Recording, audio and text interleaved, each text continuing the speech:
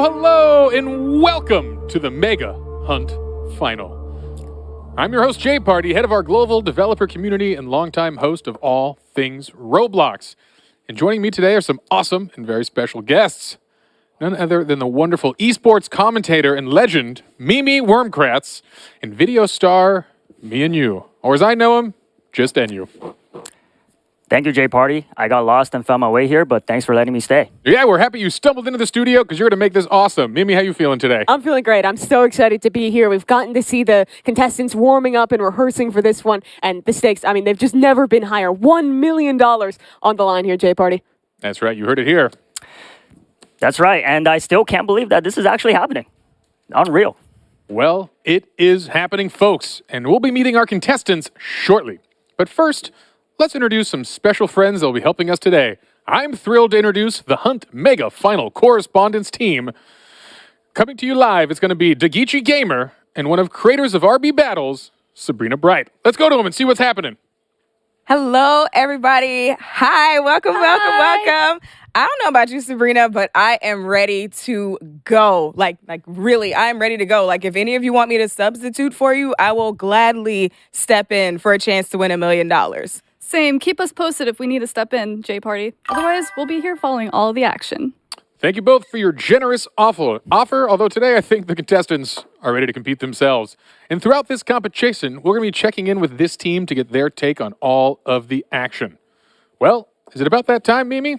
I think we're getting close. But first, we should meet our 10 contestants playing today. All right, let's see who they are. Coming up first in maroon, we have the Deaf Eagle. They've been playing Roblox for 12 years, specializing in obbies. And next up in red, we have Poke Dragon 100,000. Their forte is puzzles, thanks to their 10 years of experience. Our third contestant, hailing from New York City, is Shafe. He's been playing Roblox for 12 years with a focus on obbies and, more recently, on FPS games. Today, he'll be representing Orange. Coming up next, we've got Icicle. Sporting the yellow attire, he has been mastering puzzles on Roblox for 10 years. Looking good. And then we have Anonymous Lime in Lime Green, an expert in Sims with over 15 years under their belt. Following that, we have Roby 100. He's repping green today, and he's been on the platform for 13 years. Another expert in obbies. All right, coming up in light blue, we have Dud, a 13-year Roblox veteran, especially when it comes to the find thes. We have another obby expert here, Jay in blue, and has been playing for 9 years. Our ninth contestant is none other than Mad Max. Today he's rocking black, and he's yet another one of our experts in the obbies. And in gray, we have our final contestant, N Terrell. After 16 years of playing RPGs, they know how to win, but this is no ordinary competition.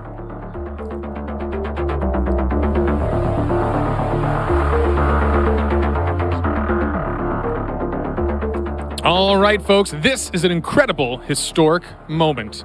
After millions and millions of players have fought it out, today we have our final 10 live in-house to compete for this prize. I cannot wait to get things started.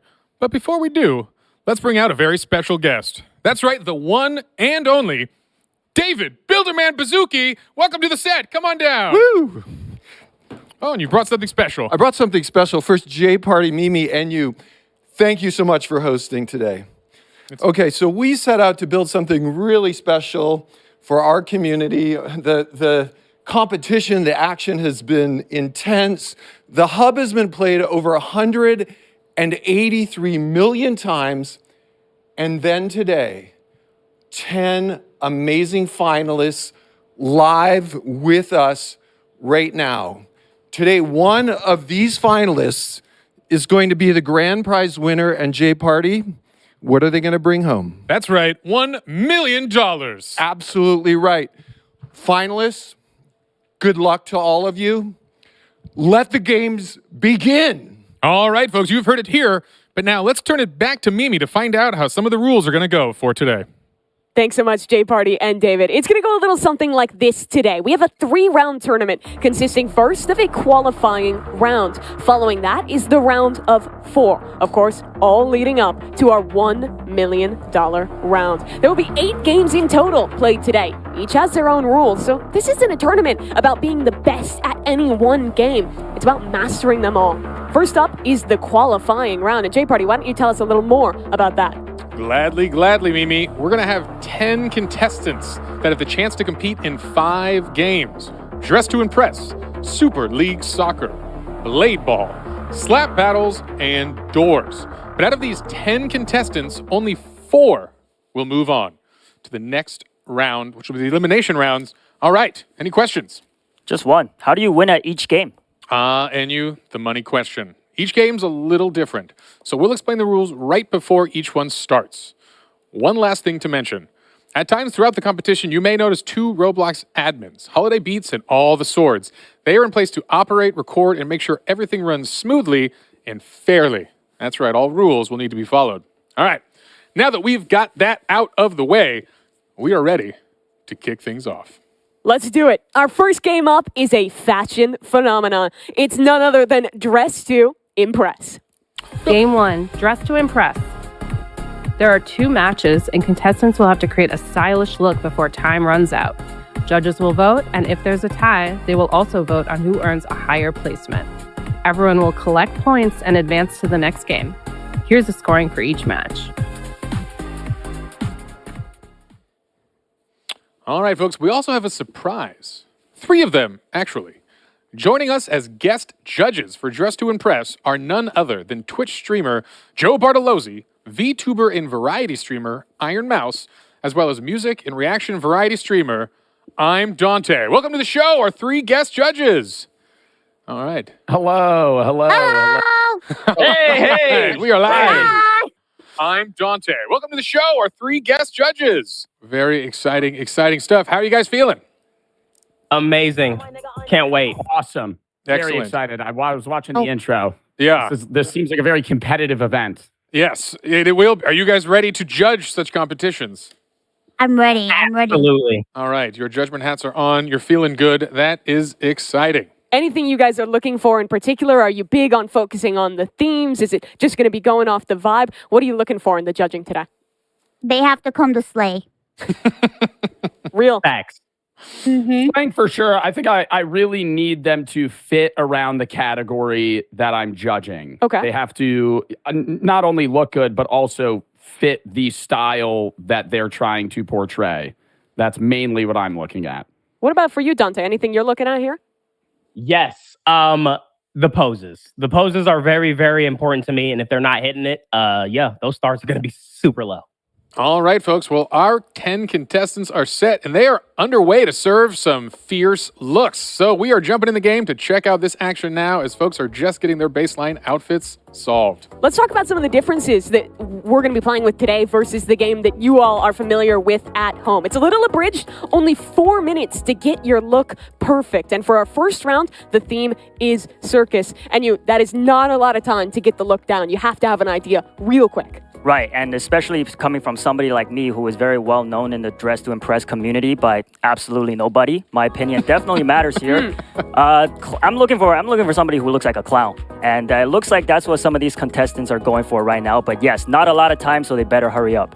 Yeah, it's a good thought. Circus can be really on the nose, but maybe there's something more creative you can hide within it. Obviously, the qualification to get here was a little different than what we're playing today. It was about solving puzzles, getting those mega tokens. And I know you were playing through some of the qualifying games, as were, 140 million other people who were visiting that. What were you looking for? How much of a challenge was it actually to be one of the 10 players who made it here? I mean, I played for a total of maybe 5 or 6 hours and immediately realized that I stood no chance against some of these guys that are here today. So very, very challenging, very impressive that these 10 made it here today. A little note, too, for the folks at home. There is some additional rules the folks are playing with to give them an edge in these short rounds. They are running with the custom makeup unlocked, VIP access, run faster, and, of course, the increased item limit for some really creative looks that hopefully can slay out there. A lot of our players talking ahead of this event said that Dress to Impress wasn't a game they had played a ton, and with such a wide variety of games ranging from fashion to FPS to an obby, the players had to practice a lot and really come in with ideas for the games that they aren't as comfortable about. But I think it's been clear that every one of these guys competing today has put that effort in, and even in these less comfortable games, he's going to put their all out there because every point matters, especially in this qualifying round. Right, definitely. And it's good to put them outside of their comfort zone for the first qualifying round to see what kind of miraculous outfits they can pull off. And I will honestly say with a minute and a half left, everybody is looking good. Yeah, we'll see. We thought this was a relaxing warm-up, but talking to the contestants again, this is a high-anxiety round of fashion, putting some of their skills to the test here. And a good reminder, this is actually a newer game to the Roblox, and a lot of these folks are long-time players, but this came out in 2023, has already had 6.5 billion visits, truly has been a smashing success for the platform, and a pretty fun game, if I do say so myself. Yeah, Dress to Impress, it's definitely been having a moment in these last couple of months, and I know a lot of people at home enjoy it, but this has got to be the most high-pressure match of Dress to Impress anyone here has ever played. Yeah, I mean, especially in 2025, the day and age of aura farming. Is that key for you, Enyu, aura farming? Yes, aura is the key to winning this. If I was a judge, that's what I would be looking for. That will be what you're going for? Yeah, it's going to be interesting having some of our celebrity judges get to kind of give a little look there. I imagine they'll have different things that they like. You have to play to a pretty different crowd of people who are going to be making these decisions, and a lot definitely sits in their hands. Well, we are closing in on the final 30 seconds of this match as we see the final touch-ups, the jewelry selections and patterns moving forward here. Hopefully, folks have a cohesive look going, and this is just the polish and cleanup phase because that runway clock is ticking. Last couple of seconds here to really fiddle with everything. There's almost infinite customization you can do in this game, and it's easy to overthink it, but with limited time, they've got to lock in now. 3 seconds, and we're about to head to the runway, Enyu. Can't wait to see the poses. All right, who's going to kick us off? We've got Roby 100 showing off his fierce looks. Look at that pose. Nice use of a prop there with the cane. Yeah. Is that a cane they're holding, or is that a rose? I can't tell. That's a cane. Oh, you're right. It almost looks like one of the batons you'd be spinning. Definitely fits the vibe here. You see him clicking around some of the poses here. Obviously, those guest judges right now, they're watching all of these players go through, giving their scores. This is only the first round of 2 that we're going to be playing for Dress to Impress.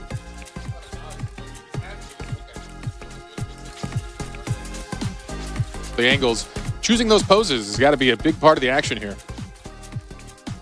Definitely. How many poses can you choose from? It's a pretty long list. Yeah, there's quite a lot, and you got a lot of time right here on the stage. Yeah, we're seeing a lot of time. Still going. Absolutely here. Just really living up the moment. Yeah, absolutely the extended. We'll see. He must have got that off complete. All right. They finally got Roby off the runway. Our next contestant coming up to bat. It's Mad Max. Wow, a sassy look. Taking it real fierce for the circus. Yeah, I like the makeup going on there. How well do you think this matches circus, Enyu? I personally think this is what I was looking for. Okay. Yeah, this is great. Yeah, it's an interesting prompt because you can really get very direct on the nose, but I think there's some subtlety that the fashion judges are going to look for. As we know, this is a different style than normal DTI, as we have extra fashionable judges judging these. And here is Anonymous Lime. Yeah, I like the microphone. Definitely looks like a performer up on that stage. Yeah, with the mask. What do you call those masks again? Masks is a good name. Yes, very good one. Yeah, looking like the ringleader of the circus there. It's good stuff. Another contestant down the runway. Oh. Looks like this might be Dutta Dude and Giving Clown. Honestly, this might be my favorite thus far. I think it's right on the money with the theme. Yeah, classy yet circus. Have y'all noticed that red seems to be a very popular color? I feel like when you think circus, it's like red and white. At least for me, that's what pops in my head. Yeah, red and you just blue, see maybe? the tent. Yeah. Maybe the blues. Yeah, the red and white color. How about here we go? Oh, only a touch of red here. A little more subtle. I like it. The cotton candy hair. Yes, that is a lovely addition. You're right. Catching very that. Creative. And wings. I think Icicle is definitely standing out here amongst the crowd. Yeah. When we were watching them rehearse yesterday, I was super impressed with Icicle in this game. I thought he had super good fashion sense. So a really creative one there. And I think, honestly, standing out from the crowd of a lot of red and white, a lot of masks, might do him well in this one. And we are Shafe with kind of a riff on, looks like maybe a cheerleader type circus outfit here. Complete with the mask and all. With the pom-poms. With the pom-poms. Definitely ready to cheer on some competition today. And another red look. This is Jay, looking very similar to one we saw earlier with that cane. Absolutely. But a strong look. Real Queen of Hearts style here. Yeah, I think the hat really ties it together nicely. A lot Another of use layering that going cane on. there. Yeah. The cane. I assumed we'd see a lot of props in the circus one. Maybe not as much as I even thought. Remember, our contestants, they don't know the theme until we're actually going into things. So it's a lot about sight reading, figuring it out on the fly. And this one, another bit of a different approach. Yeah. The black and white kind of look. Almost looks kind of like a mime. I was feeling the mime. Yeah, I like that yeah. kind of mime style. Not like the main stage of the circus you think about, but still a fun aspect of it. And I think that's, again, a cool interpretation of the theme. Astute observation. Thank you, and you. All right, we are wrapping up things soon here. And Terrell coming out, one of our final contestants, if not the final here. Again, rocking the red dress. We're seeing that theme pretty strong as well. And Terrell, our player with the most years played in Roblox, the most experienced guy on the stage today. Dressed to impress one of the newer games, but still putting something good out there. Yeah, hopefully his 16 years pay off. This is the Death Eagle, coming all the way over from Lithuania. Had to travel 14 hours to make it here to San Mateo and compete today. And honestly, another nice look. It's still the red and white theme, but a little different than the other contestants. Yeah. A little lighter, a little simpler, and just spamming that Post 28. Post 28, made famous by a handful of celebrities, brought to you by DTI. All right, well, that's all our contestants now walking down that runway. The judges right now tallying up the scores and making their decisions. A lot for them to think about. Some good looks out there. All right, yeah, and that concludes the kickoff round of the ultimate competition, the Hunt Final with DTI. We hope the players are finally shaking those nerves off, getting relaxed. As we've mentioned, we are going to have our hosts kind of collect these scores, and we'll come back to you when they're ready. Yes, we will. Was there any outfits that were standing out to NU? Would you have a favorite if you were to be judging today? Personally, I like Icicle's cotton candy hair look and his those furs on the shoulders.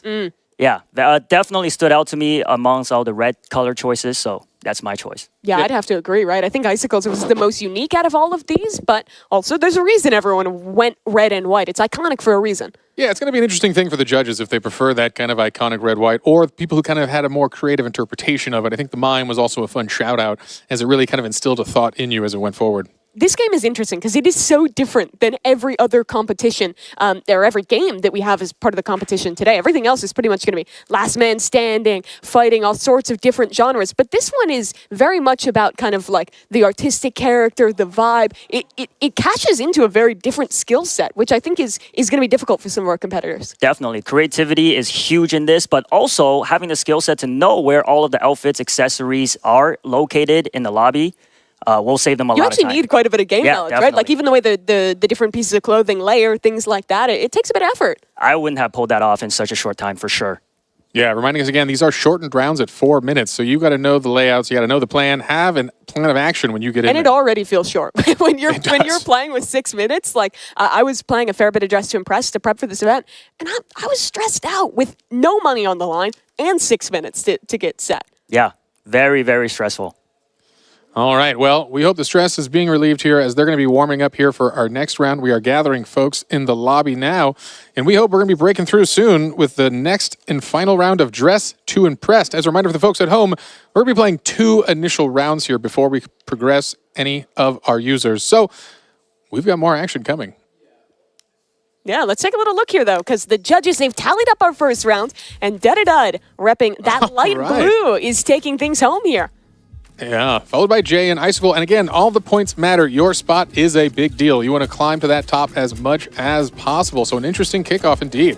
As a reminder on format, this qualifying round has 5 total games. Points are cumulative throughout and at different phases throughout the day will qualify a contestant into that top 4. But performance is just as important at the beginning here in DTI as it will be later in the day towards doors. But it looks like we are ready to go. Let's hop into our second round of Dress to Impress and take a look at what that new theme is going to be. Looks like everyone's just loading in right now, so Should be able to hop in there in just a moment. I'm hoping to see a theme that is going to ask something different. Maybe we'll get a little bit more variety because a lot of contestants did have the same idea in that first round. Correct. We saw some recurring themes, particularly some recurring colors. I'm hoping to kind of mix it up. That was definitely a whimsical one. We'll see how far-fetched we get or if we bring it back to a more serious tone here. Looks like folks are just getting now into that lobby, so we're going to be able to turn it over in a brief moment and go to you live. Round 2. Here we are, and let's see if we can't get in one of these contestants' POV and take a look at what theme they're working on today. Yeah, it's interesting to see they're not all at the same booth, so contestants are spreading out here. I mean, again, your time is limited. What is your strategy for the two of you here? You think you're going wide dresses, specific on the makeup? This is an interesting start here from Jay. I think you can't get too bogged down in the details. You want to start like as macro as possible. Like when I was playing this game, I always thought like, what's like the piece that is making me think the theme immediately, and then kind of tie everything else in around that. Elf ears, definitely elf ears. Pointy elf ears and some wings. Yeah, the wings, the elf ears. I'd honestly be shocked if anyone doesn't go for those kind of looks. You know, that's the kind of thing, though. Can you create a look without wings that conveys fairy? Maybe that's going to be the winning combo just to stand out from the crowd. But for now, we are seeing a lot of fairy wings coming out. And it looks like blue is the recurring color here amongst the contestants. Yeah, here, ice, I think, like light blue, white, those kind of colors. Seems like Mad Max getting the same idea here. Mm-hmm. And here we are, another little larger gown here from Anonymous Lime. I realize I don't know if I know my gown styles here, but... I'd say that's a gown. That's a gown, right? Nice and flowy. I'm a gown expert. That's definitely a gown. As a gownologist yourself, and you? Yes. I'm interested to see Icicle's take on this because he might be, he's always creative thinking outside the box. He could be going with a different... Okay, I'm not going to lie, he's slaying already with this. It's looking different. I like the idea of like the antlers there. Yeah. That's creative. Yeah, that is fun. Again, looking for those little subtle differences when you have something so direct as ice fairies as a theme here. Also, footnote, we see a lot of our contestants picking out very specific colors based on the hex code itself. And maybe not your typical approach, but these are some sharp players behind us. Incredible. How do they have that memorized? Is there a cheat sheet?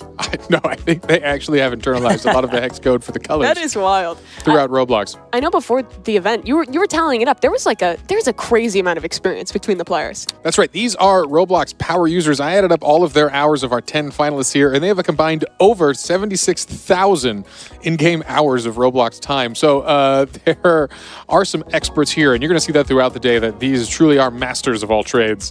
Only one member on that stage with less than 10 years of experience in Roblox. Really a testament to the skill, to the dedication that it takes to have made it all the way here to the final. The passion. The passion's definitely there. Yeah, 9 years ago, the noob, where they've come. Could they have ever imagined they'd be here competing for $1 million dressing as ice fairies?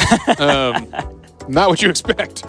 But again, looking good here. And we only have, a minute 20 left, less than that in this final round of DTI, where we will get some more scores going forward. As a reminder, again, there will be another game before progression, but a wonderful start. Yeah, I want to take a look at Roby 100. When we got the questionnaire from the players, he said not only does he love playing Roblox, but he loves trying to make his own games and get creative. It's kind of the beauty of Roblox, right? Being able to experience all of these different games while also having the opportunity to develop your own experiences as well. And I think you see some of that creativity coming out here. Yeah, Roby, very fun one. Again, you mentioned he is a developer. He's been developing a long time, and he once created a game called The Easiest Game on Roblox, one of his hit games. And actually today he's competing in now the hardest game in Roblox. So a wonderful journey for Roby, coming all the way to the other side of the hardest competitions around. Yeah, I played Roby's easiest game on Roblox. Really? And I was not able to beat it. Is the game ironic? I think I'm just terrible. All right, you've heard Maybe it here. a bit of column A, column B? Yeah. That's why we brought you on, Enu, for your expert skill set at being terrible at Roblox. It itself is a skill. Yes. Just look from Mad Max here. Little different. Most people are going for like a really colorful blue look, like we're seeing from Anon Lime. Yeah, I like these wings though. Real alive. It adds a lot of flair. People are going for the more subtle fairy wings, but hey, just get out there with the real eagle, the eagle wings. I don't know if this is possible. Do they have fairy wands in the accessories? Because that could be a good touch. If they don't have them now, they're out of time because we're walking the runway. Here's Roby 100. Oh, yes. Our first look. I like the way he's kind of integrated that fur. It almost looks like a cloud to me. Yeah. It feels fashionable, and that's the thing. This isn't a costume contest. There is a fashion element here. How do you mix these kind of creative, broad themes with a fashion approach here? And it looked great, and we'll see if the judges like it. Coming up next, we've got Mad Max here. Oh, he found a lovely prop for this one. Oh, I like the lute. Yeah. Or harp. Harp, lute, hey. Some kind of instrument. Something. You got it. Strings that you flick and make lovely sounds. All right, getting those high heels, rocking that skirt. It's Nice a good crowd. look. More blue. We're seeing the blue. Yeah. Come through again here. Definitely going to be a motif for, I think, all our contestants here. Next one down the runway. This is Anonymous Lime. I think the most bold look we've seen. A very deep blue compared to a lot of people going for the more subtle looks. Yeah. I like it. This feels strong. It's making a statement. This is an ice fairy, maybe even queen of the fairies. We'll see. Annie, what do you think? Do you like those wings I like or the you like hair. the It kind of traditional? reminds me of candy cane. Oh, yeah. Getting hungry now. Getting hungry already. Well, we've got a long show ahead, and you. Dude coming down as well. Another very bright, kind of neon blue look. I like these wings. A little different than some of the other ones we've seen. Yeah, he captured a strong blue, knowing it's a field awash with the color blue here. It's a strong one. And as a reminder, he is the winner of the first round, so it's important for him to really keep that lead here. He really secures a good spot going into the next games. Another similar look here. This one going for a bit of a lighter blue from Icicle. I like how cohesive it is. I think that the hair, the makeup, it all matches really nice. Yeah, he did a good job matching that color. And I think cohesion is important here. You really want to send a message. Whether the judges love it or not is up to be interpreted, but at least you send a strong, cohesive thought. There's a wand. There it is. Like a sparkler. I really like that. Full sparkle. Yeah. Effects. Now we're talking. Shave. Shave here. Great choice. Finding the good items. Look at that. And mastering the pose. See a lot of starred poses here. He had a plan. He knew the good ones, and he marked them. And that's important. All right, a couple more contestants here to come down the runway. Who we got left? Who's coming up? Looks like this is one of the looks we were talking about. Those antlers combined with the bow. Wow. This one looks super good. I like it. A little bit of a forest ice nymph here. Our ice fairy. Who are they? Fairies. Hair so high we can't even see the name. That's true. A good cover-up. Keep it mysterious. Definitely a nice look, though. Yeah. Let the judges be objective. Can they? Okay, already coming out fierce. Whoa. Oh, I like the idea on the mask there. Again, I think that the players who went for these slightly more unique spins are the ones that are going to stick out in the judges' memory. Yeah, what is on here? It's some sort of large arm. It looks like almost oven mitts here, but I'm assuming there's something more I think that's fashionable. the fur Oh, again. that is the fur. But That you is see our the very little bright boa. neon Those are color. definitely oven mitts. I was confused. What's happening here? I thought that might have been what's happening in fashion. Antarel, one of the few players to not go with any kind of ears or antlers, instead just these kind of cold weather earmuffs. Earmuffs, yeah. Yeah. Uh-huh. Ice fairy, they got to be a little cold, right? Got to Fair keep warm. play. I like it. Again, trying to stand out. In a crowded theme here, you want to be having that unique look. And this one is looking pretty nice. This is from the Death Eagle. Got I those love wings the ice flapping. cream. The ice Does he cream. have two wings layered on? I think that is a wing layering, and he's got a nice animation that kind of makes them flutter out. It's actually yeah. a great look, and I think the ice cream is a good touch here. Our first break from the blue color scheme. Yeah, it's kind of I like that. A little tongue-in-cheek, not taking himself too seriously in this mode at least. Yeah, I think you've got it. It's an intense day. Start out with a smile and a little bit of ice cream. A few of these players knew each other from the online Roblox community, maybe from even trying to qualify into this event. But for a lot of them, their first time meeting or first time playing in person was here at this event. But we've interacted with them, and it seems like a lot of them have gotten pretty comfortable with each other, have been having some fun. It's definitely high stakes, but still a cool opportunity to meet a bunch of different other experienced Roblox players from all around. Absolutely. It's been an incredible journey for them, I know, in their last 24 hours, all arriving from around the U.S. and around the world, actually. They've got to know each other pretty well here with some of the warm-up games, some of the practices. And it's wonderful to see that kind of camaraderie and teamwork from these folks. We know there's a lot on the line. Competing for $1 million is a lot of high stakes, but keeping that kind of general positive spirit and a good sense of camaraderie is important for the folks. Yeah, so we have our judges tallying up the points right now. And again, this is going to be combined scoring from both Dress to Impress and our second game, Super League Soccer, which is coming up after this. But I know every one of these matters because it is cumulative. All of your points from this qualifying round count towards being one of only 4 players that is going to progress. Right, definitely. You cannot take the first round lightly because the scores, like Mimi said, are cumulative. So going into soccer, though, is going to be a much different skill set that they're going to be showing off. Some teamwork, as Jay Party suggested. They got some time to spend with each other. So it'd be nice to see their teamwork. All right. Scores are flowing in. As a reminder, in our first game, we saw Dude taking first place, followed by Jay and Icicle. We'll see if that holds again for this one, but I don't know. I'm expecting some upsets this time around. We'll see. A lot of those looks were similar. We saw the blues stand out, so we'll see what the judges think again. I know DTI is not the experts of a lot of these players, but hey, A win's a win, and you got to come to win. That's the thing that's brutal, right? It's like it's a category that you're having to sight read, figure out within 4 minutes, put a look together that's cohesive. But let's take a little peek at what our scores are. This is going to be the cumulative points from both rounds now, and it looks like our player coming out in front is the Death Eagle. A middling placement in the first round, but a strong 30 points in the second puts him out in the lead early on. A great showing for the Lithuanian. Absolutely. And now total points coming in second. We had Mad Max, which is going to hopefully raise him a bit in the standings, but unfortunately still down here as Jay takes another strong spot and bounces up into the second spot here, up by 3 points, followed by Dud, who does fall into third from that one. An unfortunate showing in the second game, but hey, still in a great spot. You see the spread of points is still pretty tight. It will be anyone's game here going in to our next game. Here's some of the players.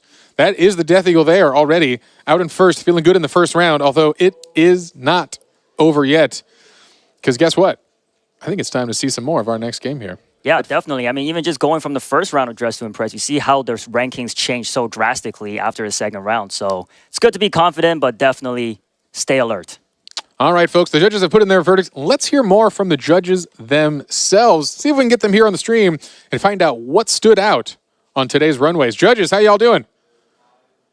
I'm doing great. How are you? Oh, yeah, it's fantastic. I mean, we are just getting underway here. All right, we saw some styles, hopefully some of them even fierce. Love to hear from y'all. What stood out on today's runway? What did you love seeing? Maybe we'll start with Joe here. Work our way down the judges. Okay. For the second round, I loved the person that won for the Ice Fairy round. I think it was all very well put together. The accessories were great. The ice cream was great.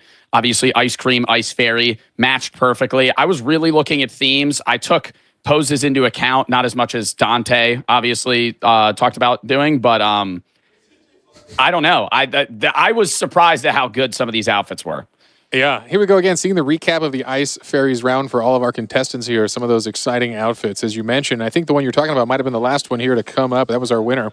Yeah, that was the Death Eagle with that double wing, the ice cream look. Iron Mouse, I wanted to ask you as well. When we were talking the other day, you were saying you were going to put a lot of emphasis on how well the players were fitting into the themes. How well do you think they did overall? Did they impress you in how on brand they were with these? I have to say, I think the second round was much better than the first. I feel like they struggled a little bit in the first round, but I think the first round was kind of like a warm-up. So the second round was amazing, and I was very impressed with all the different looks. They looked so good. All right, Dante, how about you? How you feeling today? What impressed you? What stood out? What stood out to me was some people were going too blue. It wasn't giving ice. It wasn't giving cold. It was giving mermaid. Ocean. Yeah, mermaid, more water, ocean-like. mermaid. Yeah, docked off some stars for that. But the white, the snow, the crowns, the antlers. Yeah. Antlers were good. Giving very much Ice Princess. We love that too. All right, folks, we're going to move on to our next segment as the players are antsy and getting ready to jump into Super League Soccer. But a huge thank you to all of the judges. That was a lot of fun. Joe, Iron Mouse, and Dante, thank you again for joining us as guest judges on the Hunt Mega Final. Loved your outfits, by the way. Yeah, y'all looking like you slay yourself. Fresh. So, Super good, fresh. Good stuff, good stuff.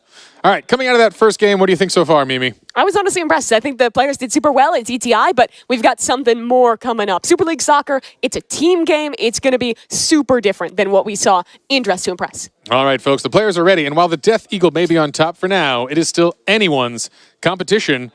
Let's check out the rules for Super League Soccer. Game 2, Super League Soccer. There are 3 matches total, and contestants will play 5 versus 5 in randomized teams. The team with the most goals wins the match. The contestant with the highest cumulative score will advance to the round of 4. Here's the scoring for each match.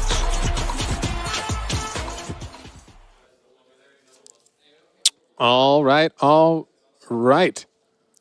Folks, I think our players are back there and ready to go. Enyu, how you feeling about this one? Very excited. Sports is probably something I'm a little more into. Watching, not playing, but yeah. Have you played many of the sports games on Roblox? I played pretty much all of them. Like I said, just video games. In person, not so great. So I think I'd be a good judge of how good they are here. Well, here we go. Our second game of the day. It's Super League Soccer. The players randomly assigned to teams 5v5. That'll get scrambled between every round, and we're off to the races. The Death Eagle first in possession of the ball. Yeah, and a strong initial breakaway already from our leader, but there he goes down. We've got a steal from the away team. As you see, we're going to have home versus away. Home in the We'll say purple and away in the green.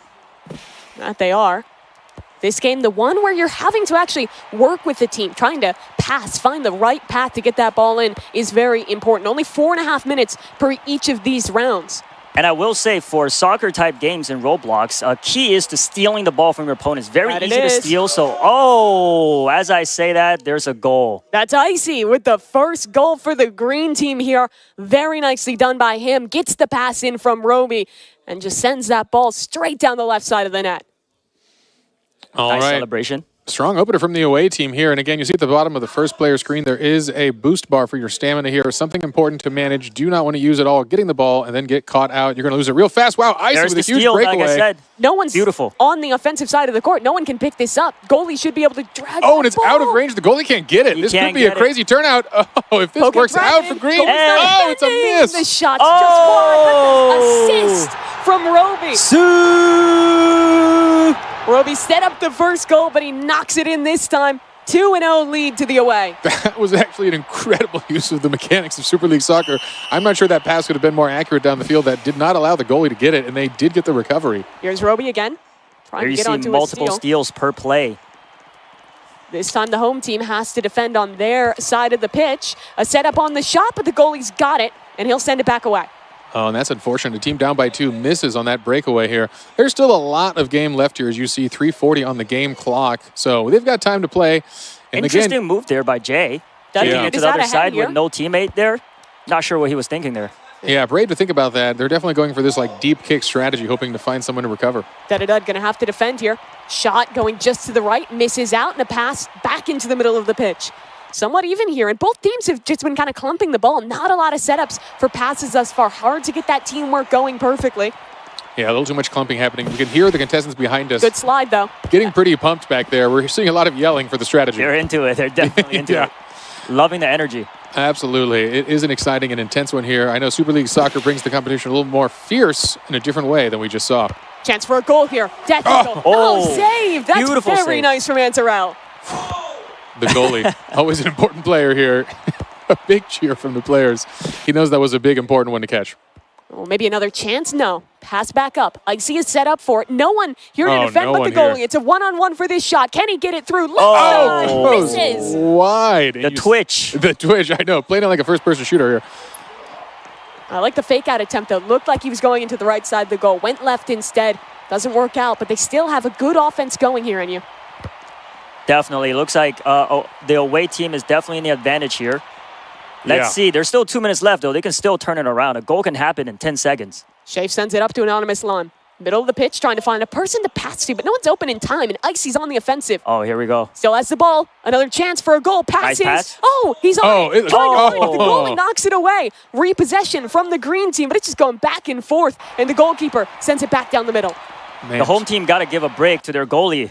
I know, really relying on that here. He's Oh, like, that was wow. Shot from the Death Eagle. Absolutely, the one-on-one with the goalie. Not a chance there. Death Eagle has shown he has come to play today. He is an incredibly strong competitor. As these few minutes have continued, we've seen the players, I think, doing a better job of setting each other up for passes. That was Shafe on the setup there for Death Eagle to get the goal. Absolutely. We're seeing more of a spread formation here, playing a proper offense and defense, and that's going to pay off for sure, as this is still anyone's game here. Yeah, I'm reading the chat here from the live stream, and the chat is rooting for Team Bloxy Cola, which looks like the home team here. That's good to hear here. They're rooting for a comeback. Another pass up the middle. They've got to come back quickly. Minute and a half on that clock. And Shafe's had to do a lot of work as the goalkeeper here. Okay, Dragon gets possession again, and the passing seems better from the green team thus far. A chance for Roby. Too high. And he gets spun out of control as the ball passes back. Almost gets the backboard shot for himself there. That would have been one heck of a pass. Self-assist. Yeah. Stat padding. 1 minute left to try and tie up this game. And at this point, I mean, you're oftentimes just thinking about trying to keep possession of the ball, run down the timer. Every second continues to move in the favor of the team at advantage. Yeah, this is an intense game, and as we've mentioned, these are some of 10 of the best players in all of Roblox. Each one of them deserves to be here in their own right. But for these players, this is another game where a lot of them said they weren't experienced. They had to learn it for this match. Another chance at a goal, but the keeper's got it. Shafe doing so well to defend, but he just needs some offense.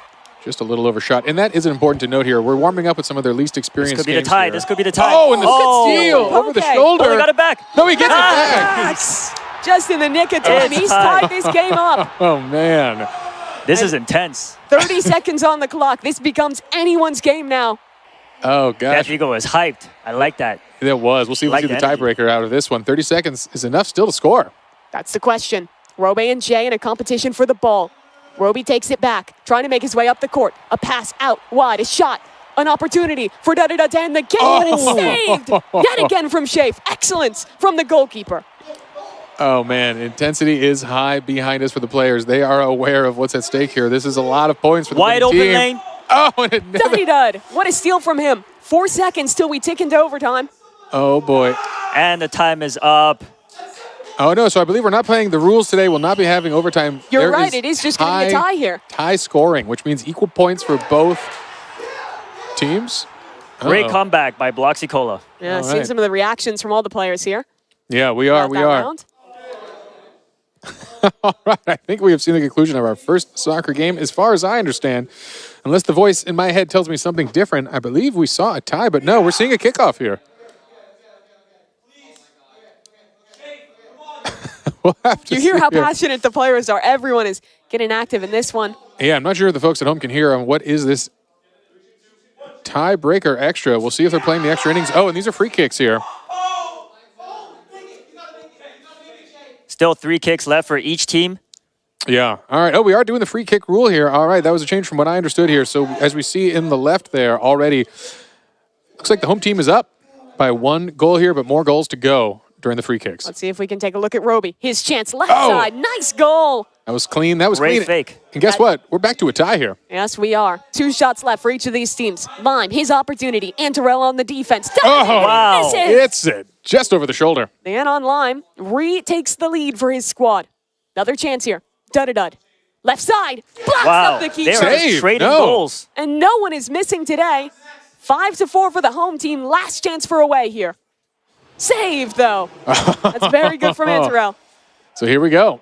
The final kick. This is it. Antarella to bring it home. To tie it or to lose the game. All pressure's on. Oh! Oh, that is a goal here. That Tied gets it. again. Sudden death. First team to get ahead wins in this one. All right. Antarell And that's it. misses. And it's a goal landed No. for the home team. Now another chance to bring things back here. Icy, the game in his hands. Oh! Save. Shafe again. Wow. They were down the whole match. Oh Thanks my- to an excellent goalkeep, they bring things back and take the first round of Super League Soccer. What a sick way to kick off this game. That was, and we all saw a lot of modes. It was a fast and furious game. We saw the overtime and then extended overtime as the skills of these folks truly is unmatched here. But we do have a win for the home team, which is huge. Starting behind in an 0-2 in the first minute of that game, they pull it out in the extended overtime free kicks. So that was exciting. I think it's time to check out these scores and see where we stand after that match. Death Eagle looking good on the winning team after being our winningest player from DTI as well. Yeah, it's true. And we see Jay as well on that team. So this is a strong start for the folks who are already in the lead here, winning that match 1. As reminding the folks at home, though, we are going to mix it up. These are fully randomized teams for 3 sets of soccer. Although at this point, I think everyone's pretty excited to play as they do seem equally skilled in this competition. Honestly, that was a lot closer than I expected. Yeah. It's clear that I think compared to when they gave us the info that, hey, like most of us haven't played SLS, they put in some work to go into it. And even throughout the game, really, I think built into it. Yeah, very impressive teamwork, some amazing passes, some on-point shots. And like you said, Mimi, it really looked like it was over in the first couple of minutes for the away team, but the home team pulled off the unthinkable. You guys got Good for any them. MVPs from that first round? Boy, it started off strong, and I would say Dud setting a good pace for that one in the beginning. Couple Was good a big goals from score him. of those goals. Yeah, we saw a strong start, but again, unfortunately, his team did fall a little short in the end.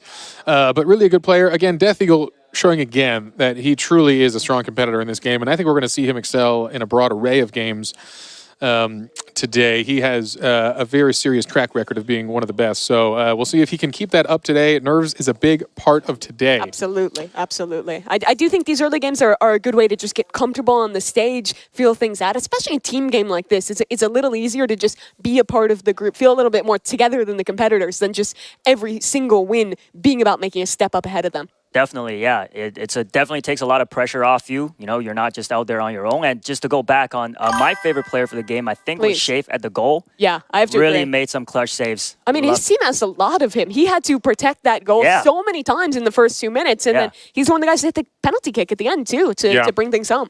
Yeah, you know, we talk a lot about the mental game in these competitions. It's a long day with a lot of competition. You got to not let yourself get down. I know there's a handful of folks back there who are going to be feeling the burn of a loss here, and not as high of a fashion score as they'd like, but it's never over. Again, qualifying from some of the other games, it just doesn't matter. Put it behind you. You got to keep the attitude. Momentum can't destroy you. You got to let yourself turn it around here. So, you know, fantastic start from the folks here. I look forward to a day of good games ahead of us. And I do as well. It seems like the players are just about to get into our second game, just picking their teams. Reminder, things are getting scrambled up a little bit. We'll have different players on the home and away. So an opportunity for any of these players to put another 20 points on their board, as it looks like the players just hopping into the lobby now. We get underway for our second round of Super League Soccer. And in the center field, Duddy and Roby, the ones to kick this off. After that first game, I'm really excited now. Yeah, we'll see who can shine here. Again, and if they can keep their form strong here, again, we're seeing a lot of deep passes, but a hard cluster of all the players. Really want to keep that spread. All right, here we go. Our first breakaway. Do they have the stamina to go across the board here? The home team could come into a strong initial lead. Flicks too wide to the left, and Duddy misses that shot out to Icy. A tough one there. Yeah, and that's not going to stick there. Icy playing goalie this round, switching it up from offense in the last one. He's going to be the anchor man to stop those points from being scored. You get that slide tackle every 3 seconds. Got to be precise at when you're trying to steal the ball. Poke, a chance for him. Against Lots of Icy stamina. again. Full breakaway. Right side, it's too high. Ooh. He nearly had another chance as well. Taken by the goalie, out of the Icy. way. Great work. Good work by the goalie. You got to catch that. You got to get them, charge them down, get the ball. If they're within the goal zone here, you have the power. Make sure to capitalize on that and ensure you don't let them get again. But wow, the home team unrelenting on offense here. I don't think away teams even had a shot on goal yet, while the home team has had full control the entire time. Cross. Yeah, good spin there, using those abilities wisely. Nearly there. Icy saves it at the last second. Gosh, Icy is just the ice wall here, not letting anything get in. Another pass in. They just keep going. Poke, third chance of the game. This one it. sticks. I mean, that is unrelenting here. Good work from Poke Dragon. I mean, they're going to have to step it up here. You can't rely on Icy this hard to just stop every shot here. We've already seen 5, maybe more shots on goal here. One was bound to go in. But every kickoff, another chance. Roby in possession, and for the first time, a bit of offense going. The Death Eagle has possession, switches back towards Max. Goal somewhat open, but the defenders do well, and they push it back the other way. Yeah, all right here. Can this happen for the away team? As again, they lose control of this ball so fast. Okay, here we go. We got a breakaway here finally. Great cross. Oh, and look at that. Amazing Players cross. down the field. They are ready. No offsides in this one. Roby, time to shine. Pull it back for the team. Nice yes, fake. and look at that cross up. That is what you want to do. You want to bait one direction for the goalie, make them use the dive, and then switch real hard, real fast back to this side of the goal. I saw somebody on chat earlier asking Roby to lock in, and it looks like he read the chat and sure did. Yeah, Roby is, again, a master gamer and a developer on his own. He knows every element of the Roblox world, creation as well as playing. Wonderful stuff. Roby, one of those players who said he had never played SLS before qualifying to this event. Clearly learns quickly. You got to in this competition. Roby again in possession. Chance for back-to-back goals from this man. Can he make it happen? Defenders on him. A pass back wide towards mid, but possession changes over to Lime. Steal again. Roby might have it back here. Death Eagle, no, stolen. They keep getting so close, but the defenders doing well here from home. Yeah, Poke Dragon doing a good job here, actually shining in this game too here, coming to play for the home team. Wow, that goal! Wow. Through 4 or 5 defenders, the Death Eagle threads the needle. The one European at this event. You know, you'd think maybe a bit more of an expert on soccer. No, that's his favorite team. Said a Lithuanian basketball team. Still showing up in soccer regardless. Yeah, good to see some life out of the away team here, who now pulls ahead 2-1, which just shows you it's not about the shots on goal, it's about shooting accurately here. Okay, got a little fancy. Here we go again, Roby. Oh man, Roby showing he came to play in soccer. Oh, it's the short guy from the goalie. That's brutal. He dove just past the ball. Nearly made that save. Bit of a heartbreaker for Shafe. That's his second goal. Can he get a hat trick this game? Yeah. That would be impressive. I know, their team now up 3-1, just like that. What was looking as a rough scenario for the away team to start this is suddenly on fire. Home team's got to channel up what they were doing at the start of this and see if they can get that offense flowing. Oh, gosh, and a missed pass. Is this another opportunity? No. Goalkeeper's just going to take it and push it back down the middle of the pitch. All right, we'll see here. Things get a little quieter here as the teams kind of cluster. Can they get the breakaway? Here's another opportunity for the Death Eagle. Good spin, Shot good spin. left. Wow. It's Oh, and he's there. Nice save. Shafe, he's so impressive on the goalkeeper. Yes, yeah. Great job keeping my goal coming from the first game. Yeah, that last second save here. Again, you don't want to be staring down the Death Eagle with this soccer ball. He comes fast and furious. Man, Shafe is on point today. That's another save. Yeah, the goalies are doing a good job in this game. Offense is pretty unrelenting in Super League soccer. So you got to be on it. Here we go. Icy, this is your chance. And unfortunately, Duddy Dub just better in that position. A great bait out from him. And that should tie this game back up. Yeah, you know, it's hard. You can't blame the goalie in that situation. When you've got a one-on-one with that much time, it should be the offense's ball here. You need a defensive player to be there with you. And that's the issue. We've seen a lot of these teams clumping heavy for the offense, and that can work well. But sometimes you take risks with that. You have no defenders, and your goalie gets kind of left out to dry. Yeah. All right, closing into a minute left here. The score is 2-3, and again, anyone's game. I'm shocked. No blowouts happening here in soccer. We are seeing fierce competition. And can the away team pull it back? No, they lose it.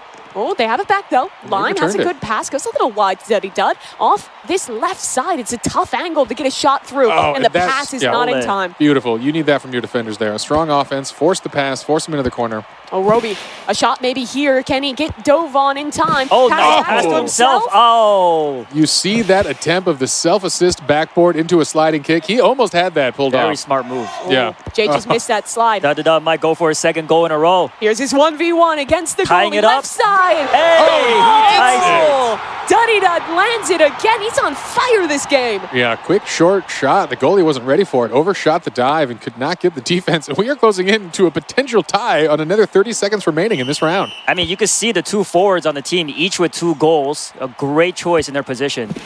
All right. What are you focusing now? You think you want to play defensive or go all out here in the last 30 seconds knowing you've got a tie game? You got to go on the offense. Yeah. Duddy Dud knows it. These are the best players in the world. Yeah, it's true. Go for that win. Don't risk it in the free shots. You don't want to have free kicks. Lime wants his chance here. Poke Dragon keeping possession for home. Is there anyone to receive that? Up front, Duddy Dud. The striker. Could he close it out? The striker for Bloxy Cola. Oh, narrowly misses out. And with only a few seconds left, it goes back down the middle of the pitch. Yeah, that was a hard, low probability goal there, but the ball's moving down. And it's overtime. And it's over. Again, another tie into the free kicks. Let's see what we got here. Poke Dragon baiting out. Oh, that was great a movement, strong bait.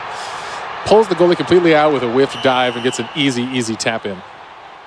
Death Eagle here. Let's see if he can continue his streak. And boom, that is that patented crossover from the Death Eagle. He has got a good look here. Really baits goalies well. He makes it look easy. Good Yeah, on he these does. goals. Chafe, the goalkeeper, hero of the first match. He's good again. 2 goals in a row for home. Yeah, you can see they've really developed a better strategy here, going again in overtime. They've all had some practice. Man. Oh, they definitely learned from game 1. No one is missing. Ooh, and That's Icicle safe, though. misses one there. That's a Yeah. little rough. The goalie finally coming out here, not as warmed up as the rest of the players. Oh, he had a chance for redemption, but Duddy Dud sneaks it by.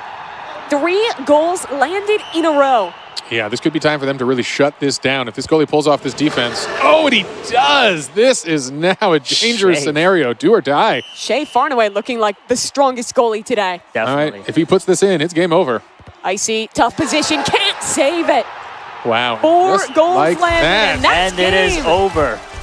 Home team. All right, so we got on this team, Antarel, Death Eagle. I don't know if I saw the names here, but we're going to see it shortly after the judges tally up some scores. We will go back to the board and show you guys where the standings are. But here are our players here. Fantastic performance from everyone. Some spirits higher than others. Shafe only got 16 points in DTI, but thus far, he's won both matches here in Super League Soccer and is starting to compete with some of those top players now. Goes to show there's always time to come back here. Yeah, and again, you're never out here. Again, we've got many games on our way on what is a crazy Roblox octathlon today. But let's see those scores from match 2.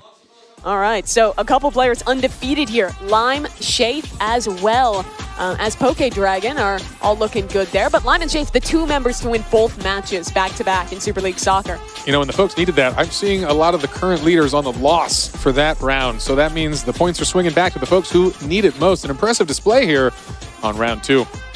Yeah, those guys trying to go 3-0 into this third round if they even can end up on the same team. Again, it's randomized every time of how these teams lay out. So we'll wait for the players to shuffle back in and have one last round here in Super League Soccer. I'm liking the development we're seeing throughout. I think they did a much better job this time of setting up for some of those passes, especially the home team. Absolutely, yeah, the whole team. I mean, leading as striker, scored 3 goals that game, along with Shave's amazing saves. Definitely deserved that win. Yeah, you're going to be happy to have either of those guys on your team going into the last round. Still some players who have yet to take home a game here in Super League Soccer. Icy, Poke Dragon, those guys definitely have the pressure on them as we head into this final round. Yeah, they'll need it because they had such a strong showing in that first round here. To fall in Super League Soccer is a little rough. But hey, it's a whole day of competition ahead not the last chance here. Well, folks, this was an exciting one. Super League Soccer has been a wonderful game here. Some fun facts about Super League Soccer. Please. It is one of the top sports games on Roblox. And actually, the governing body of soccer for North America, Central America, and the Caribbean actually released a mascot through Super League Soccer specifically. That was their major announcement. So it's exciting to see these actually large governing bodies using Super League Soccer as a way to talk to their fans and do some major releases. So it is a legitimate and recognized game in the world of soccer. And up there with some of the iconic Roblox games we're playing today, the super classic ones like the way we're ending, of course, with Tower of Hell. This is a relatively new game, but it's definitely taken off very quickly. Similar vibe to Dress to Impress. Correct. Let's take a look back and see some of the highlights from that second game. It was a very exciting one here, Enyu. Yeah, taking a look here. I can't tell whose costume that is, but there's That's Roby. Roby. Yeah, Roby coming in strong at the beginning with 2 goals, right? So unfortunately, he has not won a game. Yeah, that is painful to see. Such strong individual play here, but could not actually eke out the win. Look at another breakthrough, and that goal was beautiful. That was beautiful. I love that one. Yeah. You got to feel bad for Shave there. He dove just past the ball. Almost had that one. To get past Shave, I mean, it's not an easy task, so Roby's 2 goals are very impressive. Yeah, Duddy Dud as well. I mean, I feel like we can't say enough good things about him in this one. He's looked so good on that offense. Yeah, definitely needs to continue playing the striker for the next game. Yeah, we've got some good stuff here. Maybe we can learn a little bit more about our players here. We're please. taking a brief pause here to get our next game ready. I know they've come from a lot of different places all over the world, or some are from around the world, some from Canada, and a handful of them all from here in America. Yeah, I believe we have a Canadian, and then we have one guy, the Death Eagle, coming from Lithuania. Everyone else here is living in America. We have a Korean American as well, born in South Korea. So a pretty diverse group of guys here from different places around the world and around the country to come out and compete today. Yeah, we had some fun stuff. The Death Eagle on camera right there, you know, a really impressive player. Not only did he come all the way from Lithuania, he actually turned 18 on the plane ride over 2 days ago, which is required for this competition. So we were excited to see that. That was fate. What did you do on your 18th birthday? You mean yesterday? Yeah, yesterday. That's right. I don't remember. Yeah, no one does, but I bet you didn't compete for $1 million. So that is an exciting twist on an 18th birthday that a lot of us don't get a chance to do. I'm very jealous. I'm very jealous of these guys. Yeah, well, I think they put in the work, and it's paying off here. Nothing like a couple thousand hours of real playtime dedicated and focused on the skill. And really, the competition itself, the hunt, was a wild competition. Yeah, can you talk a little bit about the qualification? Because it was very different than how we're actually playing the games here today. A lot more about solving puzzles and having to do some really challenging stuff to make it through. Yeah, absolutely. Playing through 25 events, these contestants, as well as 100+ million, had to compete over solving intricate puzzles, solving clues, solving tests, and actually dealing with a handful of missions across all of these games. The competition took over a week and hours of gameplay, and it was really a collective thing. We had some pretty master puzzle solvers build these internally, including a handful of PhDs within the company who specialize in puzzle algorithms. And what's wild about that, some of our top players here actually completed those puzzles over twice as fast as the PhD masters internally at Roblox who helped construct them and peer tested with each other. So really like unfathomable talent when it comes to completing complex puzzles. Yeah, I think it's so cool as well. Some of the different backgrounds. A guy like Icicle here, he's native to the area, grew up in the Bay, but he went to college for robotics, and he said like one of his biggest hobbies is like web puzzles, is riddles, is trying to solve challenges like that. As I imagine, looking at robotics would be a similar thing there as well. So pretty cool that he got to cash in on that skill set, but now gets to show a pretty different one with actually playing a competitive game and coming out here. All these guys have had different backgrounds. They've obviously played a ton of Roblox, but for most of them, this is going to be one of their first times playing an in-person competitive event like this, and certainly will be the biggest one any of these guys have ever played. I like that you guys just gave out some facts about where the players are from, because now the chat is going to supporting their home countries with Lithuania, the US, and Canada, along with Team Bloxy Cola or the Witcher's Brew. So a lot of competition in the chat as well. Very exciting. Yeah, we have 2 Canadians as well. Poke Dragon hailing from Saskatchewan, and then another player in here, Anonymous Lime, coming over from Ontario as well. I'm rooting for Canada. Yeah? Canada. That's where you're living right now, and Yeah. Yeah. The folks don't know. First time revealing it. Okay. Now we know. No one could ever guess. I imagine. Are you rooting for Lime then? Another guy from Ontario? I am rooting for, honestly, I'm rooting for Roby. I think he deserves some points in this competition. He's been doing really well, scoring the goals. So I hope to see him win the next game. Yeah, a lot of our players, when they talked about their expertise, I would say the most common games they told us was Tower of Hell. Tons of Obby players. You heard it in the intro. Yep. And Rivals as well, our penultimate game, the first-person shooter arena game there. So for a lot of these guys, it's a matter of being great and being confident in the later stages of the tournament, but you still need to make it there. There's 10 players in this competition. 6 are going to get eliminated in this qualifying round. And even then, you have to play a driving game before you even get to some of the ones you're going to be the most comfortable with. And even when you are there, it's going to be the highest pressure you've ever felt playing those games. Yeah, as a reminder from the folks at home, we are a couple minutes, or hopefully seconds away from our final game of Super League Soccer, and this will be the first time we progress a player. So the first rounds of this are going to be a progression-based, as you heard from us earlier, but just a reminder for the folks just tuning in here, we're going to be closing out one more match of Super League Soccer, and we will progress our first player who will be in the top 4. Our players that we're looking at to be the most likely to make it here are going to be Death Eagle, 66 points, Jay, 63, and Dudidud at 60 points as well. Those are the front runners right now. Remember, a win in Super League Soccer gives you 20 points. There's no bonus points for being the best goalkeeper, being the best person who's going offensive and actually hitting those shots into the goal.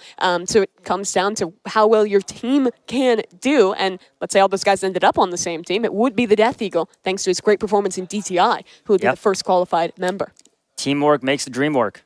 That's Only right. for this round. Only for this one, and then no more teams. Free for alls. Then the friendships end. But yeah, the top 9 are within 20 points of each other. So again, it is anyone's game. You definitely want to get that win here and secure your spot early on in this competition. That you do. For some context, one of our players is having an issue with their headphones. We have our admins looking into it right now and working through that issue. We'll give you more updates as soon as they're available. We do want to make sure that everyone has properly working equipment and the field is perfectly fair before we start another round with stakes as high as this. So for anyone at home wondering why we're yapping, that's why. Very concise, thank you. All right, well, it seems like we are still going to be waiting just a bit to get into that one. So why don't we go ahead and check in with our correspondents, Geach and Sabrina. How you guys doing? What do you think of Super League Soccer thus far? Oh my gosh, we screamed whenever Roby hit the ball right over Shafe. We were actually back here screaming. That was really intense. That match was amazing. I actually haven't watched a gameplay of Super League Soccer, so I thought that was really entertaining. Yeah, and I'm not a big sports girly myself, but that move, my heart is still pounding from some of these moments. I've been in here taking notes, it's that real. Really impressed by Death Eagle, watching all of this gameplay. I mean, I don't have the coordination. You'll hear me say that a lot today. I don't have the coordination for something like that, but I feel like I've been literally watching the World Cup or something just on the screen via Roblox. It's so cool. It's amazing. It's been so fun to watch back here. I know everybody. I have a fun fact for you. Oh, yeah? About the World Cup, by the way. Super League Soccer hosted an in-game integration with FIFA for the launch of the Club World Cup trophy, which is taking place in America this summer. Rightfully so, because look, I mean, you would think that I was out here in South America screaming from the streets the way I've been hollering back here. I'm surprised. She's not kidding. I'm just Yeah, I hope I don't scare you. No, please, you didn't. Bring me back. It's been very entertaining. Yeah, I've been having a lot of fun. Who do you think so far? Who have you been impressed by so far the most? I am rooting for Roby, Death Eagle. I really liked Jay in Dress to Impress. Jay has some good looks in Dress to Impress. And Death Eagles, obviously, the last one was the really the good. the ice princess fairy. The two-wing thing was very impressive. That was a good technique. It's always good in Dress to Impress to try and see how you can layer your stuff to make it look more, exciting and more fancy, more cutesy, more demure. I'm not good at that at all. That's not my thing. I'm not a fashion girly, as you can see. Shall we take a look at what the chat is saying? Yeah, let's see. What's the chat saying All right, today? chat, who do you think is going to win this next match? Let's see what they all say. When we came in, I saw a lot of people rooting for Death Eagle, which I can understand why after seeing I've been seeing a that lot of gameplay Shafe as well. Yeah, a lot of let's fans see. of Shafe, Death Eagle. Chicken jockey, what does that mean? I have no idea. Blocks Fruits. Yes, Blocks Fruits is a great game. Blocks Fruits? Okay. Lithuania. We've got some Lithuania. Okay. It looks like the chat is enjoying this, though. Go ahead and hit the like if you are watching. All right, so Sabrina, if your avatar in Roblox had a soccer celebration, what's that gonna look like? Oh my gosh. It's probably gonna be sort of like a big galaxy explosion. I can understand. All right, so we're gonna go ahead and kick it back over to our casters so we can get this last match started for Super League Soccer. All right, folks, we are back here. We've got hopefully we are closing in on the opening of this last match here, but a couple more seconds for you to enjoy the soothing sounds of our voices with our faces. It's a wonderful thing. We just take a look at, just stare at J Party's beautiful face. Yeah, that's the real stall content. For some context, viewers at home, they're still sorting out some of these tech issues, making sure the monitors and the headsets for one of our contestants is working perfectly. I pulled up some trivia for you guys. You guys are Roblox experts, right? Would you consider yourself such? Yeah, absolutely. A historian. Would you consider him an expert? Yeah, NU is, regardless of his opinion on it, he is a master of all things Don't knowledge. put me on the spot. All right, I'm going to ask some questions. Just slap the desk to buzz in. This one should be easy. What year was Roblox officially released to the public? Here you go. I'm going to say 2006. Ding, ding, ding. Good job, NU. That's the first point to you. Another year question. What year did Roblox introduce the ability to create and sell game passes? Okay, I know this one. It's Go about the ahead. birth of the expansion of our developer program. I believe it's 2012. You're correct. Another one. This one about number of players. In chat, you guys should play along too. Write in chat who you think this is. See how well you know Roblox. Which game on the Roblox platform holds the record for the most visits as of 2024? It's probably the wrong answer, but I'm going to say Blocks Fruits. Incorrect. That is incorrect. I'm curious. I'm going to give the folks on the chat a couple seconds to respond here. I think they know this one, and it is a surprising favorite amongst the roleplay community, if I know correctly, as I do love numbers, and that is How are they doing, NU? Brookhaven. That chat? Yeah, what they get? They get it right. The answer, I believe, is Brookhaven. The chat is still rooting for the players. RP. Well, We're still rooting honestly, for players. Good for them. Yeah, That's what they absolutely. should be doing. I love to see that passion coming out. All right, another historic question. What was the original name of Roblox before it was officially launched? Oh, this is a fun one, dude. The folks, this is a good one for chat. I wonder if they do know this one. Yeah. I might even be wearing those socks. Oh, no, wait, I'm not. We didn't. It's different ones. I believe it was called Dynablocks. You're correct. Dynablocks was the original, and it was a physics simulator at the very start here. It was a pretty impressive little creation here to kind of demonstrate science and physics to kids and everyone around the world to kind of learn. And it turns out if you allow logic into a block, you can pretty much make any game the world has seen. Yes. And that's kind of the origin, I think, of all video games. And we saw it here in Roblox kind of evolving over the years from the old world of Dynablocks into the Roblox we have today. Full-fledged game engine. So, you know, for the folks at home, we're waiting. Go ahead, open studio, start publishing your own experiences, and find out what it means to create and build some of the coolest things around in the world. What experience do you guys have with actually building games? Have you spent any time in the creation studio and tried that out much? Yes, actually, I have. I went through a tutorial with some of the developers here at Roblox. They went through a simple one for me, but they threw out some terms that was very complicated. I did not retain any of that information. So whoever can make games in Roblox are very smart. It's so impressive what people actually put together and how much work it takes. I know you get to work with the devs on a day-to-day basis. It must be special to see what creative things people put together in this Roblox game. I do, and it is fascinating to know our developers from around the world. They are incredible folks who do awesome and wonderful things, but they're also good people. I think that's such a fun part of Roblox. A lot of our creators are building things they want to play, they want to create. It's both a hobby and a profession for them, so we see incredible stuff. Yeah, and for this tournament as well, we had to ask a lot of developers to change things up about their games and make modifications for this tournament, and it seems like everyone was pretty willing to do that as well. All right, folks, so here's the deal. We are trying to ensure this is a fair competition as much as possible, and I believe we're ready to get back in it. But to solve some of this out, we're going to be removing the headsets for this next round of Super League Soccer here to ensure it is an even playing field for all 10 of our players. And guess what? I think they're on the pitch.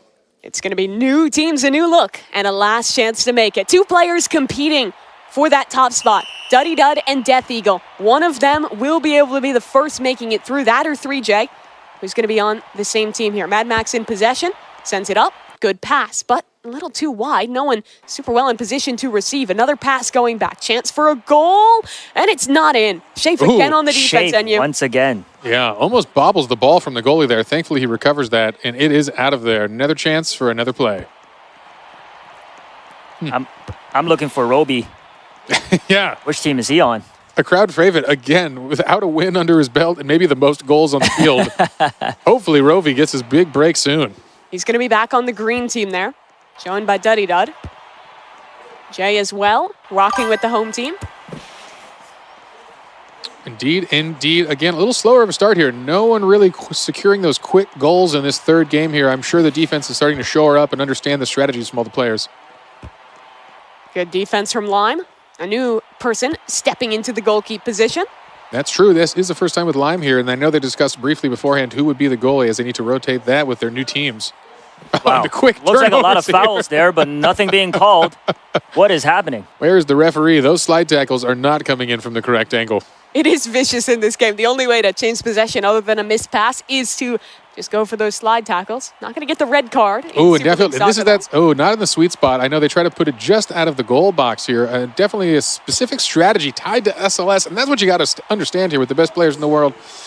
Understand the mechanics perfectly well, and we see that kind of sweet spot in the corner. When you don't have an out-of-bounds mechanic, it's definitely where you want to put it for some of the safer passes. Let's check in with Jay, one of our top performers thus far. Passes it to his goalie, and he'll send things back into the middle yet again. This one a bit more reserved from our teams than the first, but maybe a chance here. No. Shafe, again, very good on the defense. Yeah, closing in on that first minute. It has passed, and we are still 0-0. Lowest scoring by far, and really low shots on goal in general. Nothing too serious. It's been pretty casual. Defense playing it up. Maybe that long pause really slowed down their adrenaline. Absolutely. Gave the players time to breathe here.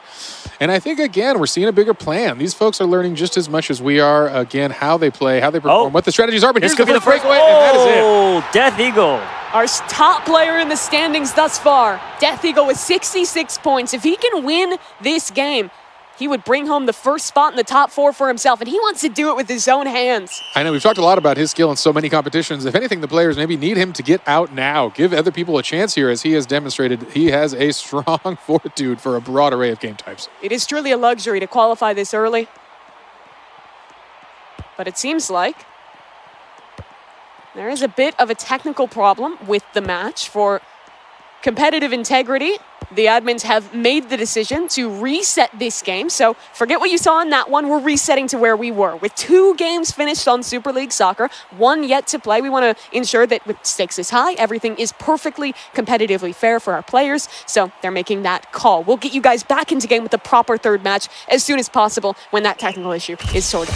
All right. Well, it wouldn't be a sporting event without something to solve in the physical world. So we're going to get that resolved here, folks. Thankfully, that was a much slower game here. Defense was really dominating that one. Not a lot of hard breakaways. So, it is what it is, but still an exciting day of competition. So while the team figures that out, we're going to talk about a couple other things here. Maybe get to know some of our players. Maybe some fun facts about the folks competing today.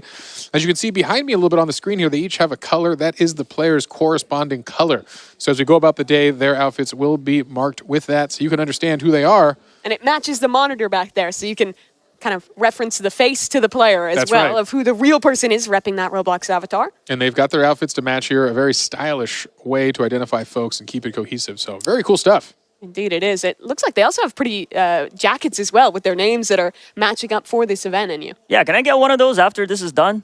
Or just steal it off their backs? I like those jackets. Well, don't let him in the player room. He's going to just start pickpocketing people for jackets. If somebody wins the $1 million, they could afford to give me their jacket. I want to see if we could take another look at those points maybe, because we're starting to get to the point, like we were talking about, where the first player is going to qualify their way into things. And every time you win at Super League Soccer, you get 20 points. You see it thus far for Shafe and Duddy Dud. But the overall standings right now have the Death Eagle and Jay and Duddy Dud as the top 3 players. So basically, if any one of those players is to win this next round and they don't have someone with more points than them on the team, that's basically their ticket into the top 4. So definitely important things to look at and important players to keep watch on as we get into this final round of Super League Soccer. Exciting times, exciting times. But don't worry, after that, we're going to be playing some blade ball. We're going to be playing some slap battles and, of course, doors to round out this progression system in the first set. I want to ask you guys, we got a lot of games today. What are you most excited to watch? My favorite on the list is definitely Blade Ball, and that's coming up next, so I can't wait to see that. Why do you like it so much? I like that it's fast-paced, action-packed, and not a lot of teamwork because I'm not into that. I like individual competition, so I like to see that bring out their fierce competitor in these players. So I think that would be very exciting. A lot more shouting in the back, probably.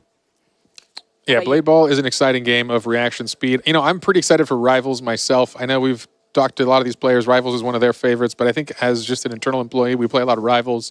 It's actually how promotions are decided within Roblox. Fun fact here. So always ensure you're on a team where you're better than your boss at Rivals. How do I apply? I know. That sounds like a great job. You'd love it. So that's going to be a real exciting thing to hear. I think I have to agree on Rivals. When I was prepping for this event, I played all the games, and I gave myself like a good few hours to practice them all, and I think I spent half the time just playing Rivals. Because I got a win streak going, and I was like, I can't stop now. It's really addictive. I love how the movement has so much skill expression in it. You can really go back and forth with the slides. You can out-movement your opponent in a lot of ways. And with that main AR only having 20 bullets, precision, movement, it's all super important. So a super fulfilling game to play, and one that even for players that hadn't played it before, I think a lot of them had the same feeling we did, that it was one of those games that just gets you hooked once you start playing. Yeah, high adrenaline, high-paced play, and a fun competitive mode to boot. It's really got the perfect recipe. Looks like it's 2-1, Rivals versus Blade Ball. I want to see what the chat says. Let us know what your favorite games are on here today. Yeah, we talked about a lot of them. You know, in the meantime, I think we might just toss it over to our correspondence team. I know they've had some time to think, some time to talk. What's going on over there? Hello, J Party. We are just talking about our experience in this event ourselves, right, Geach? Yeah, so I'm going to tell you right now, I'm not good at any of these games. So I already know my strengths, and I just, when the hunts start, I do my thing. I jump in. I just kind of like dibble and dabble here and there, nothing too serious. But Sabrina, you actually had a chance you got all the tokens, right? I got all the mega tokens. I did. I think I did a total of 19 hours streaming live. It's not as long as some other people. However, I did have the help of the community, so I had a little bit of a people helping me through. W community. Which would you say was the most challenging game? Oh my gosh, definitely pressure. I literally, there's a clip of me screaming. I'm like, no, like because I tried for 4 hours straight before I beat it. Yeah. What? So I got the mega token after like 4 hours. Yeah. They did nerf it though. So did they nerf it before or after you got the mega token? After. Of course. After. Because that's how it goes. That's what happens. And so when you were working through that, did you have your community helping you with that as well, or were you just and they're in there just giving me moral support because I was literally just doing the same thing over and over and dying over and over. Yeah. And you didn't. But I became a pro by the end. Like I felt like my last run was so good. I should upload it as a video. You definitely should, because after 4 hours, Pixar didn't happen. Yeah. Yeah, you gotta put it out there for the people to see. So how did you actually what was your intro to Roblox? How did you get into Roblox? I started in 2017. I had a gaming channel already. People were, commenting, you should try Roblox, you should play Roblox. I actually played it with my little brothers at first. And then I was like, this is kind of cool. There's so many games. And just, within like that year, we became Roblox exclusive, DJ and I. Nice. My boyfriend, who also is part of the channel, Terabyte Games. Shout out to DJ. Yeah, so similar to me as well. I actually started because of my children. Hi, children. Yeah, so it was one of those things, where they kind of introduced me to it. It's, of course, Mommy, you should play this game with us. And then I get on, and now that's like all I do is play Roblox. That's awesome. That's such a good thing to bond over. It is. It's really cool, and it's nice because it's, you can there's such a wide range of options when it comes to Roblox. Everybody who knows me can tell you I drive them nuts all the time. I'm just constantly preaching the gospel of Roblox. What's your favorite genre of game on Roblox? Horror. That's your favorite? Yes, I love horror. I like horror games. So you like Doors? So about that. Oh, okay. I guess we'll talk more about that later. We'll get to that later. But yeah, while we wait to get into that, we're gonna go ahead and get back to our caster so we can watch this last match of Super League Soccer. Thanks, guys. All right. We are back again, folks, and hopefully we are getting through things here. We are just checking out what's going on in-game and hopefully testing the replacement equipment to ensure the playing field remains even.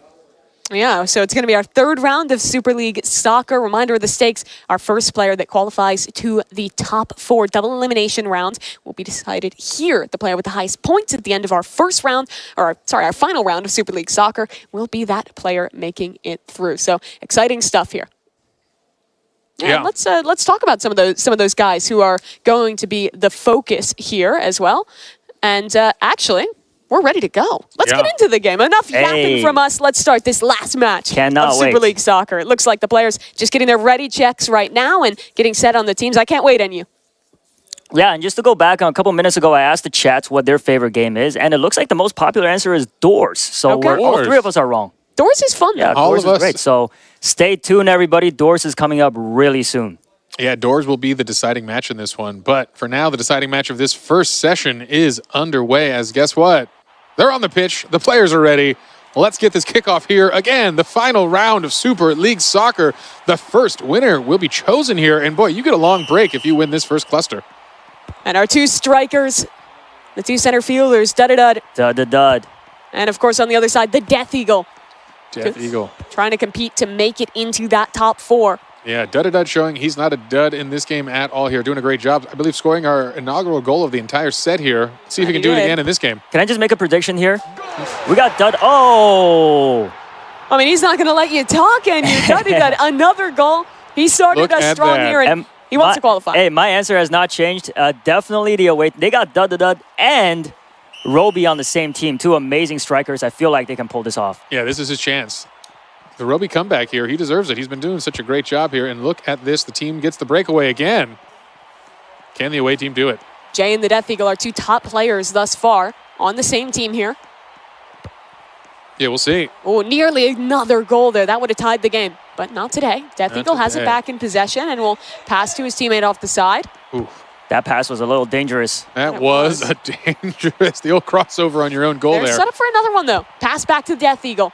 Oh, we can't get it. Goes a little bit wide. No. Oh, but just a minute of time. Here's his shot. His chance. Death Eagle. Oh, whoa. It looked like it went in, but it didn't. It was very close. An attempt there, a little short. Not the Death Eagle's usual style of a cross goal. He kind of kept that one a little too short and easy, and they're able to recover it.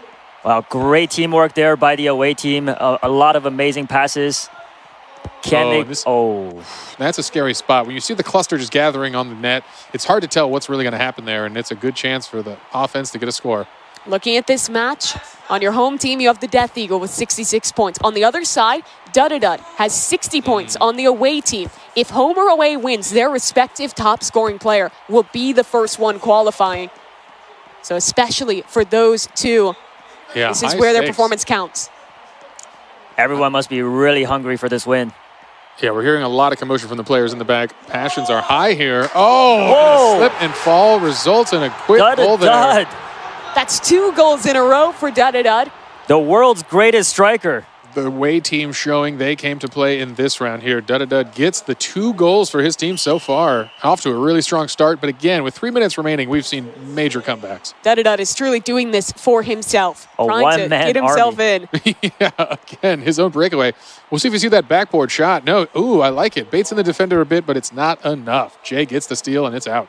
Here's a chance at offense. This game has been all about our top scorers, but maybe a new member stepping up. Antarell needs to score some more points in this group stage, and with the help of Icy, here's his chance. Open goal. It's in. No, it is not, but the chaos continues here. A dangerous spot, and they're going to get it out. I think that's the right move here. Just get some time to breathe. Death Eagle is a one-man army here on offense. Antarell again takes possession. Passes to Icy. That duo back at it again. Can they land it? No. Lime. Good on the defense. Yeah, absolutely. That's an important goal to save there. You really want to keep your hopes alive here. 2 goals is nothing to catch up to. That 3rd goal gets a little dangerous. We proved it in our first game. It was an 0-2 comeback to make it to overtime there. Yeah. Great save by Anonymous Lime. You're not going to get the charge down on the goalie there, hopefully. Another save. Death Eagle cannot catch a break. I know. He's trying his hardest here, but the offense has been rock solid for the away team. It is really tough for Jay and Death Eagle here. They're going up against Shafe. He's been the best goalkeeper of the day.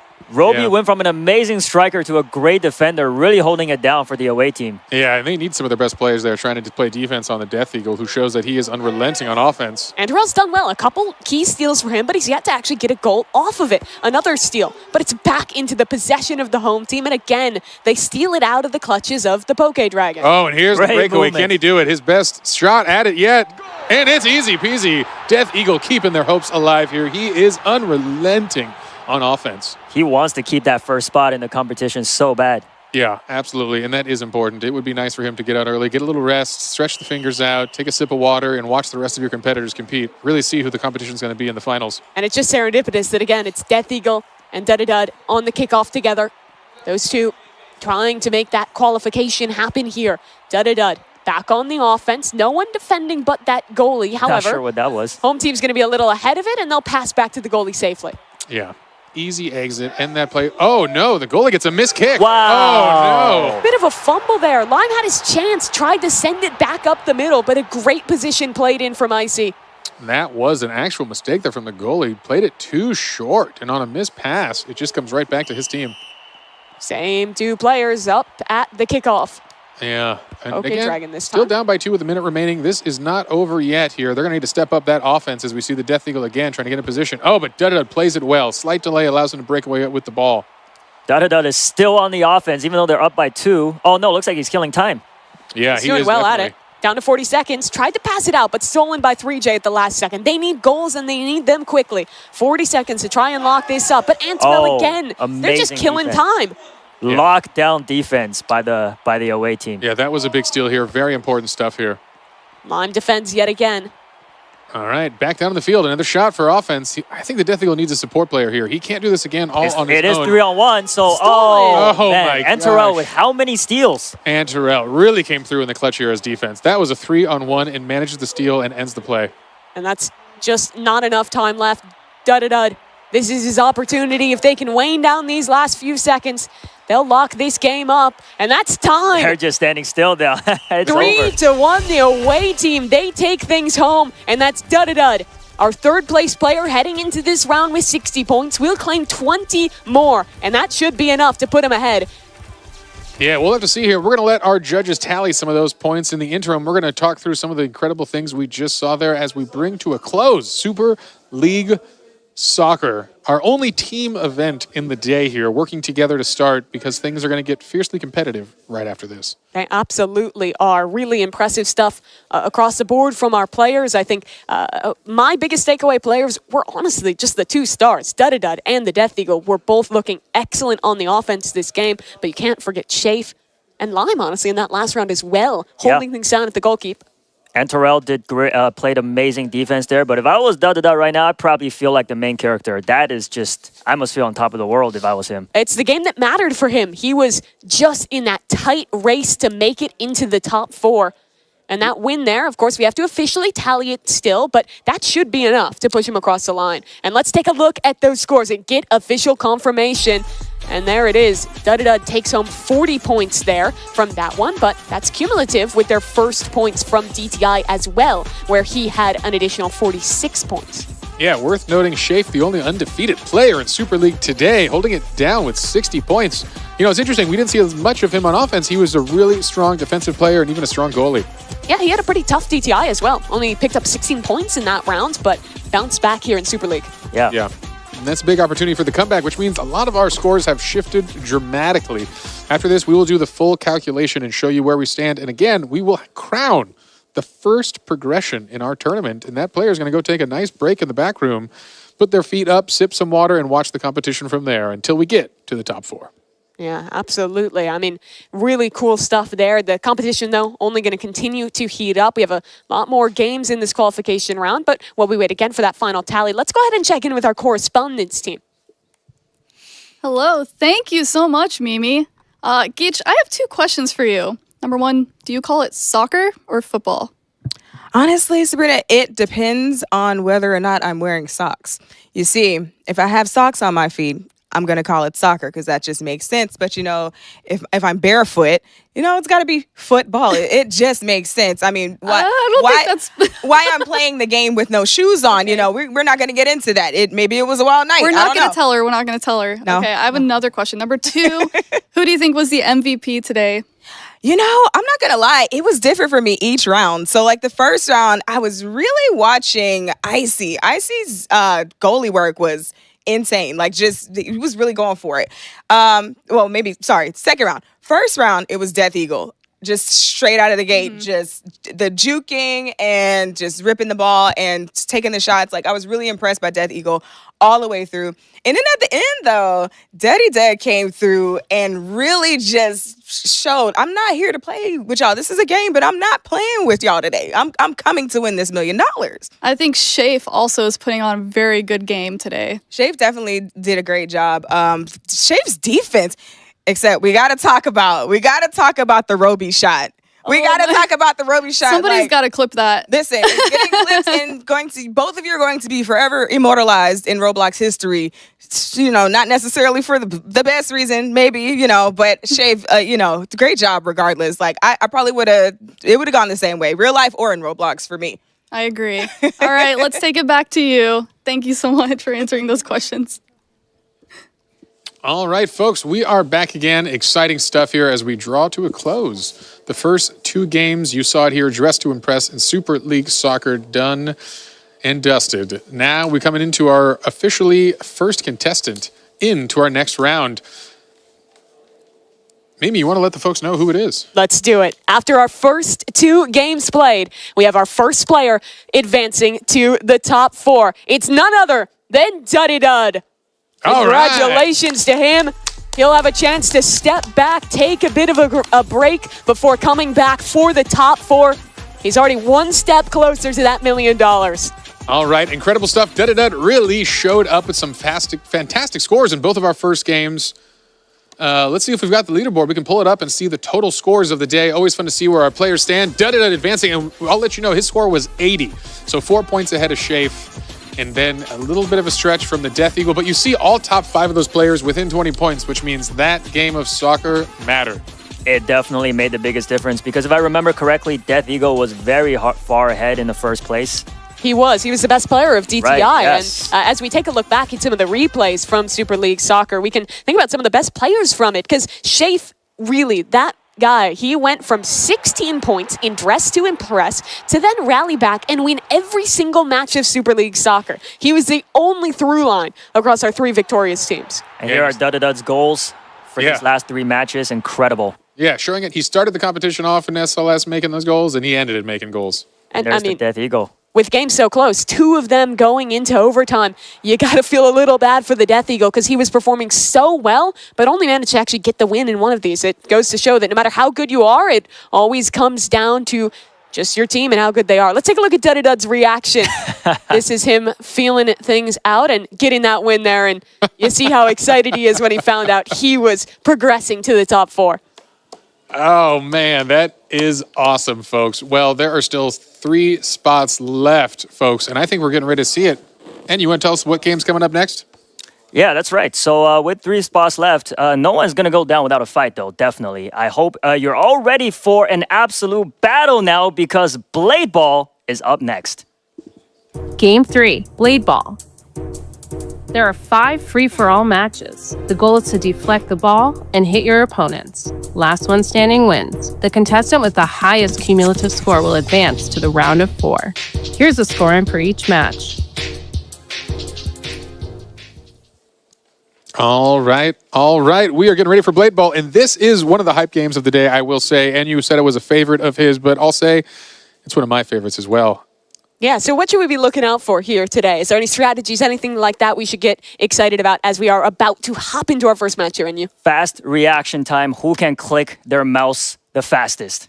That's all it comes down to. And who can click it at the right time? Because you misclick there, you mess up, you don't have the block. Yeah, I'm not very good at that part. Yeah, and here we are. We're into our first match of Blade Ball. With Dud gone, it is just going to be 9 contestants competing for 3 spots. And you see how quick this gets going. A real back and forth rally here. And there we go. Wow. You see how tough it is to react. Yeah, the first player falls. And again, it's a quick game here. Slow to start with. Every hit speeds that ball up a little bit and a little bit more until we have the showdown at the end here. By the way, guys, there are only 4 abilities unlocked in the Blade Ball match Tell me here. about them. So there is going to be Freeze, which freezes the ball until parried or until 5 seconds. There's Blink, which allows the user to teleport up to 3 times before the cooldown. Rapture, which unleash a ferocious upward slash. And of course, Pull, which pulls the ball towards you. Not sure if anybody wants to use that, but that could be an interesting strategy. Yeah, you see there a couple players with one of those abilities you were talking about. Largely, you're just going to be spamming that left click and making sure you're blocking, making sure you get the timing down right. It is going so quickly. Our players clearly adept with the reaction time. Freeze in play. Ball will come back going pretty quick onto Icy, and you see how fast it is out of that freeze. Oh, misses it. Jumps and jukes himself there, throwing off his timing. Yeah, that's all it takes is a second. And that's why some of these abilities matter so much. Freeze, you'd think slowing the ball down matters, but you throw off the defensive timing, waste your block too early, and guess what? You're a sitting duck. Yeah, it's actually, you'd think on hearing the ability that it would be more about using to protect yourself, but you're almost always going to be using it to grief other players and freeze it right before it hits them and screw up their kind of internal clock. Yeah, and there's that hit. Another player goes down here, and we are getting to the finals here. Roby's still in it. Exciting stuff here. We'll see if he can come back in this one. Sure. And there's the rundown. We see it there, an elimination. A final approach, so strong of a strategy. That was one of those strats you were talking about. We see it here again. The reaction time's impeccable. Death Eagle. Great from him, and it's a 1v1 against Antarel. This ball is only going to speed up. They run each other down. Oh, and Antarel pulls it off. Oh, there's one more left, though. Oh, Roby yeah. avoided being seen. And now he has this 1 versus 1. He's been sneaky. That he has. I did not see him all match. Roby, They run each other down. Oh, the Rupture. Very nice from Antarel. Great usage of all of those abilities there, and taking home our first of 5 rounds here in Blade Ball. Yeah, you know, it's hard to see from the folks at home when you see that slight arc change, but it really comes down to a millisecond timing here. Anything matters to throw off your opponent, and it came down to that, and a quick mistake from Roby gets him second place with that one. Yeah, impressive for Antarel, the oldest player that we have in the competition today, still looking really on top of things in what is basically just a reaction time test in Blade Ball. Yeah, I mean, reaction time plus good gaming chairs definitely makes a good difference here. So great job, Antarel. Amazing defensive player in Super League Soccer, and you can see that in his blocking abilities here in Blade Ball. So definitely translated well. Yeah, he wins the first round there. That's going to be 15 points to him for winning that first round. And, you know, it wasn't a great DTI for him, but he won 2 games of Super League Soccer. He won this first match of Blade Ball. So he's starting to sneak up those standings real quick. Absolutely. That's what matters. Can't lose spirit. This game is still very close. Looks like we've got some scores in here. Maybe we can check those out and let the folks at home know where we stand after that first game. Yeah, Antarel, they're up top with 15. Roby, second place. The Death Eagle following along there as well. And whittles all the way down to 0 points with 3J. And the player unfortunately eliminated first in our opening round of Blade Ball. As a player, though, I really like Death Eagle, always on the offensive, very brave, showing off his quickness. Unfortunately, it didn't work out for him, but I like to see him keep that going in the next match. But placements are still important in Blade Ball. Making a top 3 across, 4 or 5 of these games, or even less than that, is still going to be enough, even if you're not winning every single one. Yeah, we are seeing that as well. It is tight race amongst the top. So anything matters, every win. Can't let yourself get down. Momentum, be darned, come back and win it. And we're in here. Here we go. Match 2 of Blade Ball. I'm looking at 3J here. I want a redemption run for him. He went out first in that opening round. Here's his chance to do a little bit better here. And thus far, he's mainly eluded the ball. Nice defense from him. And he's going to get into a bit of a rally early on. Yeah, playing with that delay. Use those abilities now. Let folks kind of hopefully screw up their timing at the base level here. Knock out some of the good players with a surprise. Freeze looks like the most popular abilities the players are electing to choose. And there goes Icy down. Where is Death Eagle? This is a real cheeky spot. Finding his way onto the tree. He knows things others don't. Look at that stylish avatar right there. Let's see if they can find where he even is. People might get a little confused when the ball disappears into the trees. Yeah, you can also kind of aim when you're bouncing back. So if you're not paying attention, you won't see him up there. Again, Rapture. Quick Rapture. Very well. Yeah, Rapture's showing a good job here. Everyone is really focused on that timing of a direct flight. When you see that arc and that increased speed, it throws things off. So for viewers who haven't played a ton of Blade Ball, what does Rapture actually do, and how does it change how that ball travels? Yeah, so Rapture is an upward slash where you're seeing a different kind of velocity coming from the ball. And that's that flaming sword icon we're seeing on a player like Poke Dragon. Significantly increased curve and an influence on the power here allows for, again, a shift in timing, trying to throw off those reaction speeds. Personally, I've never avoided a Rapture before. I've always died when it's used on me, so Like to see somebody survive that here. It's going real quick here. Frozen up in midair. Who's it going to go after here? Death Eagle in the hot seat. Needs to reply. That's good from him. Oh, wow. Actually, incredible anonymous line play there. You saw Death Eagle hit a direct shot to the person right to the right, and they still recovered it. At this point, this is where things heat up. People are going to be falling real quick at this ball speed. Even with the freeze, he did not cover. He did not count to 5 effectively. We'll have to bring that back to counting. Oh, wow. Look at that double. Roby turning it on. He could do it. He was kind of the unsung hero of Super League Soccer, scored a lot of big goals, but only actually managed to win 1 round of it. Oh, good freeze there. Giving Poke Dragon enough time to back up, though. Hopefully he's got the space. This ball's going to become nice and slow. Going to max, yep. And this is as fast as it's going to get going. Zipping back and forth. Our players doing well to react. It seems like it all comes down to the abilities with how you survive. And just the flick to the left there is very nice from Mad Max. I don't think Shafe was ready. No, sending him back to the AFK zone to observe this match from afar. Now Roby's on a tree. Yeah, we'll see. It didn't work out for the Death Eagle, who did go down on his tree, but Roby, king of the jungle right now. Rapture used. Actually, I think the first time we've seen Rapture not end in an elimination. But there's one back with the Rapture as well. Look who we see again. Antarel, defense of the soccer, now showing this is what matters in Blade Ball. I want to try and check in with Antarel. Let's see if he can go back-to-back here. Yeah. And win both rounds of this one. Has looked so good in this mode thus far. Clear the practice is paying off in a long rally. The Rapture, he avoids it. Back it goes again. Antarel staying alive. Impressive. Double elimination. Impeccable from him. All right, Roby is in it, though. Let's see what he can do here. We've seen some of these favorites already coming out here. Is he going to stay on the street for the one-on-one? Interesting. A good position. We see the rundown strategy happening a lot. Folks close that gap, force incredible reaction speeds back and forth really, really quickly, but we won't see it here if he stays up there, which means, no, he's coming down. He's going to play off this field. Doesn't like the angle for himself either. It's going so fast. Who's going to make a mistake first? Who messes up at the beginning? Roby, he's down. Again for Antarel. Back-to-back for Antarel. That is huge for Antarel here. Really suddenly securing his spot here so far in Blade Ball. Really important stuff. Incredible to see. Back-to-back wins showing he does have what it takes. Truly impeccable from him. I mean, just looking so clean with the reaction times. I think having really good positioning throughout and definitely not afraid to take fights. We saw a lot of players trying to hide, almost play placements up in the trees, and it worked pretty well for Roby to get second place. We'll take a peek at the scores here, which is going to show us another 15 tallied up for Antarel, adding 30 to his running total. Can he go for the perfect score in 5 matches? That would be ridiculous. That would be clean insane. sweep of Blade Ball, and unfortunately, Roby going for the clean sweep of second place.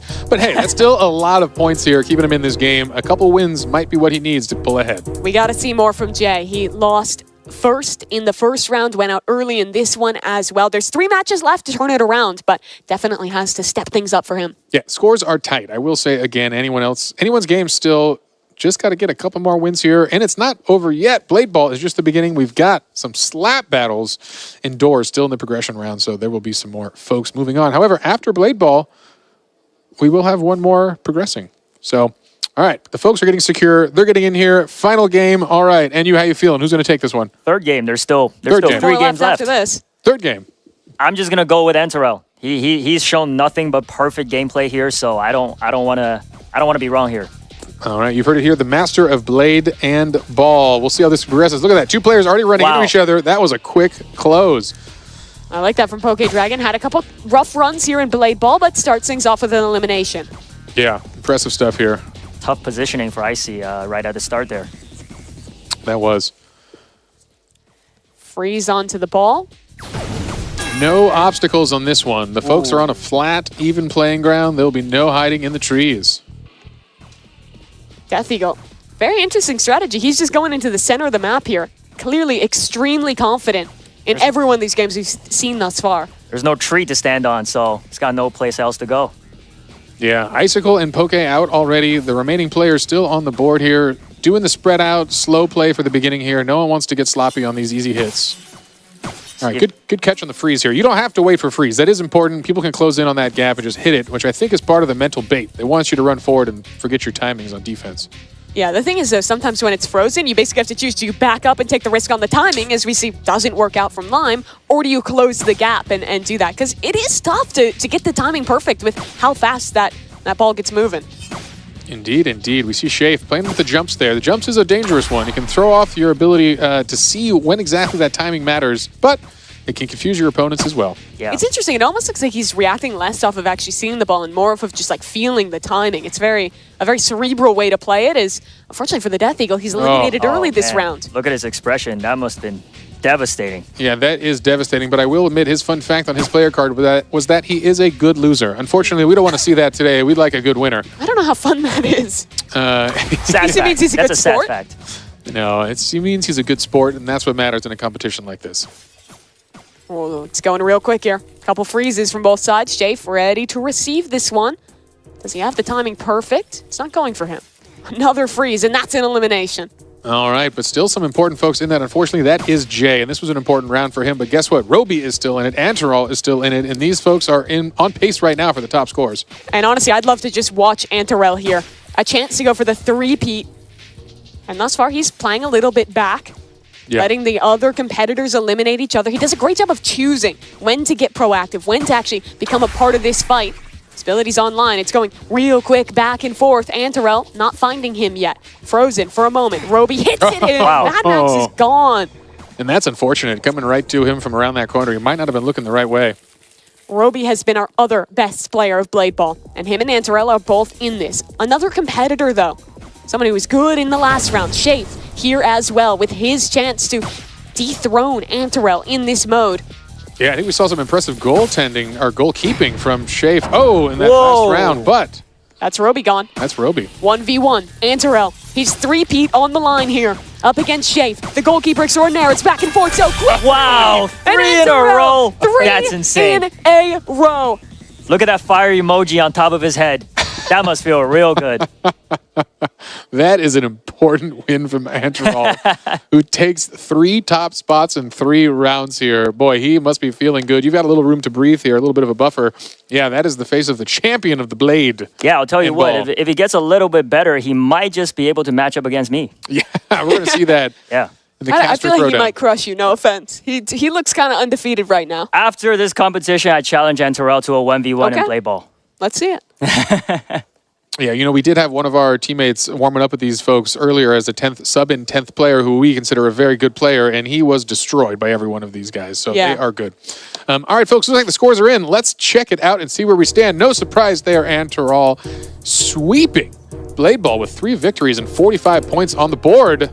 Antarel had 66 points coming into this one from 2 wins in SLS and a solid performance in DTI. This should now put him out in front of the lead. If he can maintain this through the rest of the rounds of Blade Ball, he is setting himself up for a bit of a break to not have to play through doors, to get to skip out on slap battles as well, and put himself in a great position to win $1 million. We'll see if he can, though. But again, our top players are still within 20 points of each other, which means a single bad round of Blade Ball could put you down on the scoreboard pretty quickly. That it could. I mean, it's a lot of the times comes down to which way that ball is going. You can get caught off guard. One slight mistake, one slight slip up, and you lose a lot of points. And we're into our 4th round, the penultimate playthrough here of Blade Ball. Yeah, sometimes I notice when playing Blade Ball, you get caught up into other people's battles and you don't notice that the ball is coming to you next. So you got to be always alert. You got to watch the cross. We see in the movement, they mostly want to keep space with the players next to them, no surprises. But that cross-up is a dangerous time for both players. Try to avoid, I think, in general. Again, Antaral playing it safe, and this has worked for him in this initial round. Carve out your own corner and just play it easy. Let the fools charge in. We've seen 3 rounds thus far. I want to ask you guys, how are we feeling about the ability choice of our players? I think we've seen some value from the freeze, from a couple different ones. What would you be choosing if you were competing?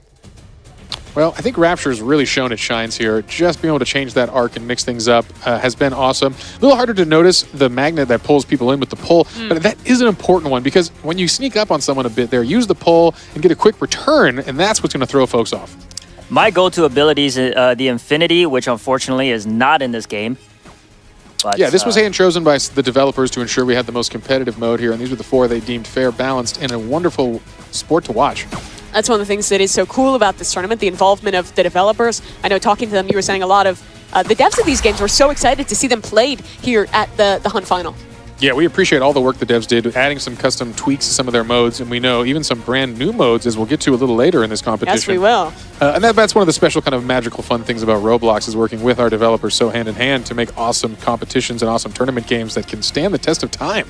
Well, our three-peat winner here in Blade Ball is alive yet again. About half the contestants are gone, and another, that's Death Eagle, falling yet again here. Oh, and that's rough. Unfortunately for Death Eagle, that was a real important game for win. He's still high in the standings, but needed a good first place here to really secure a top spot. The players that are closest to Antarel in score are going to be Roby, who's doing pretty well for himself. Shafe up just a few points behind. Those are the guys you're looking at here. It's Jay taken out of this round, and we've whittled things down to a final 4. Again, Roby, Antarel, those are the guys to watch in this final. Yeah, an important one. I'm not sure they're paying attention to these scores as much as we are back there as the competition's fierce, but if I was Antoel, I'd be going for some of the folks who I know could compete with my top spot, and that's Roby, who's still in this game. But Anonymous Lime, a third contender trying to step up. He's closing the gap. Antarel somehow always avoiding getting involved in these early fights. Yeah, they really should be teaming up on him. Yeah, that's right. They're kind of playing a little passive here, just splitting the board across this triangle. It's just going back and forth around the triangle. Lime hits it in. Who slips up first? Who makes a mistake? Roby, abilities being used. It's going so quick, but every one of them up to the task. Still staying in it, and finally. Amazing freeze. I mean, this is going to be hard to recover. Let's see if Antarel. And he can't do it. Oh, I thought it went to Antarel. No, that was he's Anonymous still in Lime. it. A 1v1 between two of our top performers. Antarel, Roby, And this is the wins rundown. it back and forth. Oh my goodness. They go. It's fireworks. Down, and Roby Roby gets the win. Clutches up. uncrowns the king. And is the first player besides Antarel to take home a round here in Blade Ball. Well, that was an incredible run down Incredible. there. An important win for Roby. That is a key moment for him to capture those points and put himself up there where he needs to be. So stoic and so stoic. relaxed. Yeah, that's his Zero vibe. pressure. Yeah, he knows it, man. Just keep it cool, keep it chill. Look at hey, him. $1 million what? Doesn't matter to me. Yeah, seems like he's been there many times before. You got to be stoic when you're doing it. Our scores are ready to go. The umpires have tallied things up, and still it's Antarel leading out, but Roby is close behind. The issue is, if it keeps going down to those two, another 3 points is not going to be enough for Roby to overtake there.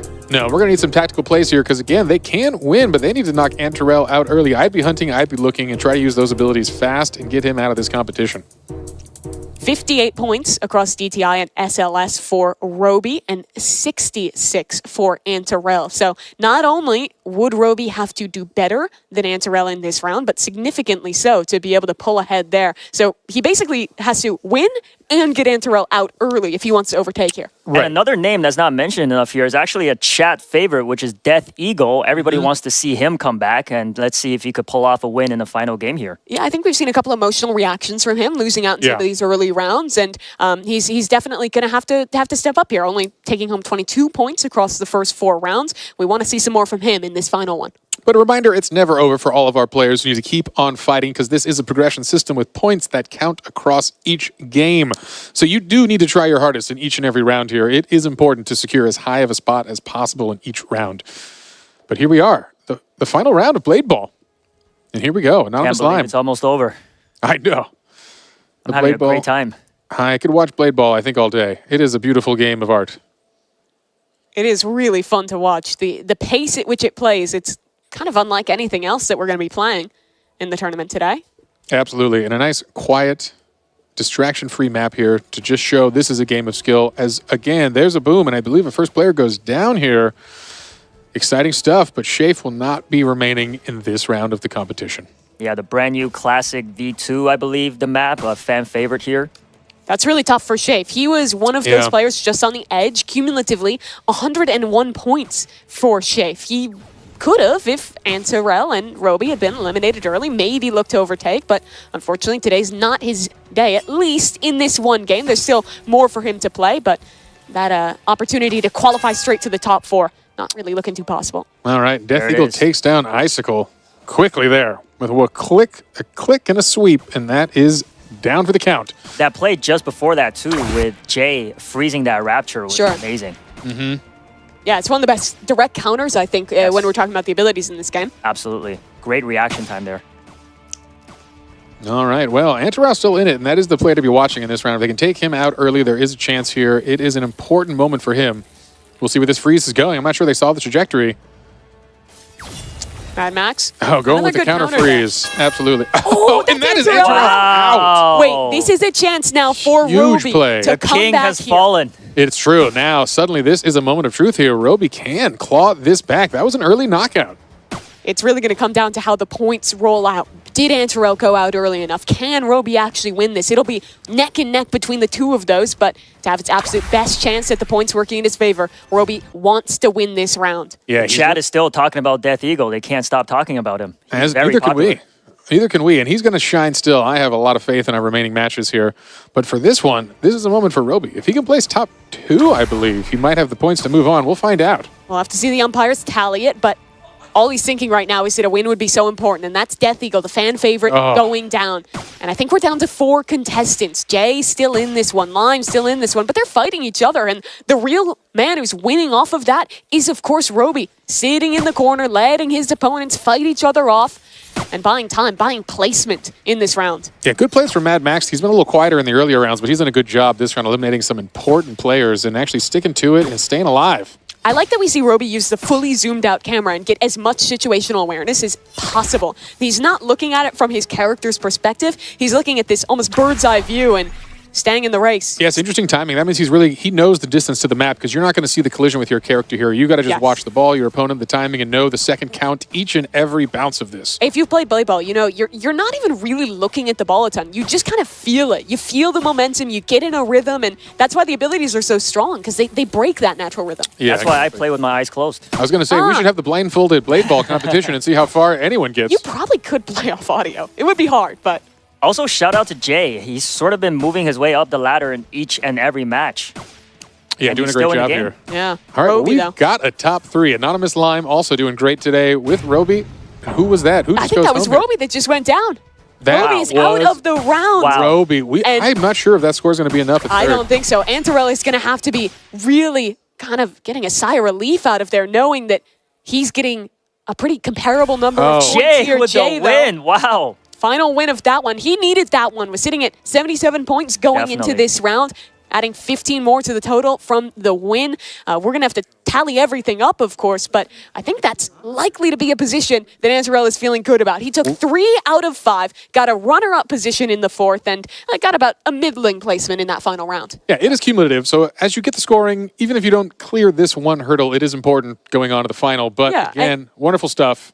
We'll find out from the judges. And that's why we're talking about, right, our top performer being the one who gets that insta qualification, but there's still the other players who have to go and now play slap battles after this and then doors after that.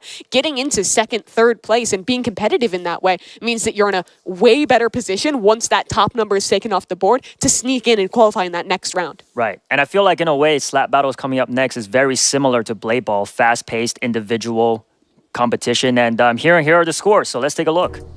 All right. Oh, wow. Look at that. 1 point lead for Antarel over Roby in that Close one. call. Yeah. And we'll wait for that official tally, but Antarel did go in with more points than Roby as well, so that should be enough. But we, of course, want to wait for that official confirmation from our referees. Antarel, though, what an impressive performance from him. 2 wins in SLS, a solid showing in DTI, and now 60 points tallied up here in Blade Ball. Looking like a fierce competitor there. Absolutely, absolutely. Well, that was epic, everyone. Let's all take a deep breath after Blade Ball and see what's going on with Geach and Sabrina and what they have to say. Yes, thank you, Jay Party. I needed that. I'm over here losing it watching these games. They were so good. Oh my gosh. Now, Sabrina, who surprised you the most? Well, Antarel, because I did not expect those skills, and then they started going after Antarel, so that was a good strategy on their part. Of course, because you've got to get out the guy who's getting everybody else out. 3 wins in a row. That's scary. Yeah, and especially with the intensity that I really enjoyed watching Antarel and Roby go at it, because I just knew that Roby was, I don't know, Roby had the strats. It's just like, he just couldn't quite pull the it out. reflexes. Yeah. And then just the back and forth so fast, man. But, Jay pulling it out the last round. Yeah, that was unexpected. I didn't expect it. So it could be anyone's game at this point. I don't know. We have man. no idea what's going to be happening in the next few games. Yeah, I definitely didn't expect Anterel to get knocked out in that last round, especially the way that he played the first 4 rounds, and then for Mad Max to come and just take him out. I think I had to double take when that happened because I couldn't believe that Anterel got eliminated. I was like, wait a minute, did I say Anterel got eliminated? I didn't expect that. But then, for it to end in Anterel and Roby to only be 1 point apart. Yeah, that's insane. Only 1 point apart. Right now, those two are the top for $1 million, right? That's crazy. Man, I mean, if I played like that, I feel like I'd have a pretty good shot. I'm just saying. Yeah. Yeah, I'm not a blade baller. It's a little too fast for me. I don't think my eyes Fun can fact, keep they up. said something about playing blade ball blindfolded. I actually did do that. How did that go for you? I got on voice chat in Roblox and I asked a random player if they would help me. You trusted a random? Yes, I was blindfolded. Girl. I played the game. They told me when to hit and I won. That was amazing though. Thank you so much. Now back to you, J Party. All right, riveting analysis from our fancy correspondence team. Y'all doing great I can't believe stuff. she won Appreciate it. blindfolded. That's crazy. I don't believe that. I'm into the blindfolded blade ball competition. That's going to be for the next hunt. We'll see. All right. Well, another game down, which means a new contestant is advancing to the round of 4. And it's official. We are happy to announce the next contestant making their way into the top 4. It's the 3-time blade ball champion, Anterel. All right. Give it up for Anterel here. He is deserving of a good break after that performance. Wow. Such a strong showing. So he's going to join our first contestant, and just like that, 2 folks have progressed. Exciting stuff. Dudadud and Anterel get to hang out and talk about how they're going to strategize for the top 4. Yeah, let's take a look at the scores here as well, because we're getting all tallied up. We're getting towards the last 2 games here in the qualification stage, aren't you? Yeah, that's got to feel good. They're now 1 step closer to the $1 million. Looking at Roby and Shafe here with each over 100 points. Yeah, that is strong. But hey, players in the 90s still have a major chance here.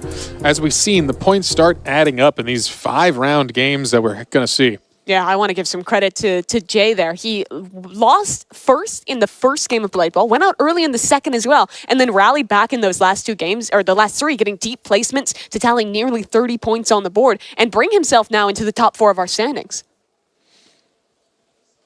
All right. Well, things are heating up here. We've got our 8 contestants left. And now would be a great time to get up, stretch, grab a snack, and take a brief pause. But don't go too far away. Don't change that channel. We're going to be resuming the stream here. But first, we're going to see some stories of some of the incredible creators that make Roblox possible. I think we've got some fun stories, some fun content for you folks at home. So maybe we'll check out some of these creator stories. And we'll be back with live competition soon for the $1 million prize that's coming.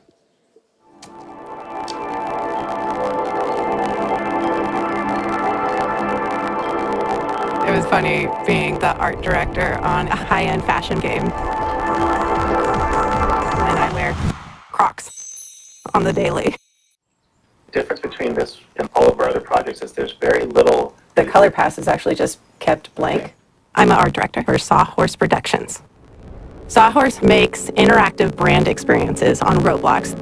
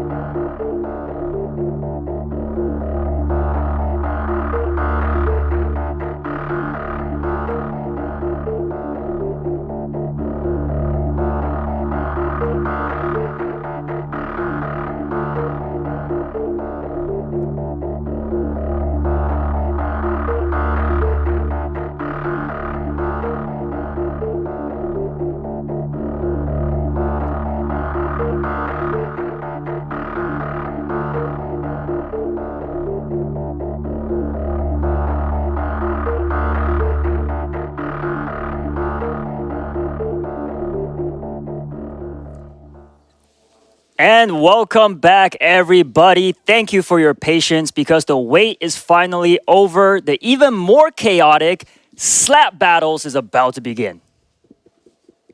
Let's check it out. Game 4, Slap Battles. There are 5 free-for-all matches. Contestants must knock everyone else off the platform. Last one standing wins. The contestant with the highest cumulative score will advance to the round of 4. Here's the scoring for each match. All right, folks. Don't let that charming music deter you. This is a serious competition, and it's really important for our players as there is a pretty close scoring amongst our top here, and it's still anyone's game because in 5 rounds of slap battles, if you go out first, you ain't getting any points. And if you make it to the top, you're getting a lot. So, again, the competition is in it. We've got some exciting stories from our players, and I think they're doing good stuff here. Mimi, what are you thinking? I'm thinking that this is going to be exciting. I think we're going to start to really shake out who our true top players are because it's down to the wire and we're into our first round of slap battles. There's going to be 5 total and this one is a little bit fun, a little bit chaotic. Normally this is a game with a ton of different gloves, but in this version, we're only playing with one to keep the competition fair. Yes, the basic white glove, and of course, the fart ability is the only one that is in the game. And as you guys can hear, it's already being used. Absolutely, you're going to hear that flowing here. As this game's going to have a little bit of a slower pace start, the players are going to kind of jockey for position in the middle here with this basic glove. It doesn't have a massive knockback, which is kind of an important part of this, as the terrain will start to burn down around them and force them onto a smaller and smaller island. I gotta say, everybody must be trying their best, fighting for life to win, because losing in slap battles must be the most disrespectful way to go out. I will not take that. Yeah, you hear a fart sound effect and you fall off the map. Yeah. Yeah, you don't want to go down like that. Pressure definitely on. I think it's a lot of strategy in it, as silly as that might sound for how silly the game is. You have to calculate your risks. Do you play towards the center where there's going to be a lot more conflict? Do you stick more to the side but risk getting hit off in just 1 or 2 slaps? Positioning is a lot of the game in slap battles. Yeah, as you get a breakaway, we'll see as players start to get knocked towards the edge, you kind of see the whole mob move towards them a little bit, trying to get an extra slap, push them off the cliff, because it takes a little bit of time as all players are still alive here, but this board is getting smaller. You are incentivized to, not take too many risks because you're not getting points for eliminating other players. You're getting points for surviving and being the last man standing on that island as it slowly whittles away. Still, our competitors all up, but players starting to get a little closer to that edge. Yeah, we see with this next drop on the layer on fire now, when that falls, we're going to see people dropping real quick here as we might be a single slap away from the center, and that's where the action really heats up. This is getting intense. All right, yeah, still 8 players alive, actually, which is a high score. I'm surprised as we saw folks falling a little quicker here. Oh, no, Death Eagle, the fan favorite. Tough for him. He had a couple slower finishes in Blade battles. Still, one of our top half contenders points-wise, and another one falls down. Shafe, making a lot of noise on the way down. Wow, and we're going to be making it to, it looks like, our final small pedestal here with a lot of players still in this. Yeah, 6 up on a very small island. Who's going to be the first to slip? Another goes down. Second player falling as well. It's down to a final 4. Who can stay up? Who can hold on? Mad Max in the center. It looks like a 1v1 against Lime. Max falls, and that should be Lime taking the first round. All right. Wow. Congratulations. That got a wee bit chaotic here as all 8 players made it to a really small form of the island here. But Anonymous Lime taking our kickoff match of slap battles and a whole new array of top players coming out in this next game. And that's instantly going to shoot Lime way up the standings here. The pack was super tight in the middle of the group, and getting those full points for the victory is big for Anonymous Lime. Yeah, it seems like his name's just popping out of nowhere now. Didn't really see him much in play ball there. And me personally, I played a lot of slap battle, and I have some overpowered gloves. Just seeing them use the basic gloves, it must be really, really difficult to knock somebody down. This is the game that induces the most rage out of me. So really, it's nice to see the players are still keeping their cool. Yeah, I mean, we already saw some emotions starting to come out in our last match of Blade Battle, and I imagine it'll only get more intense as the games get closer and players realize that chance to make $1 million is slipping away. But our scores are set to go, so let's take a peek how we're doing. No surprises, Anonymous Lime up top, earning 16 points from his win. Yeah, Mad Max coming in second with 13, and Jay needing those 10 points. And it's good to see some folks popping up. Icicle had a rough round in Blade Ball, but takes 4th here. We'll see if that's enough to keep his hopes alive. Unfortunately, an upset here with the Death Eagle falling first and Roby going down again early on in this match here. So that's unfortunate. We'll see if that's enough to knock him down, but I think they've still got a shot here. Yeah, looks like players are getting into the match now. So let's go ahead and hop in. Our second game getting underway now. And the island, for but a moment, is back to being calm. Looks peaceful, right? Not for long. And there's the countdown. Again, no early knockdowns that last round. We'll see if that sticks to be the case because it's anyone's game, but the player's still playing safe. Everyone kind of jockeying for that king of the hill in the middle there. That's the spot to be. You could see a bit of a rundown if anyone shows weakness on the edge there. I think we see the Death Eagle playing a little more outside the pack.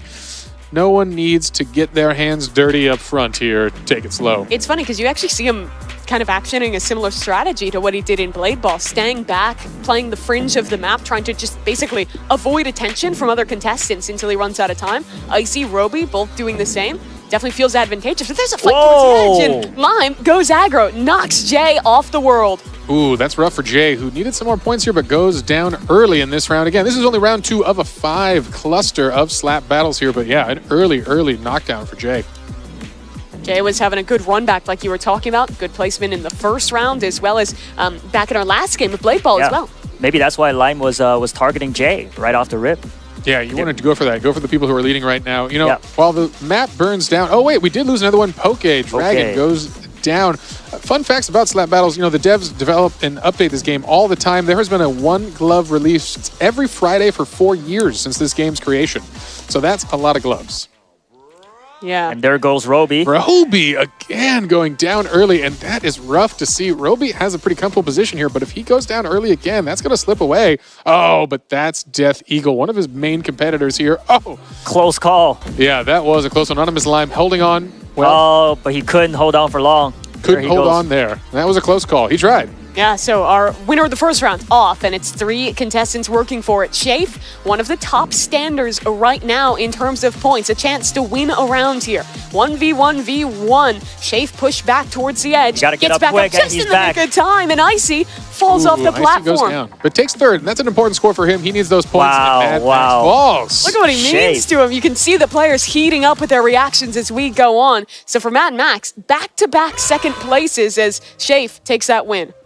Yeah, a big round. You know, it's interesting to note here, Icicle and Poke Dragon were hurting a little bit, and we might see those in the scores. They're making a comeback, but why it's important is both of them are self-described doors experts, which will be the final game in the progression round. So if they can keep it forward, they're going to be in a good spot. It's also weighted a little more heavily because we're playing 5 rounds of slap battles and blade ball. We played 3 of SLS, 2 of DTI. There was a lot of chances for repetition. We're only going to be playing doors once. So that is the real, blue shell comeback opportunity for our players to get a ton of points if they win doors. 100 points. Everything will be on the line for doors, which is coming up next. But first, we still have a couple more matches of slap battles left to go.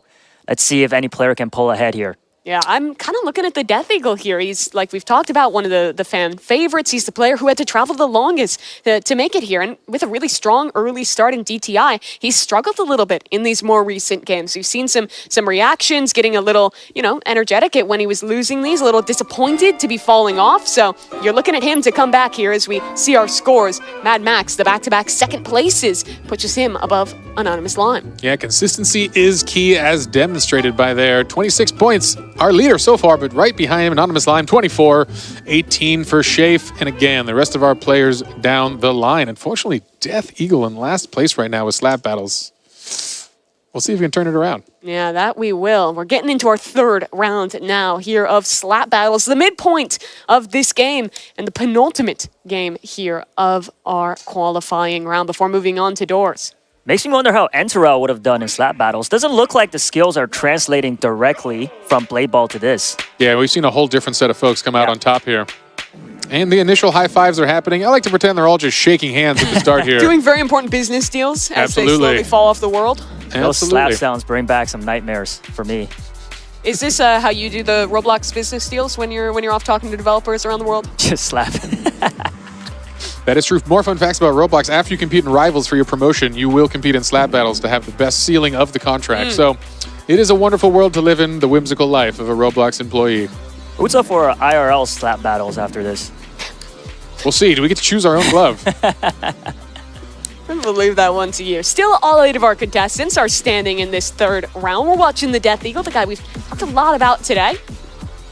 Yeah, it's an important run for him. He needs to place in the top 3 here to keep his spot alive in this competition. It's unfortunately a lot of pressure for slap battles, a game of whimsical fun. but serious money on the line here.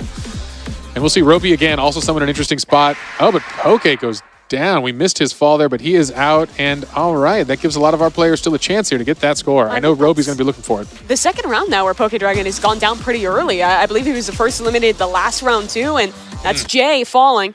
Yeah, a bit of a gang up on Jay. Gets down in the corner. Yeah, he's been eliminated pretty early in the last 2 rounds. Yeah, it's an unfortunate spin for him here. And I'm surprised that first round we saw a long, drawn-out fight, but in this one, folks are dropping. With Poke and Jay out, only 6 remain. All right, platforms are applauding. Okay, Roby getting hit, but staying in it. Now we see back to that King of the Hill, jockeying for position, staying in the middle. Oh, that was a far knockback there. Yeah, a lot of these platforms starting to drop.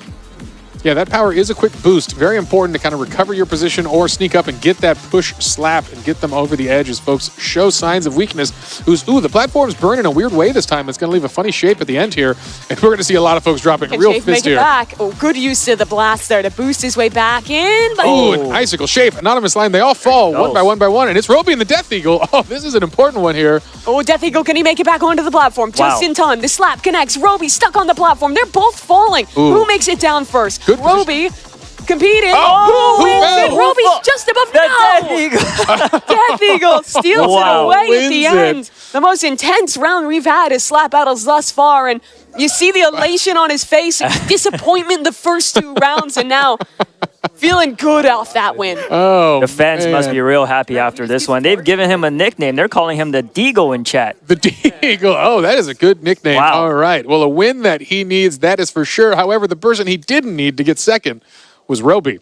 So that's going to keep things tight here as this race is getting into, what was that, our 3rd round here? I think we had 2 more rounds left 2 of more slap left battles. to go. Yeah, our umpires, it came so down to the wire. They're still tallying things up to make sure we get everything right here. But you were mentioning it earlier. Doors, a maximum of 100 points here. So even if you're one of these bottom players right now, I'm looking at Pokey Dragon, Icicle, the guys who have been struggling a little bit more. As long as they are not more than 100 points behind the first player, they still technically have a chance to rally back. Exactly. Yeah. It's still anyone's game. So do not give up on your favorite player here in chat. Go ahead and show your love for whoever you're rooting for. But yeah, it's really interesting to see that all 3 matches had 3 different winners.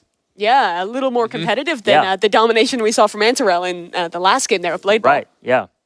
Good stuff. Good stuff. You heard it here. Important for our folks. There is still points on the line in the 2 remaining matches. Hopefully Poke Dragon and Icicle can step it up.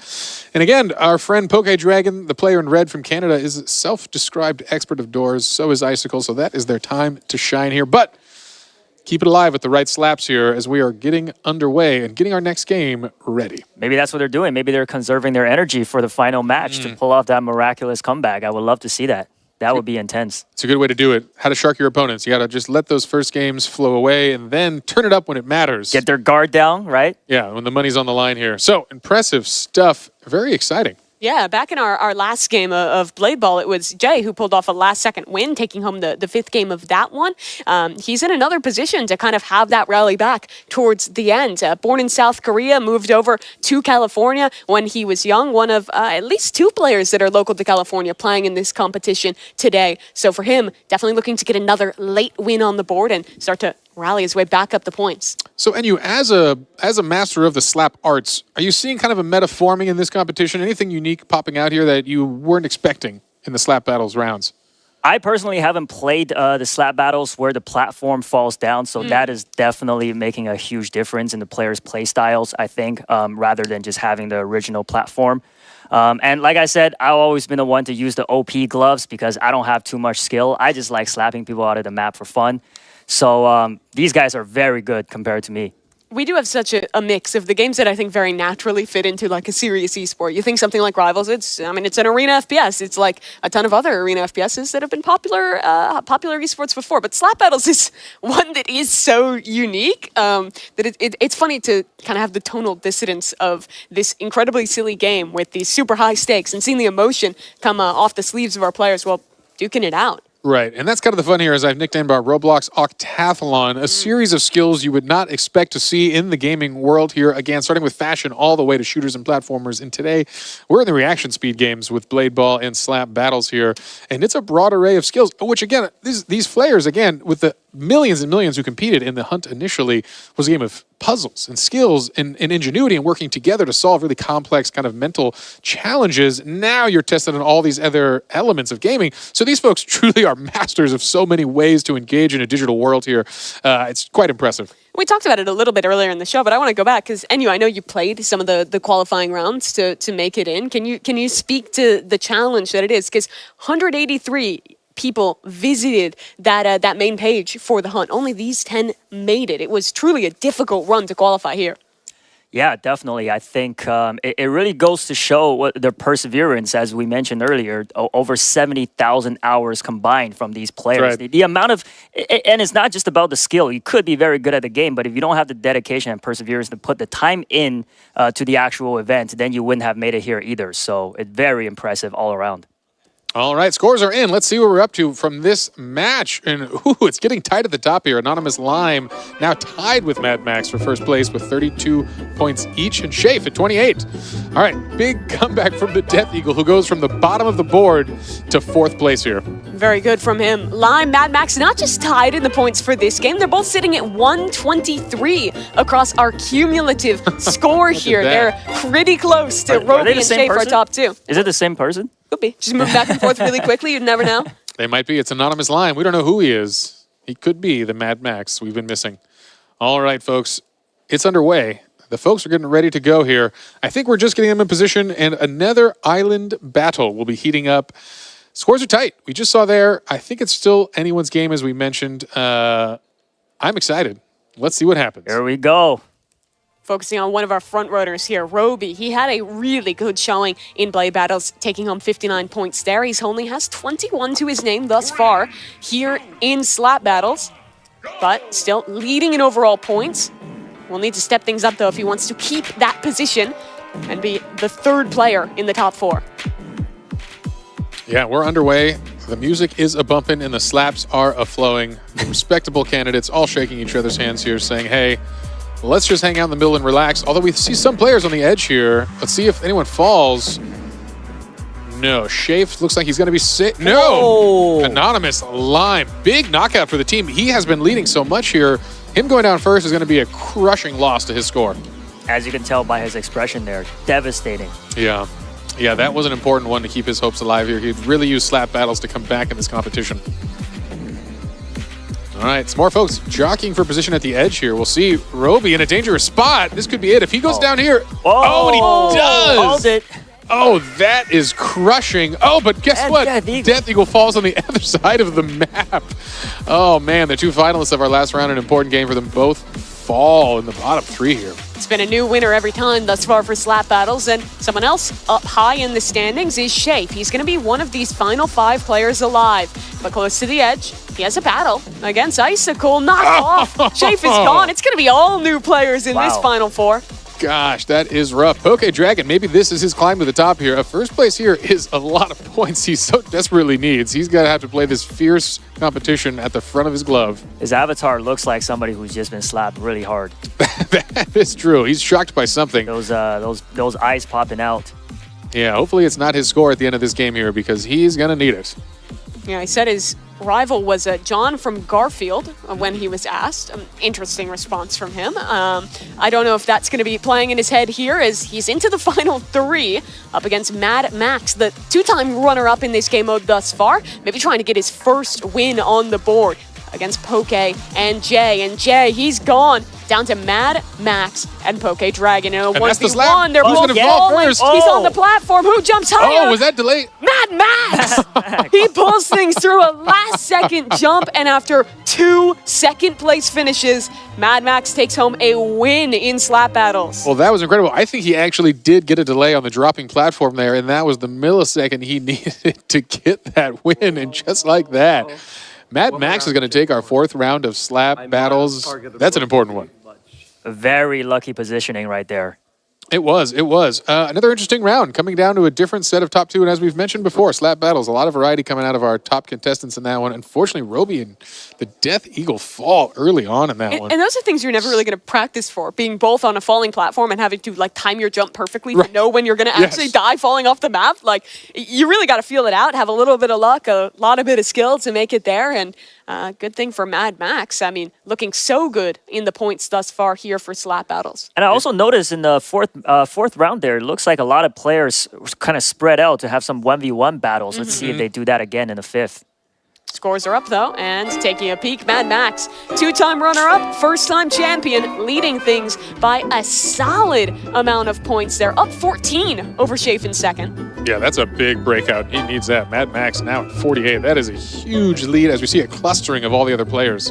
So again, as we ready for a final round here, I have to look back at Roby. He has the lead in terms of points right now, but Mad Max has whittled it down to 1. Shafe is only 5 behind as well. So this final round very well may decide who is going to move into the top 4 and claim that second to last spot. Yeah, and we see Roby in the center of our camera right there. This is so important to him. He came in as a massive leader in slap battles and unfortunately has fallen quite a bit now, and his competition is right on his heels.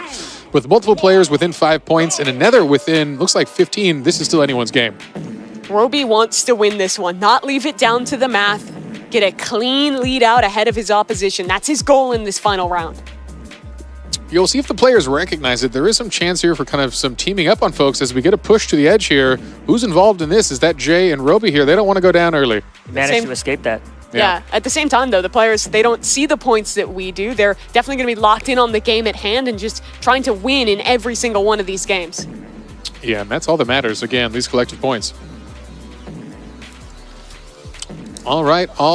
No one falling early on this one yet. They're all taking it pretty seriously, playing it safe. This is our final round of slap battles. No, as I say it, what happened? We missed it off camera. Roby goes down. Oh, no. And that's a last place elimination. That opens the field wide open. So the player down in 4th place, Anonymous Lime, was trailing by 17 points, maybe just out of reach for him. But Shafe, Mad Max, those are the players we're looking at here to be able to do it. That is crushing for Roby. Mad Max must be real excited right now. This is his time to shine. If he can stay on this platform for just a little longer, he might be in the spot to move on, which is kind of a sneak attack here. We didn't see him on the leaderboard at the top coming in slap battles, but showed consistency is key.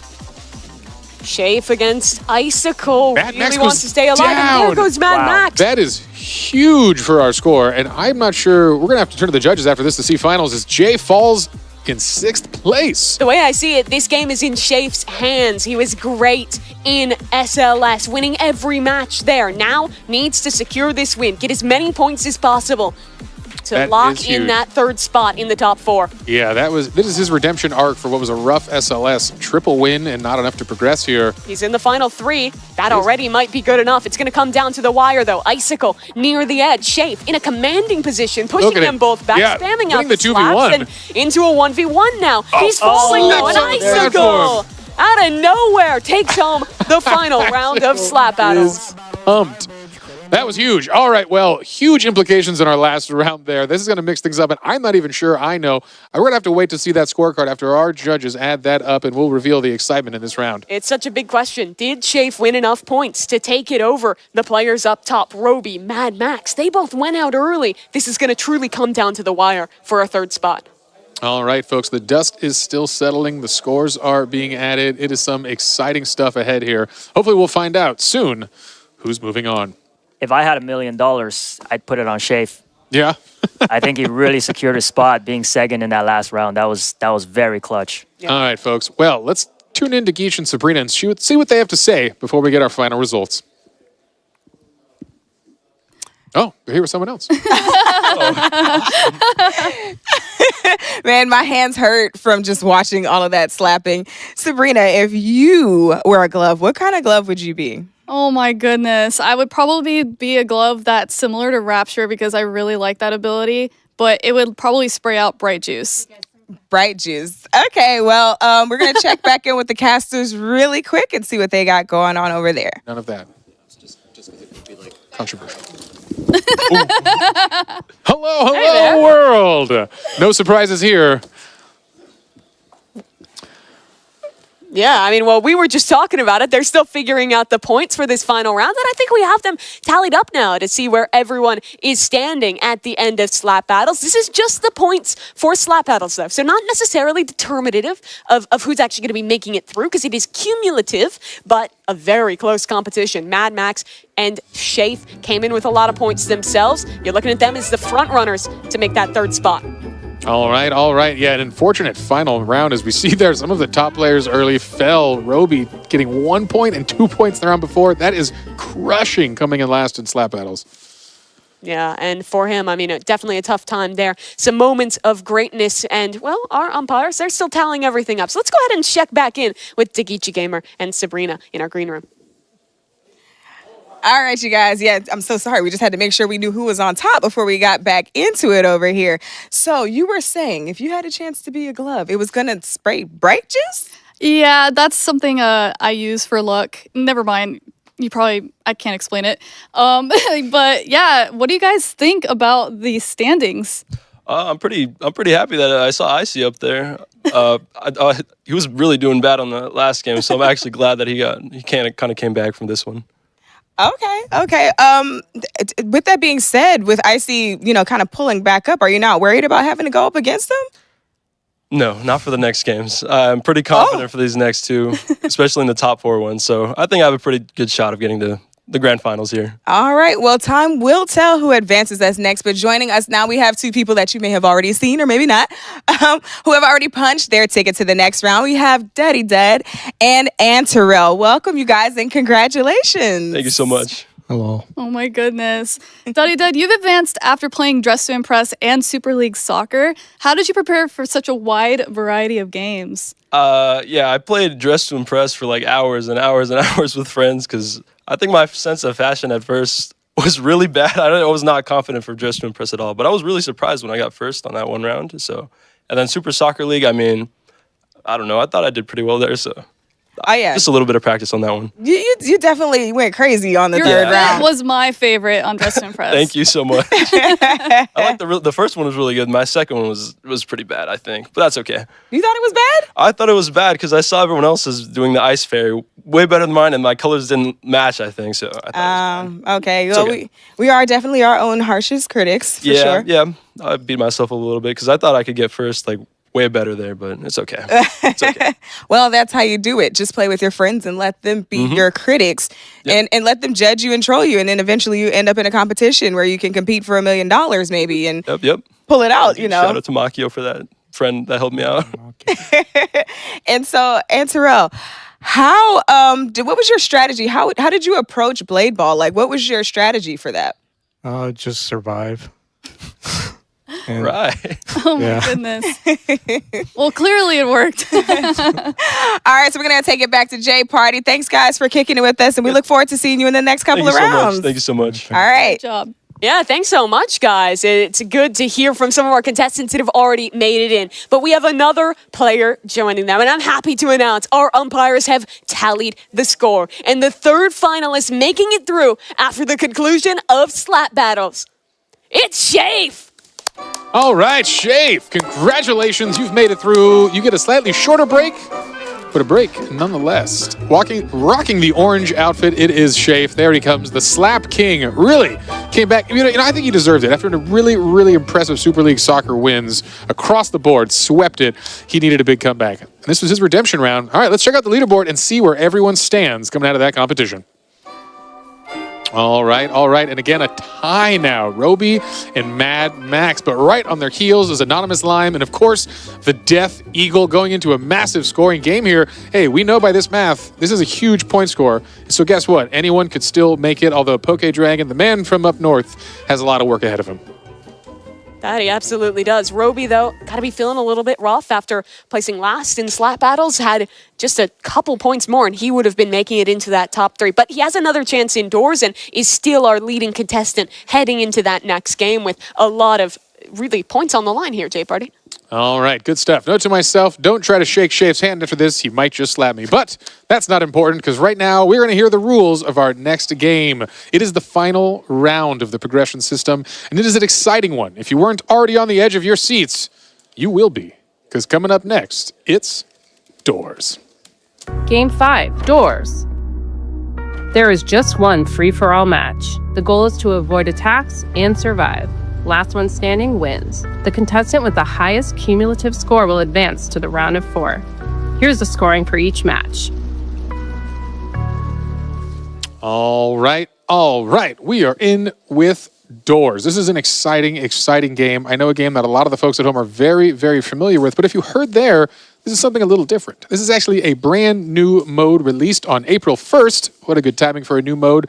That's a whole battle system indoors. This is going to be a whole survival competition between all of our remaining contestants to see who can stick it out, make it the furthest, and survive the longest. Yeah, I was playing a fair bit of this leading up, and it is so different than normal Doors. Doors is a slow horror game about staying alive and pushing your way through, but now it's really upping the tempo when you're playing in ranked. You run a lot faster, you can slide, there are power-ups, and your main goal is to grief the other players, not work together. The monsters are a problem, but your other contestants are tough as well.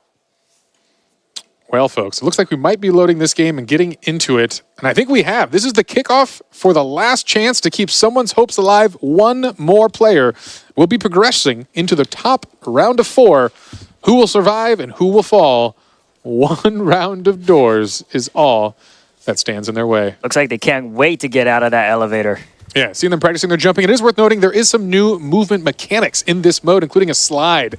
And you're going to see when it starts here, I think we're going to delay a little bit here and have them reconnect. But in that time, you're going to see a lot of aggressive forward momentum, a lot of movement. It is a whole different game on Doors. It looks more like a parkour game sometimes. Yeah, I mean, having reached door 100 many times, being carried by my teammates, I am definitely an expert in Doors as well. But you can see these guys will probably make it past door 50 within less than 5 minutes because of how fast-paced this game mode is. It's going to be intense. It goes pretty quick, and it also ends a little early. I don't remember exactly what door, but once they get to the end, you get into like this basically sudden death mode where any damage you get from a monster, another player, anything like that will knock you out. And I imagine with how good our contestants are, you were mentioning, a few of them have even said that this is one of their specialties. We should be expecting them to go deep here indoors. Yeah, going to be exciting competition. And maybe we can give a little more background indoors. This mode also has an array of new items that have been added. So while you might be familiar with the monsters, there's a whole new array of objects, different bombs to throw, knock down players, slow them down, do some damage to their health bars, and of course heal that back up, as well as some fun, unique items hopefully we'll discover throughout the match. Some fun surprises. Yeah, there's a couple different weapons you can use to basically PvP with the other competitors. There are props, things like chairs, plants, random stuff like that you can throw at them as well to deal damage and put them into a stun state. There's also still limited places to hide, so you can grief other players, steal a closet from them when Rush is coming through and knock them out of the game. Yeah, absolutely. And I think one other important thing is all the players, they're very fast at playing the game, and all of them cluster together. It might block your vision with some entities coming your way. You might not even be able to see them with people blocking your vision. So that's going to be a key thing to look out for as well. Could be some unlucky players in this. Yeah, there absolutely could. And remember, it's only one round of Doors. This is a longer one, so we're only playing it once. But that means pressure is on for players like PokeDragon, like Icicle, who are sitting lower in the overall standings right now. This is their last chance to compete for that $1 million and make it to the top 4. All right, folks, you've heard about Doors, but let's talk a little about the creators behind Doors. Doors is made by Lightning Splash, a really awesome and wonderful dev I've had the pleasure of working with and hosting in one of our last award shows. He helped me actually announce some of those prizes. But not only does he make this game, he also produced the entire soundtrack and makes and the music's good. The music, right. And that is such an absolutely important and critical part of the horror game world is that sound, that complete immersion you get from wearing your headphones. And so really an incredible work here. It is truly an atmospheric experience for sure. Another one of those games that I think has really taken Roblox by storm. But here we go. It looks like the players are all loaded up in the elevator, and we're ready to get things going here. This is Doors competitive. One round and a last chance to make it to the top 4 and have your shot at $1 million. All right, the first door is open and we are underway here. Gosh, anyone breaking out in the lead early? Well, I'll tell you, it won't matter. This is a lot of game flow, and that's what you're seeing right there. This is a parkour-like experience. Speed boosts. Incredibly fast. You're seeing players slide past each other constantly, and while you're playing for speed like it is a race, again, you got to survive to the end. If you're out, you're out, and that's what's so important here. With up to 100 points for the victor and 0 for the loser here, you do not want to go down early. No, you do not. 6.5 minutes, that's the maximum time that we're going to have to play this one through. You can see there's different strategies to go for. Do you want to be blazing the trail, being the first player up? There's risks associated with that. You're going to be the first to see the monsters. Or do you want to follow behind? There's risks there too. So in a very fast-paced game mode, you're going to have to make decisions quickly and make the right decisions to stay alive. There's the first bomb you see being dropped on his opponents. Yeah, small amounts of damage being done. We see those health bars above. Again, if you're an expert on doors, this could be a new mode for almost everyone out there. So those health bars do matter. That's what's going to be reduced to 0. And there is ways to hurt each other with those items. There are also ways to heal. And there you just saw it there, picking up a heal. That's important there. Keep that topped off. You don't want to get low.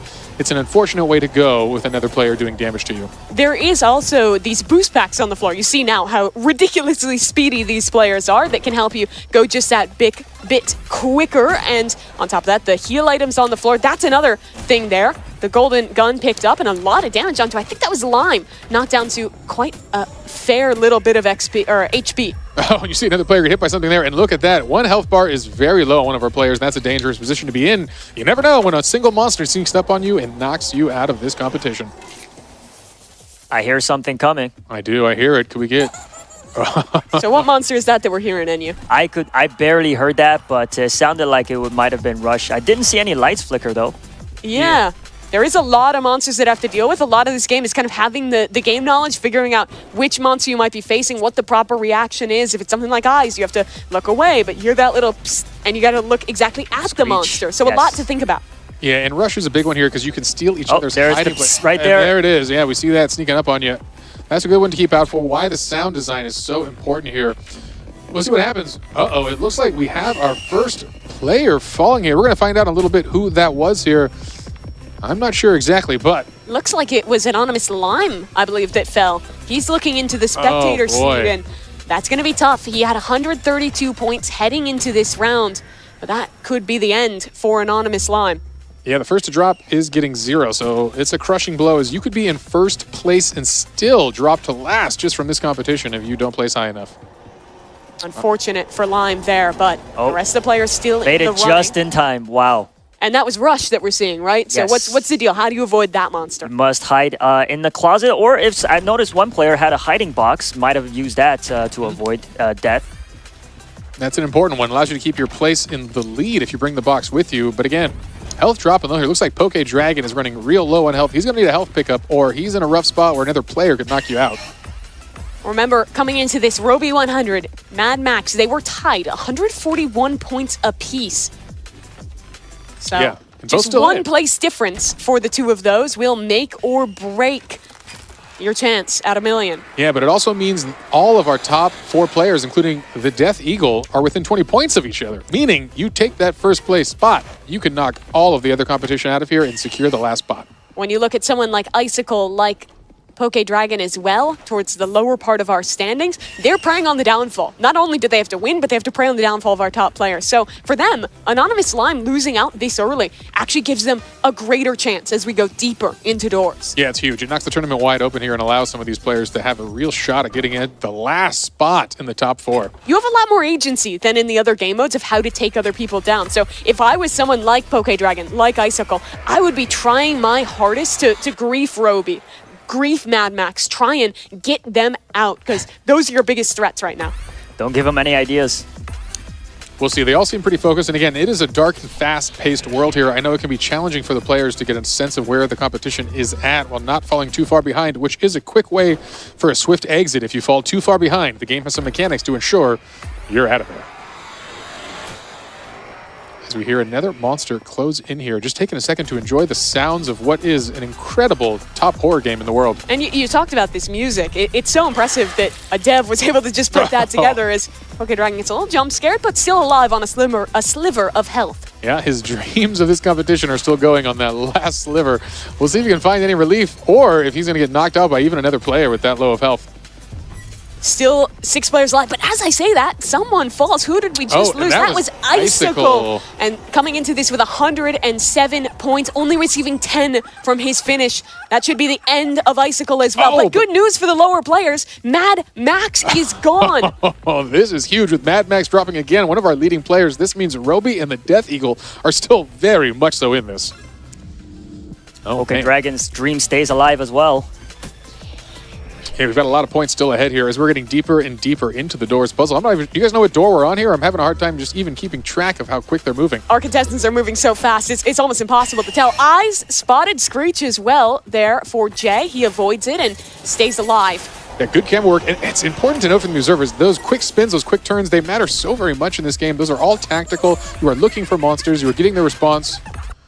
Did someone fall here? No. Death Eagle gets caught. We hear some emotion coming out behind us, but he is not out of this. Thankfully, he had the HP bar to deal with that. I think I saw door 68 there. 69, 70, they're still going. I think narrowly avoiding Eyes there, and Rush as well, but someone falls to Rush. Who was that we just lost? That was Poke Dragon. And coming in with only 75 points, receiving 30 for that finish.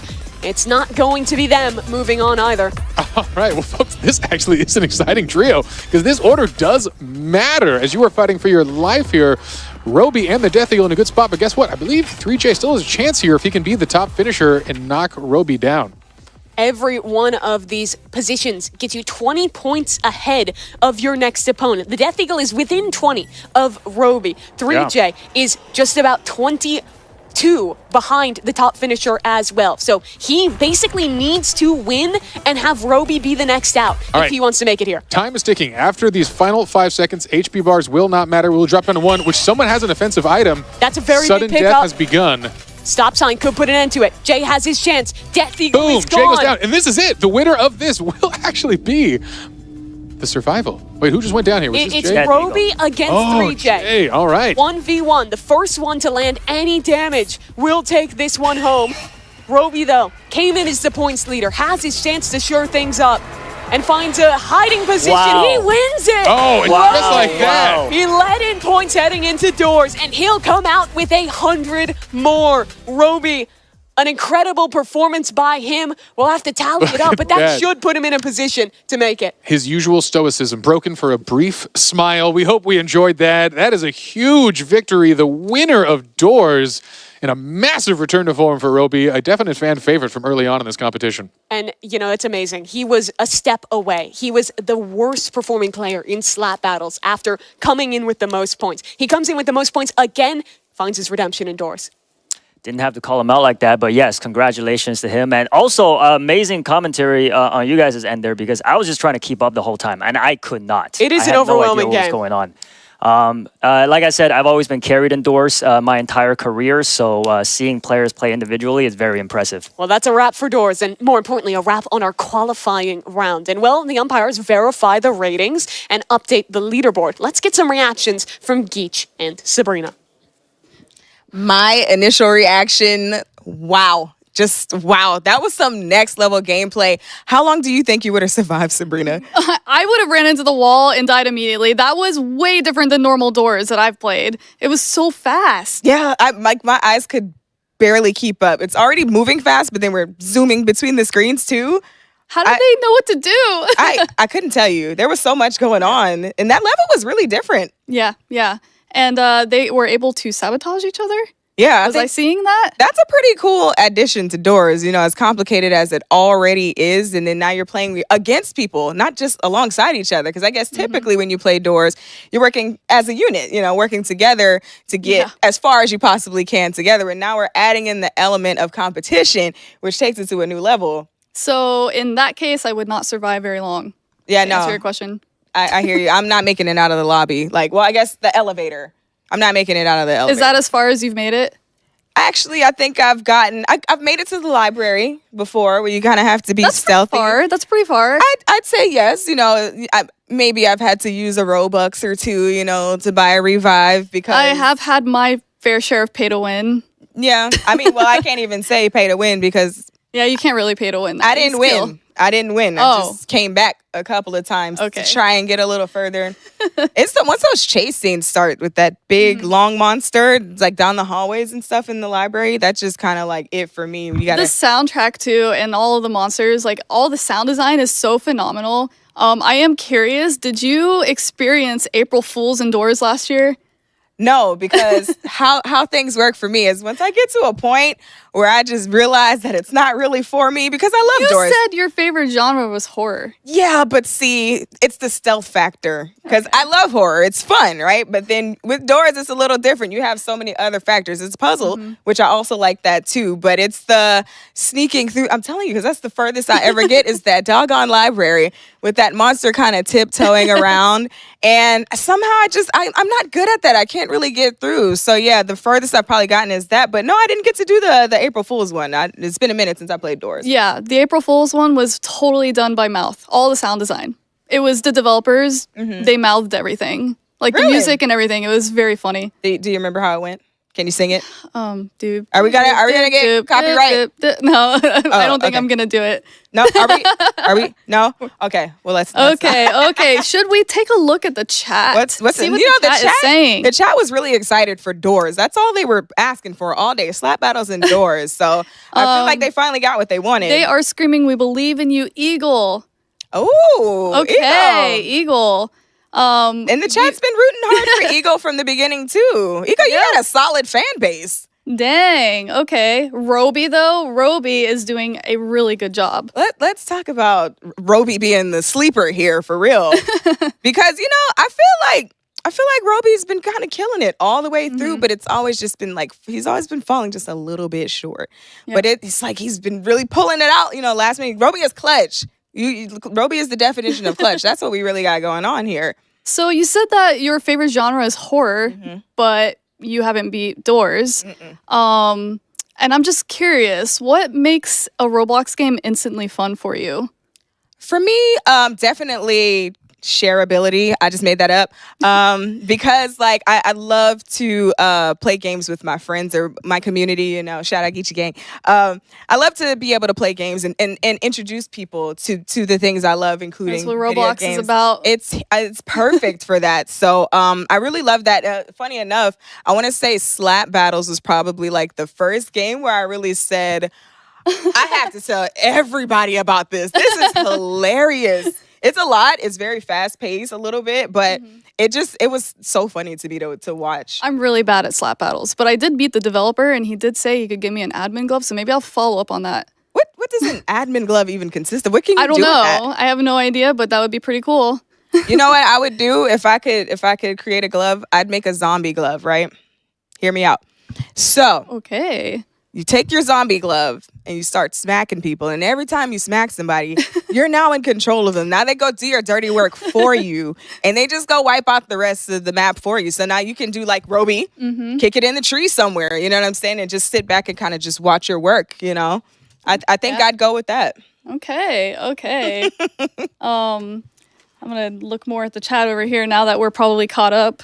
And so with that being said, I talked about how I really enjoy being able to share, my moments in my games with my friends and stuff like that. And this was a really cool opportunity for that as well, because, this is the first event of its kind. What are some events involving Roblox that you've been able to participate in? Because you said you did the hunt itself. So what are some other events that you've done? My favorite event was definitely RPO Egg Hunt 2018. It like changed my life kind of. It made me really look at Roblox differently. It was all about community, all about working together. And so we made an event that was really heavily inspired by it, called RB Battles. I was going to say the chat has been talking about that too. Yeah, tell us a little bit about that. Yeah, we make a championship series sometimes. We've done 3, and we love to do something similar to this. And so this is exactly what I think the community was asking for with the hunt, with all the secrets and the hunting and everything. Roblox super delivered on that. And I think it's been really, really well done. I participated in the whole thing, and I love it. Awesome. Okay, it looks like we are ready. I am dying to know who's moving on. Any updates, J Party? Please tell us. All right. The results are in, Sabrina. And a quick reminder that scores are cumulative for this round. So the contestants with the most points from all 5 games will be advancing. And even though only one of you will be moving on, you all get a good shout out and be proud of yourselves. With 180 million visits to this hub, you had a lot of competition and proved these were the top 10 best in the world.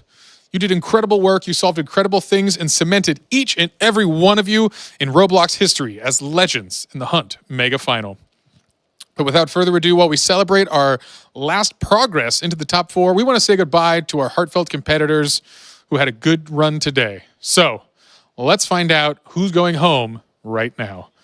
Heading out first, unfortunately, we're going to say goodbye today to our friend from up north, Poke Dragon 100,000. You did great. Take your final walk away from the stage. Thank you, Poke Dragon 100,000. All right. Going on next, we're going to have a heartfelt goodbye to Icicle. Come on out. You did fantastic.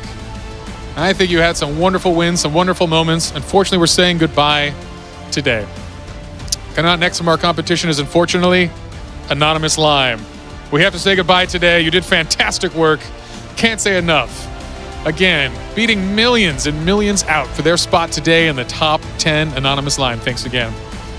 All right, heading out next of our competition is the one and only Mad Max. We're sorry to say goodbye. A fantastic run. Again, thank you so much for all your hard work. That was exciting stuff. And now the next unfortunate contestant to head out of this competition is the Death Eagle. Say goodbye. You got a lot more fans today from the chats at home. The Death Eagle, wonderful stuff. Wonderful job. Incredible highlights. And that was incredible to see. All right, folks, they have been eliminated, but guess what? We have 2 folks remaining, and we're going to announce our winner. But first, why don't we bring them up? Why don't you come up here and join me in the middle of the stage here? Yeah, we'll figure it out. We'll figure it out. This is good. This is good. All right. All right, folks, come on down. Let's put one of you. Yeah, we'll have you here, over here. Excellent. All right. How we feeling? Time to relax. Oh, man. Still amped? Bro, so many emotions running through my head right now. It's crazy. All right, folks. Well, this was a wild journey. And after 5 games, you 2 hold the highest scores, which means one of you will be moving on into the next round, and the other is unfortunately going home for now. All right. Without further ado, the contestant with the highest score today is Roby 100. You are moving on. Thank you, sir. A big round of applause. A handshake today. Really appreciate it, 3J. Hey, you did great stuff. Get in here. Whatever we need. Wonderful work, my friend.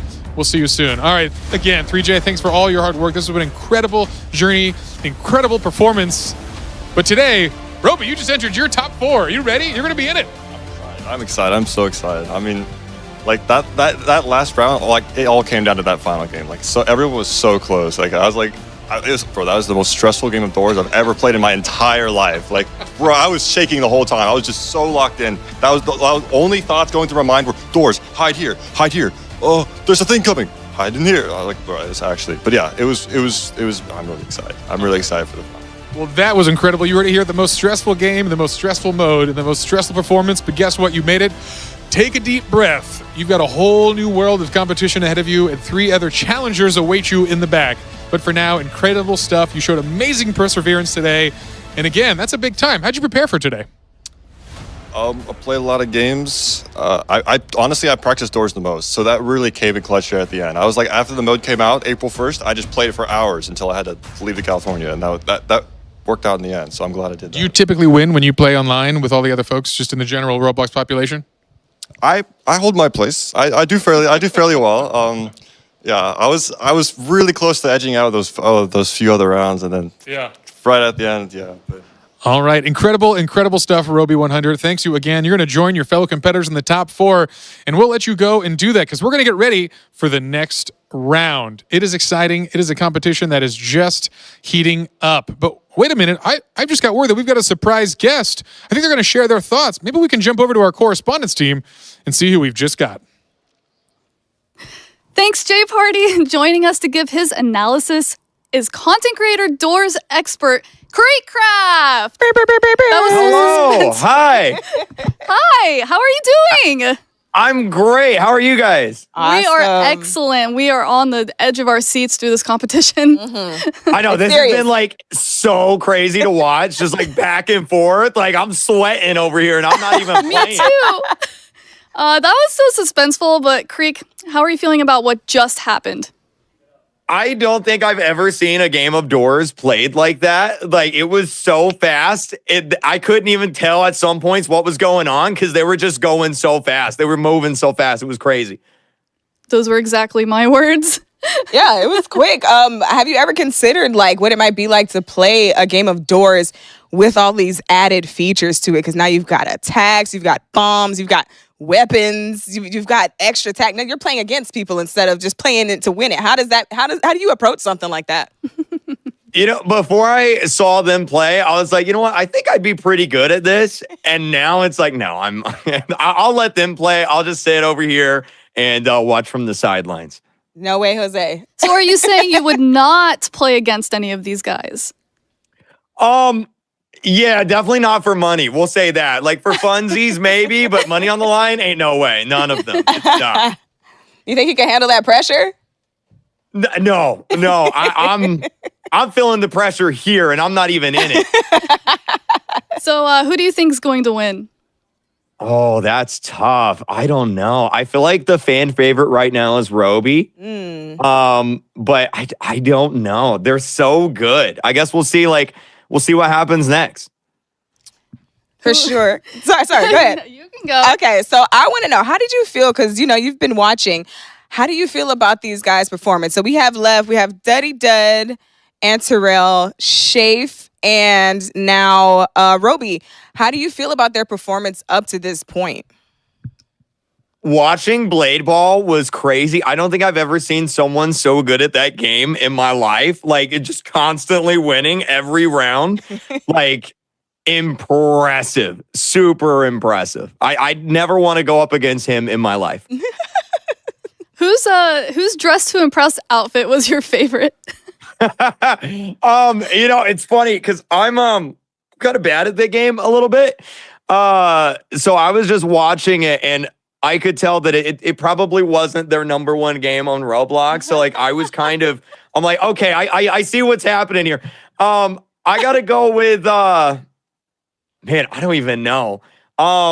I think the second round, I think Iron Mouse said this. I think the second round, they did a lot better than the first round. They were a little bit more like acclimated with the game, a little bit more prepared, knew where everything was at. So I don't know any specifics. The one with the double wings, who was that? Yes, that was Death Eagle. Eagle, yes. Death Eagle, Deagle, yeah, him. That one was probably my favorite. Deagle's his new name. That was my favorite as well. I think everybody really did like that one. That was a huge hit with everybody watching. Who do you think would do better in a racing game? Ooh, that's a good question. I feel like the more like twitchy movements of like Blade Ball and like Doors would probably be a little bit like helpful. So I'm gonna go with Anterel on that one.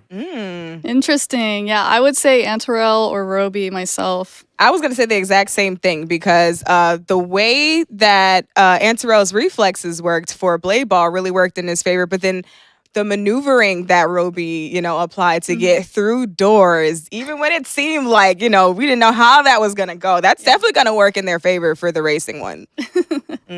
Yeah, they all survived like really long too on that. I was playing a little bit of the Doors game mode since it came out. And like typically they go kind of fast, but they were hanging in there. Everybody did like a really, really good job.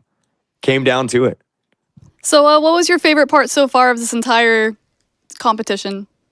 Ooh, it was, okay, probably the back and forth in soccer, Super League Soccer was crazy. That was very exciting to watch. And then of course slap battles because it's such a funny game. Just people just slapping and farting all over the map. But there's $1 million on the line, right. So I was going to ask. If I had to pick, I'd say slap battles. Slap battles. All right. So how would you approach that if you were, in that slap battles? Because now you had to factor in the level kind of being destroyed as you go. Do you think you could have handled that? Look, I don't really play slap battles that much anymore because every time I do, I get destroyed by a bunch of 8-year-olds on their iPads, and it makes me so sad. So I probably wouldn't even make it to that far in the competition, to be honest with you. Okay, I have a question for you, Greek. Uh-oh. Who's more likely to open a cursed door, me or Geach? Ooh. That's a good question. Deej, you said you haven't played Doors that much, right? No, I've definitely played it. It's played me more than I've played it for sure. But yeah, I've got a little experience with it, you know. I'm gonna go with Sabrina. I feel like you're a little bit more unlucky in games like this. What? Listen, I beat Pressure, okay? I beat the Mega Token. Come on. That one was that you said that was your hardest one, right? Yes, it was. It was my hardest one. But I also have gotten further than her indoors. Allegedly. But I'll take it. I'm the one that'll probably open the curse door. You were probably correct. I will say though, although I haven't played a lot, I haven't gotten very far indoors. It only took one cursed door for me to never do it again. And that was way in the beginning. So I'm just saying, you know. What even is a cursed door? Oh, so now you don't know. She doesn't know what a cursed door is, you guys. No, so for those of you who don't know, you know, indoors, you have to find the correct door. The cursed door is when you happen to step into the incorrect door. So if you're on the wrong floor, you think you're going to 16, but really you've already done 16. You go into the 16 door, you're insta-kill. That's it for you. Game over. So, yeah, like I said, it only took me one time. Never had to do it again. You get jump scared. Oh, I'm so... Not a fun time. Oh, listen, I'm so easily jump scared. That's the problem, see. My nerves, my anxiety is so bad, but I love horror so much, so I can't help myself. I don't know what it is, but yeah, those jump scares. What about you? What about Creek? How many times have you screamed at doors? Oh man, I remember when the cursed doors, I think they're called the mimic doors. They first came out, and I didn't know what it was yet. And that first time, it like really got me. I like to think I'm a little bit better at it now, but see, the problem is remembering what door you're on. Yep. And I have the memory of a goldfish. I don't know if it's just because I'm getting older or not, but like I get really bad at that, and so it's not a fun time for me. Dang. Well, I'll make sure we have you playing more scary games.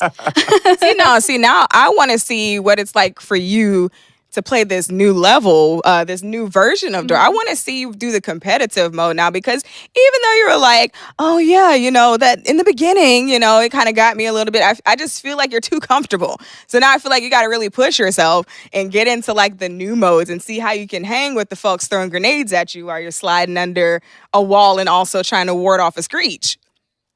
We'll see. I'll reach out to one of these guys at the end, and maybe we can arrange something and see just how I do. I'll probably die in the first 5 seconds, but we'll see. Do you have a favorite entity / monster? Oh, see, okay.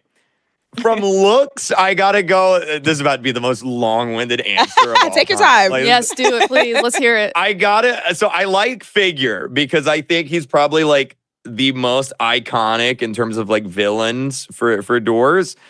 My favorite entity though is probably got to be the new Sally window entity that I think was like a few updates ago. They added Sally in. My least favorite though, got to go with Ambush. Hearing Ambush come, it like my heart drops. What about you guys? I don't know. I hate Screech because he's just annoying. But a favorite, I was saying Rush earlier because I just made up a stupid reason because I would never mind. Don't even listen to me. Because you would rush? Okay, so I asked her, I said, if you could partner up with one of the entities, which one would it be? Yeah. But thank you so much, Creek. Entertaining as always. Appreciate you for joining us, man. Thank you. Thanks for having me. And keep up the good work. This is awesome. Thank you. All right, so we're going to throw it back to J Party. Come on, J Party, tell us where we are. All right, my friends, we are back. Creek, always a pleasure to see you. I hope we hang out again soon. But folks, we're going to keep things moving and kick off the round of 4, which is, of course, a double elimination challenge. Win twice, you're in. Lose twice, and you are out. And all 4 players will play both Driving Empire and Rivals. So you'll be getting some driving and some shooting in to see who's the best. All right, folks, get ready for some adrenaline-pumping racing action, because Driving Empire is going to start our round off with the final round of 4. 6, Driving Empire. There are 2 matches in a 1 versus 1 format. Whoever crosses the finish line first wins. All 4 contestants will advance to the next game. All right. We're in for Driving Empire. Folks, how familiar are you with Driving Empire, or maybe driving in general? I haven't known to drive here and there in real life. Driving Empire, though, not so much. I think I have played it once before for a different event, so not too familiar with it. I don't have a car in real life, but I've played Driving Empire a fair bit. It's a really fun game. It's cool. It's one of those kind of special games. You have a ton of licensed cars. You have a ton of options to choose from. Today, all our contestants are going to be rocking the same vehicle to put us on a level playing field. But it's definitely an intense one. Going head-to-head in a race against one other contestant. You make one mistake. You turn slightly too much into a corner. You collide with one thing, and that could set you back for this entire race. And now no one's going to be eliminated in Driving Empire. But if you lose Driving Empire, you lose your opportunity to be the undefeated player into the $1 million round, which is an absolutely huge advantage there. All right, let's check out some shots and remind the folks at home who exactly is in this Final Four competition. And here they are. We have rearranged the studio. You're seeing Shafe and Roby here. Roby coming off an intense win indoors to secure his spot as the 4th finalist here. Exciting stuff. I know Shafe's had a bit of a break now. He's been able to breathe, collect his thoughts. Here we are in the new studio, thinking things out, getting set up in the game. It's exciting stuff. I know, Roby, a big fan from the chat out there. Hopefully he's got his fans still supporting him now in the top 4. And again, Dudadud and Antarel, the first 2 to qualify, they truly just cleaned up in the initial rounds. And if you were playing, would you rather have qualified early like someone like Antarel or Dudadud, or would you rather come in hot after playing through every one of the qualifying round games? I mean, it is a little risky, but I definitely would have loved to be in Roby's position just because he had played a more larger variety of games and definitely warmed up and got the adrenaline going. So I see him doing some good work in the next few rounds. All right. We'll see if that momentum can keep him moving forward or if the pause will be too much. Anyway, it's time to get things going. We're moving into Driving Empire. Let's kick things off with our first round. We're going to see who the top 2 racers are. And again, this is a 1v1 race. They'll both be driving the 2024 GT Mark II around an exciting track, and there will be no collision on. Truly a time trial against one other player to see who's on top. Well, it's the green car versus the light blue car. Roby against Dud in our first round here, and they're revving up their engines, ready to go and get us off to the races here. All right, we are underway here, right on this bridge start here. This is going to be 3 laps around this arena, and this is an interesting course. There actually is a handful of shortcuts throughout it as, we see some stuttering on that first turn there, and then we see our first opportunity for a shortcut not taken by the blue player. Roby falling a little behind. A lot of race to go, though. The risk with the shortcuts is if you don't land them perfectly, you can end up flipping your vehicle or kind of veering off in a weird way. So you really have to consider, and you see the second shortcut. The blue car takes that. That's Dudadud now pulling ahead here, but catching up with a lot of speed is Roby on the overtake. He's out in front again. Yeah, that was an interesting one. You saw the shortcut take, but again, going through the dirt there's going to slow your car down on that attempt for a max speed maneuver. But, this dangerous turn. We've seen this cost a lot of players time here, and they kind of weave their way through it with Roby actually getting in the lead there, taking a little bit of a tiny shortcut, but still neck and neck. Very close competition. It's 3 laps around the course. We're about halfway through our second. Shortcut taken for Dudadud, and that's going to get him back into the lead here. But just around the corner, they're very close. I think right on each other's tails here. How important you think map knowledge is compared to actual cornering skills and speed? Yeah, I think the map knowledge is incredibly important because that's where you got to apply your skills. And again, with the high speed shift, if you look at those mile-per-hour drops, it's huge. People are dropping almost 0 on some of these incredibly tight turns, and it's an important part of it. Well, just around the corner from each other, Roby is trailing. He won that last round, the final player to qualify to this top 4, and he's falling behind in this race. Dudadud, he takes the corner here. How close is that green car? Does he have a chance to catch up? Because Dudadud is doing this one perfectly through the finish line. He'll take this home in first place as Roby rounds through in the second place of this round. And for Dudadud, an opportunity now to head into Rivals as a victor in the first round, maintain his second life, and for Roby, it's going to be last chances here when he heads to Rivals. You know, true Roby style, he's got to keep it entertaining, taking a quick loss here in his first elimination. He's still in it. We want you to know that clearly, but he's only got one more chance to stay alive because, again, he keeps the drama flowing. But an exciting win All right, folks, let's check out this Final Four leaderboard and see where we stand. This is how we're going to go through the double elimination here with Dudadud taking the win and Roby taking the loss. So this might look a little confusing. It's as simple as an O means they won the round, the X means they lost it. It's all 1v1, so you'll only ever see 2 players represented per round. You have to win 2 before you lose 2, which means at maximum you'll play 1 round of Driving Empire and 2 of Rivals. The win here for Dudadud, as we're mentioning though, it means when he heads into Rivals, he'll have 2 matches and 2 opportunities to qualify. Yeah, definitely. And I was just taking a look at the chat here while you were talking. We put up a vote on who will win this round, and it looks like the fans were supporting Roby. So hopefully he makes his comeback going into Rivals. Well, we appreciate his drama. All right, 1 match down and 1 more to go. Coming up next, we've got Antaral and Shafe heading in with the orange and gray car. We're going to have Shafe orange color. In the orange. Yeah, it's a good color. We appreciate them matching their jersey colors for this competition. And here is the warm-up. Let's see who will get first off the gun here. Exciting times. And all right, across the bridge they go. No initial mistakes from either player. Coming into this first bank, this is where we see the people going a little too quick, hit this rock wall, and take a huge loss. But no, clean for both of them. Very nice cornering from Antaral, the player with the most Roblox experience. 16 years since he first played a game on the platform. Still looking strong in this one. Yeah, they've come a long way, I'm sure, from what his first game was that first week of the platform. But hey, still going strong. No one's electing to take that ramp. Oh, there's a crash there. I think Shafe might have just fallen, or Antaral, that is, might have just fallen behind. Yeah, wow. Antaral had the opportunity, and unfortunately, he falls into a trail position here. Yeah, huge mistake there. Flies off the course and loses a ton of time. But that's what shows you it's still anyone's game within this race.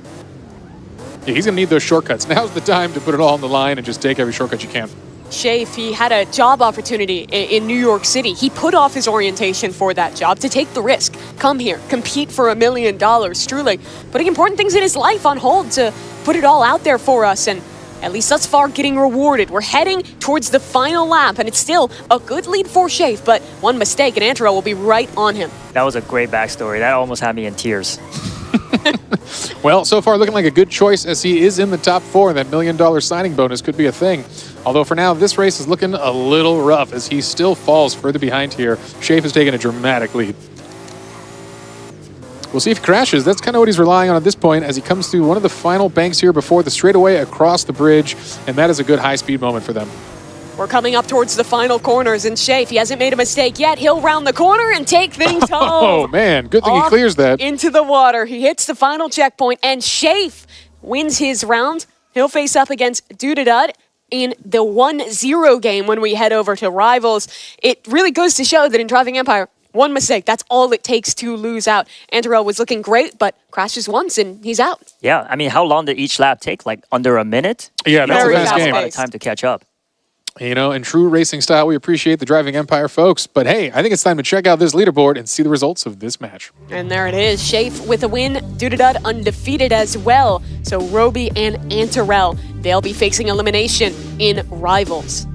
An exciting, exciting game. Roby, keeping it dramatic as always. We'll see who can do it. Antaral, the defensive player of the early game soccer, coming through here in the shooters. We'll see if he can keep it going. I think every viewer is foaming at the mouth to watch Rivals coming up next. Hey, but first, let's check in with our correspondents, Team All-Stars. Geesh and Sabrina, what's going on, you two? Oh, my gosh.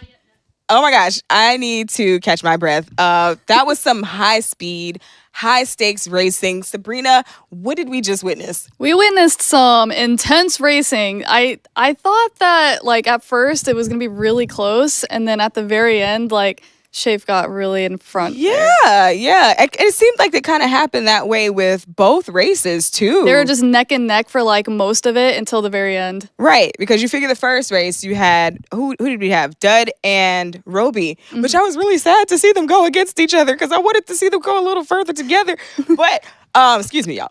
I kind of been watching both of them, and they've both exhibited such high skill level as it's come to all of these games. And we even talked about with Creek, who did we think would have more of the advantage when it came to the racing game? And then we had Roby with the maneuvering, and then we had Antaral, like going off the edge and like doing the really quick turnaround. Right, and it was like pretty. It looks like they practiced that map a lot. Right, and then also Antaral with Blade Ball, being so quick on the draw and, just that same, level of maneuvering.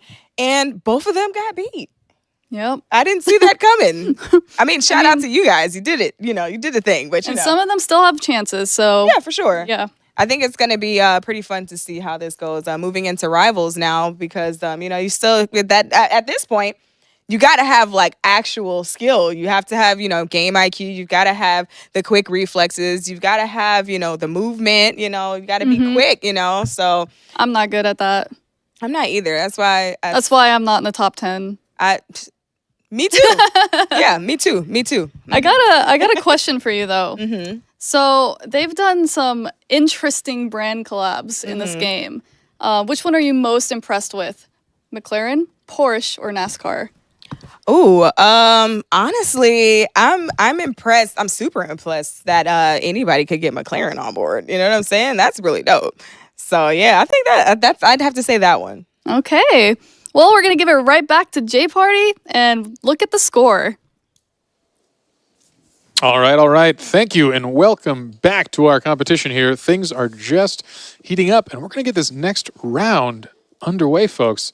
So, if I understand correctly, coming up, it's going to be the intense elimination matches happening on Rivals. Mimi, what do you think? I mean, I just think that was such a good time to start already in Driving Empire. But Rivals was the match that I was the most excited to get into here. I think this is going to be just a true test of reactions, of game knowledge, and the way that you position. There's a lot to think about when you're going into Rivals. Well, yeah, in my personal opinion as well, a 1v1 in a first-person shooter is the true test to see a gamer's true skills. So definitely very excited to see that. Great, folks. Well, Doodadud and Shafe are 1 win away from advancing. If you thought things were already intense, get ready, because Rivals is coming up next. Game 7, Rivals. There are 3 matches in a 1 versus 1 format. Contestants must choose their weapon, then kill their opponent to win. 2 contestants will advance to the final $1 million round. Here we go, our first match of Rivals, where we will find out our first contestant making it to the $1 million round. It's Doodadud and Shafe taking stage. Let's hop into our first match here. When we're talking about Rivals, guys, there's really a lot to think about. I think first and foremost, as the players are working through it now, is the item bans. You can choose what map you're going to, what weapons you're taking away, and try and strategize early on. Right, yeah. I mean, not just aiming and reaction time, but gun selection is very key to the in the 1v1s. Yeah, it absolutely is. He's going to go over and get ready to receive our winner who makes it to that top 2. You're leaving us. We're going to be finding out. I mean, he's got to greet whoever wins this round, but it's first to 5. Our map is selected, and we are just about ready to go. First round in construction. What are we looking for in this map, Enyu? I think that moving a container box in the middle is a very good way to distract your opponent. A lot of head glitches, I feel like, on this map, so hopefully the players use that to their advantage. Interesting. In the blue there, going to be the minigun selected. A little different from what we've seen before. Let's see if we can hop into one of our players' POVs and really get a look at the action here. Down in the low ground is Shafe trying to find connections. Low ammo on that weapon, and he'll find the reload. Has to dip out and find cover again. Damage on both sides. Minigun trying to find the connection. He's spamming away. Both down to 1 HP, and Shafe gets the first round on the board. Very well done. I wonder why Doodadud there gave up his high ground there for a second. Not sure, but they're better than me, so I'm sure he made the right choice. AR, good damage. Going through, bursting out of ammo. Switches to secondary. Wow. 1 shot straight to the dome. Always love seeing revolver kills. They're very satisfying. Shafe up 2-0 now. Remember, it's first to 5 in this round of competition. More headshots landing for Shafe. He has been so precise in this match thus far. And Doodadud has to rally here. Reflections onto the minigun fire, but it's Shafe yet again, going huge for 3 NU. That is it. This might be turning out to be a blowout. I would hate to see it. See if Doodadud can make a comeback. Shafe, you see him, good with the movement. Gets the drop on his opponent, but eats some damage back. Katana on the reflection. No shots received off of it, but that's good. Lots of damage exchanged on his first burst of the AR. Finds time for a reload, and did he fall off the map? Oh, that's a fumble you can't have at this point in the tournament. The self-sabotage. That is sad. That is very unfortunate. And that's when the pressure gets to you. Oh, using the One environment? little mistake. Another chance. This could be the closeout. Trying to use the slingshot of all weapons. Interesting choice. And trying to stay alive here for Da-Da-Da. And make it as that undefeated contestant to the obby. You'd wonder if that's a secret weapon or if he's giving up on the competition. You know he wants that $1 million more than anything. You know what this means to these contestants. He's really trying to bait Shafe into the low ground. Shafe, though, not taking the bait. He wants to hold his strong positioning up top and force his opponent to go on the offensive. Good damage, and finally Shafe falls. A chance here, right, but a slim one. He'd have to run it all the way back. He's got to get 4 more in a row, which is very difficult. Shafe back to his same position. Finds his opponent in the center. That's good damage. Finds a space for a reload. He's 1 kill away from the $1 million round. Good damage on a Da-Da-Da. Can Shafe do it? His opponent's on 1 HP. Wow. And with the revolver, Shafe closes things out. He's the first player to make it to your $1 million round. That was very impressive. And Da-Da-Da was actually the first to advance into the top 4. So it's sad to see him lose here. A tough one for him indeed. He'll have a second chance down in that lower bracket in the 1-to-1 game here, but that's huge for Shafe. It means he's going to be heading into the obby with 2 opportunities to win. His opponent would have to defeat him with a bracket reset. And let's check in with that leaderboard, show you guys how we're doing. Of course, 2 wins in a row. That's good enough for Shafe.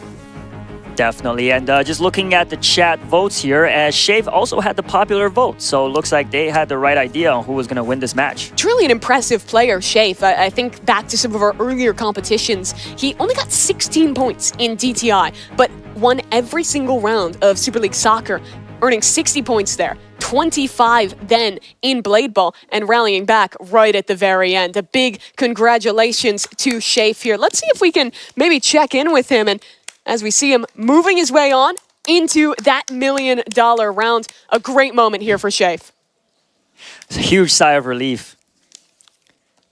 Very impressive from him, but we're ready to continue. We still have more matches. So I believe now we're going to head down to our 0-1 round, which means it's Roby and Antarel. They're playing for their lives in the tournament at this point. This is definitely elimination. So if, as you said, one of them loses, they are completely out of the tournament. No other chances given to them. And this is where the pressure really starts to mount. It's a game of inches of a little bit of damage going either way. And when the pressure's on, when the stakes are this high, it's easy to make a mistake. I mean, we saw Da-Da-Da, I think, falling off the map in that last one. Little mistakes like that can lose you a life-changing sum of money. Right. Well, that's the thing about Rivals, right? The movement speed is very fast. It's almost like parkour, but you can use that to your advantage, but you also got to be very careful, especially a map like Construction. What did you think about the gun selection in our first one? Because we went a little unconventional there with Da-Da-Da, and I don't think it paid off. I am a little bit surprised. I do like the minigun because I'm in the business of spraying and praying, but yeah, no, definitely not the right choice in hindsight.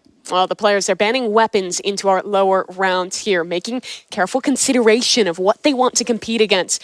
Anything that you would want to ban away if you were a competitor here, Enyu? I would probably ban the assault rifle. Really? It is the one where a lot of players like to play. When I'm playing this game, I almost always lock the AR. It is the favorite. So if the assault rifle gets banned, people have to get a lot more creative, and that will make for some interesting matches. But doesn't look like that happened.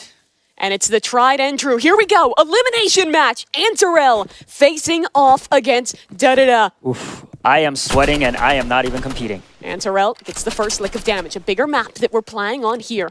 Wide open on the crossroads. Up top, Antarel a bit stuck in this lower down position, trying to find his opponent.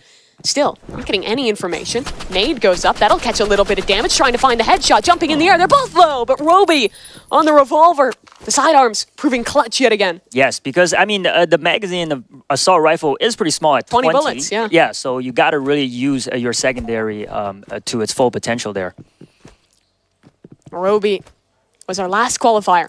Played every single round heading into this one. And already a good exchange of damage going both ways. They're both down to half HP. A reload found for each of these players. The utility off the Molotov. Doesn't find a connection. Over the top he goes. Melee in hand. Spots his opponent, but the shot's not landing. Roby in the air trying to find a connection, and he does it again. Well done. One shot away from death. Roby clutches up. Very nicely played from him. I think Roby thus far has had some impeccable movement in Rivals.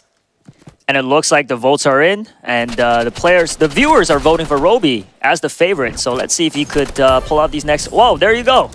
Got another. Yeah, we're up to 3-0 now. I want to focus on Antarel this round because we're starting to get to dangerous territory.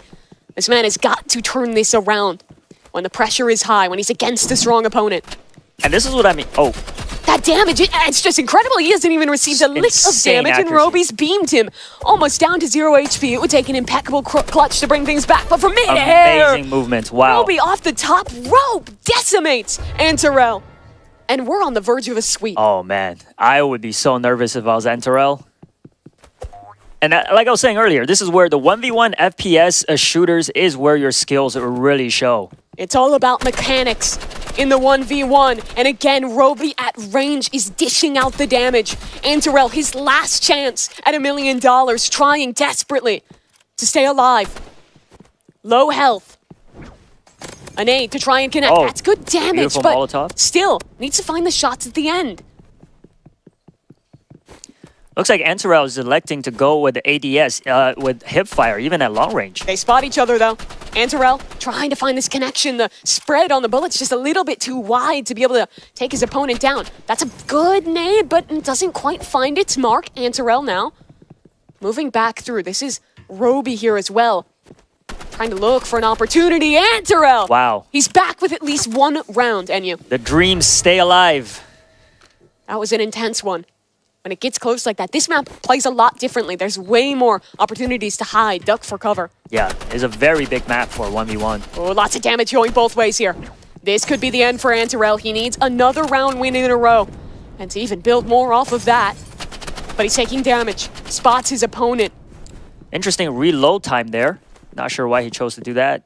Still, you always want as many opportunities, as many bullets you can. Any second, you want to get that reload through. And he's kind of lost. He can't find where his opponent is. But it's the same for Roby. We're watching a man on the verge of staying alive, of progressing, having a chance to play another round. And maybe make it to that million. They both understand the map very well, and it shows in their movements. Antarel. Low health. 63 to his name against 60 on Roby. Low time, and Antarel again. Bad Could he really run this back? Yeah, bad timing there with climbing up the stairs. Couldn't recover. Antarel spotted him first, so I think he could. Anything is possible. Momentum's big. If not in the actual game, in the emotion. You feel like you have a chance when you start to score wins, rally through it. Range Roby, he's been successful. Like Jay Party said, he likes to put us in an emotional roller coaster. Oh, he does. A couple shots missing. A little uncharacteristic of what we've seen from Roby thus far. A good nade. Doesn't do too much damage. Reposition. Antarel still stuck into the low ground. It's a danger to contest at this range, but the shots are good. He's connecting again. Wow. 4-3. He's 1 away from tying this round yet again. This is unbelievable. It did not seem that close from the beginning. Certainly didn't, Enyu. And now you have to start to look at this from Roby's POV.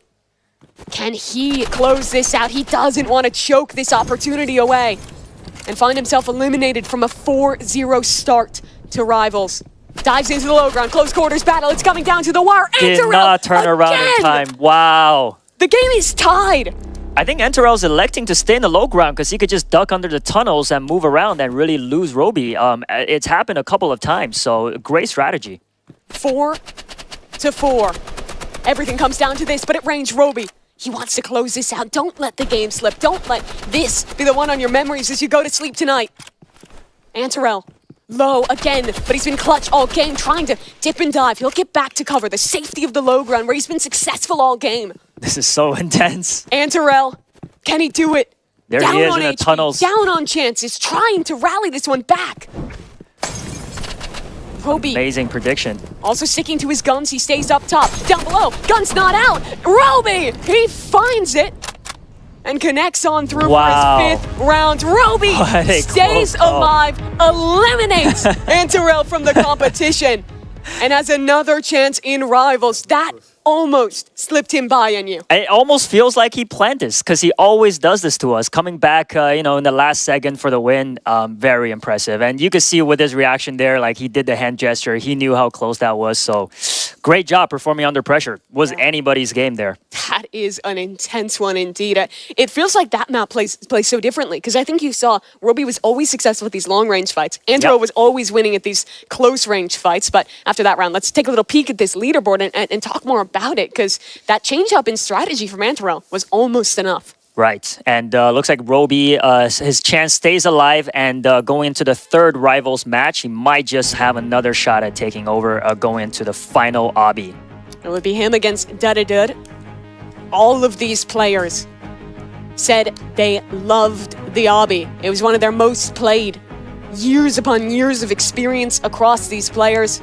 But for Antarel, the most experienced member on the stage today, unfortunately, that ends his competition. He had his moments. He almost brought it back. But today, Antarel has to walk home empty-handed.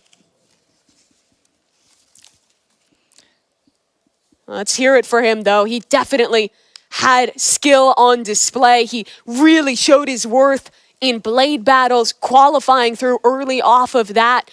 A player who put a lot out onto that field today. Keep your chin up, pal. Well done. Would love to see him competing again sometime, but today, unfortunately, it comes down to seconds. It comes down to one round, and he will not be moving on. Yeah, it was a very, very close call. I'm still pumped. Yeah, and I feel like you have to be as well if you're the player who made it through. Roby here, he has another game to play. And it's going to be against another competitor. Yeah, this is it, folks. Last chance for Dud and Roby. Who will move on to compete for $1 million and who will be going home? Give us your answers in the chat. Yeah, I'm interested to see what they say. I think Roby is, you got to look at him as a strong competitor, especially, I think he showed great precision at range, the way he was beaming with that AR, but in the close quarters fights wasn't quite as strong. Dudadud, however, the biggest thing I'm looking at is a weapon change. Frankly, I don't think the minigun really cuts it against a strong AR player. I totally agree. If I'm going up against a minigun and I'm Roby, I want to play a longer range map and I want to just use the advantage of that weapon. Yeah, I totally agree. I mean, maybe Dudadud likes to ban the assault rifle, seeing how great Roby is. Honestly, that could be part of the strategy. Good call, yeah. I like that idea. Yeah. Of course, they're getting into the game now. It looks like they're starting to go through their bans. And it looks like we're going to be going to a little different map, Station. Talk to me about how this plays versus the other maps in the competitive pool. Station, to me, is it going to be Station? Oh, I apologize. It's actually Docks. Docks. It plays a little similarly. Another one of those maps with a lot of cover, a lot of buildings to get up in. Right. Yeah. You know what? Docks is definitely one of the fan favorites. So great map to end this last round on. Yeah, like you said, a lot of cover, a lot of buildings. So map knowledge and movement will be key. Staying on the high ground, very important. And look at this pivot. Dudadud is moving to the classic AR revolver. I think that's a good choice. Great change in strategy. And the sniper rifle. For the sniper. He's staking his chance at $1 million. Wow. On a new weapon. It's a game about movement and avoiding that sniper, and soon Dudadud will see that glint. He'll 80-80 strafe his way on through and deal a lot of damage to start. I mean, I believe Roby, with his accuracy, the sniper rifle could be a good choice here.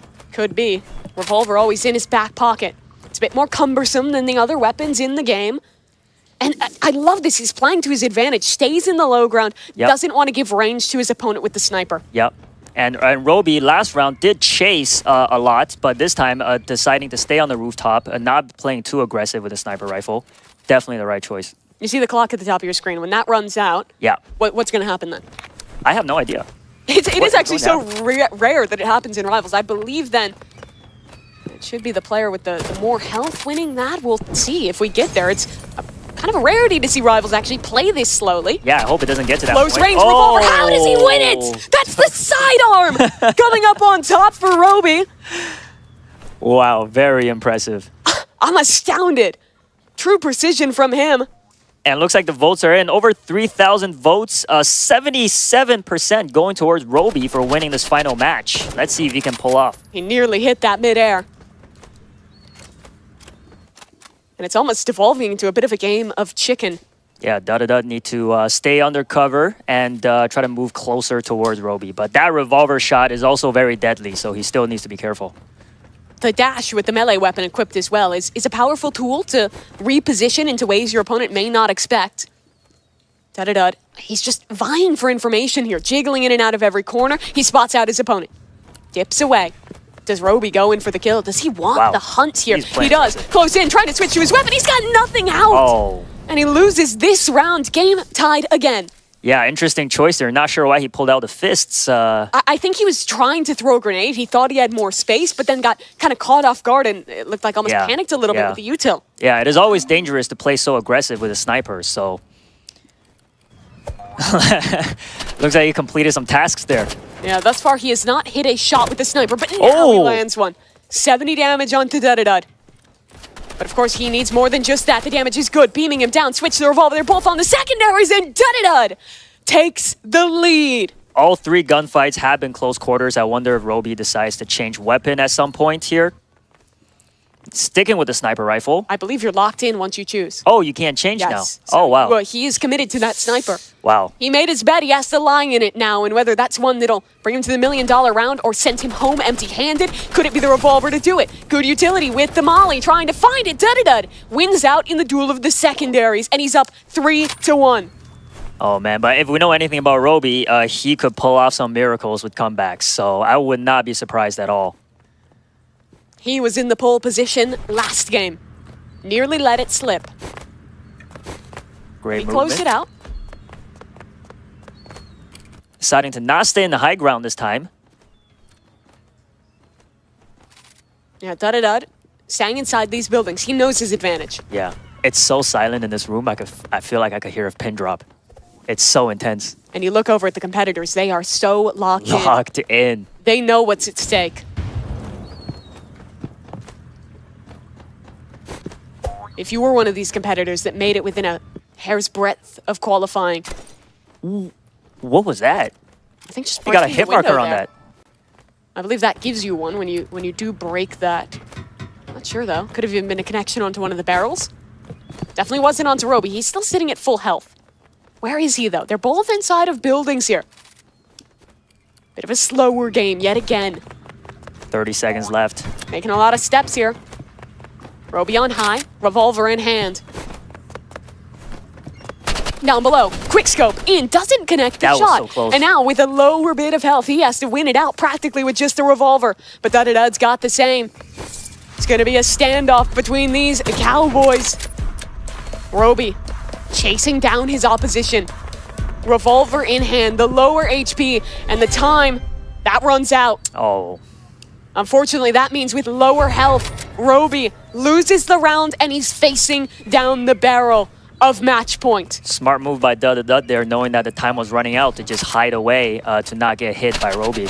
A chance, another Nice shot shot. connecting. He needs another though, and he's whiffing out. Needs to find this connection. Third chance, Oh. third miss, a fourth going wide as well. Now the big iron on his hip. It'll have to do. Both players locked into the revolvers. Da-da-da this time can't rely on the time. He's sitting with lower health. And he's trying to just find anything at range here. There's a connection. More damage to even the score. A second shot landing shots. as well. It'll bring things a bit closer. Roby on 1 HP. His life in his hands, but his opportunity missed. That was so close. His fourth shot with the sniper miss. He needs precision if he wants a chance at $1 million. Just barely spotting his opponent. Da-da-da not giving him an inch. Playing off this time. Yeah, he could Playing off his also play advantage. it safe here this time. Yeah, bounced into the air. He knows he's off the HP advantage, and Roby, with lower health, he has to make the play. The onus is on him. His life, it's in his hands. And this game will be decided in the next 20 seconds. A game practically of hide and seek at this point. And where's he gone? Da-da-da, he's hiding. He's locked Look in at that towards the smirk on his shipping face. container. He knows what's happening. knows what he's doing. Roby, it's desperation. He's running. He's trying to find his opponent, but there's just no time. The time is up. Da-da-da! Wow. He wins the round, and he's our second contestant, progressing to the $1 million round. Incredible. Very strategic. Relying a lot on his smarts this time rather than his gun skills. And for Roby, I think a brutal way to lose this one out. He took a risk picking into that sniper rifle, and it did not pay off today. Yeah, I wonder if he regrets that decision. Maybe we can ask him later. I imagine it'll be something he's thinking about for a fair bit of time. For Dada, though, I think he learned his lessons from the weapon selection mistakes in the first one. As we look at our final leaderboard from the round of 4, we, of course, get our 2 players into the $1 million round. It's Dada, the lower seed, and Shafe, undefeated, coming through the upper bracket with his opportunity to win in the Tower of Hell. Truly, truly incredible stuff from them. But unfortunately, that of course means that we are sending another competitor home. For Roby, he had a great rally in those final few rounds of the qualification phase. But today, in Rivals, it was not his day. And, well, he had a great showing. He'll head home without his million. Sad to see a fellow fan of LeBron James go, but I was rooting for him. Very unfortunate. A close showing from him, but that'll do it. It's how these competitions go, the nature of it. Just a round or two, one decision, that makes the difference. And honestly, it sets us up for such an incredible look ahead towards the Tower of Hell. What a match we have on our hands. That's right. And with Shafe finishing Rivals and driving Empire 2-0, explain to us how that sets him up for going into the obby. Yeah, so that means that if he wins once, he wins the $1 million. But if Dada wants to win, because he's coming from the lower, he would have to win twice in a row here. So definitely a tough one there. But we're going to reset. We're going to head our way into the obby in just a minute. And for the moment, let's go ahead and check in with our correspondents, Geach and Sabrina. Take it away. That was unbelievable. Everyone was literally running for their lives. It got me thinking, do I seem like a grenade launcher or a chainsaw type of person? I don't know. I feel like, obviously grenade launcher would be a great choice, right? For safety. But with the jacket and the hair, I feel like to see the chainsaw, it would just like perfectly tie it all in together. That would be a really look. good answer. I do like grenades, though. Oh, so you're definitely a grenade launcher? I love just throwing grenades everywhere. You do that for in your free time? In any FPS game, yeah. Oh, I was gonna say you just not in my free time. Oh, okay. I was gonna say, girl, what type of life are you living? What about me? What do I get? What's my energy? Am I chainsaw? Chainsaw? Yeah. That's nuts. What about me gives chainsaw? I'm curious. I don't know. You're independent, and I feel like independent people have chainsaws, and scared people have grenades. I appreciate that. So let's talk about this match. These last couple of matches. Oh my gosh. I'm speechless, obviously. You were screaming. Maybe I'm just out of... Literally, she was screaming. We were on the edge of our seat. That was so close. Like, all those different rounds, we were, like, screaming at it. I mean, yeah, there was... Except the last one. Oh, yeah, I cried a little bit. Yeah, last one we were just sad. I definitely shed a tear or two, And happy at the same time. Little thug tear. But I gotta say, like, it was really, really exciting to watch Antarel's match because...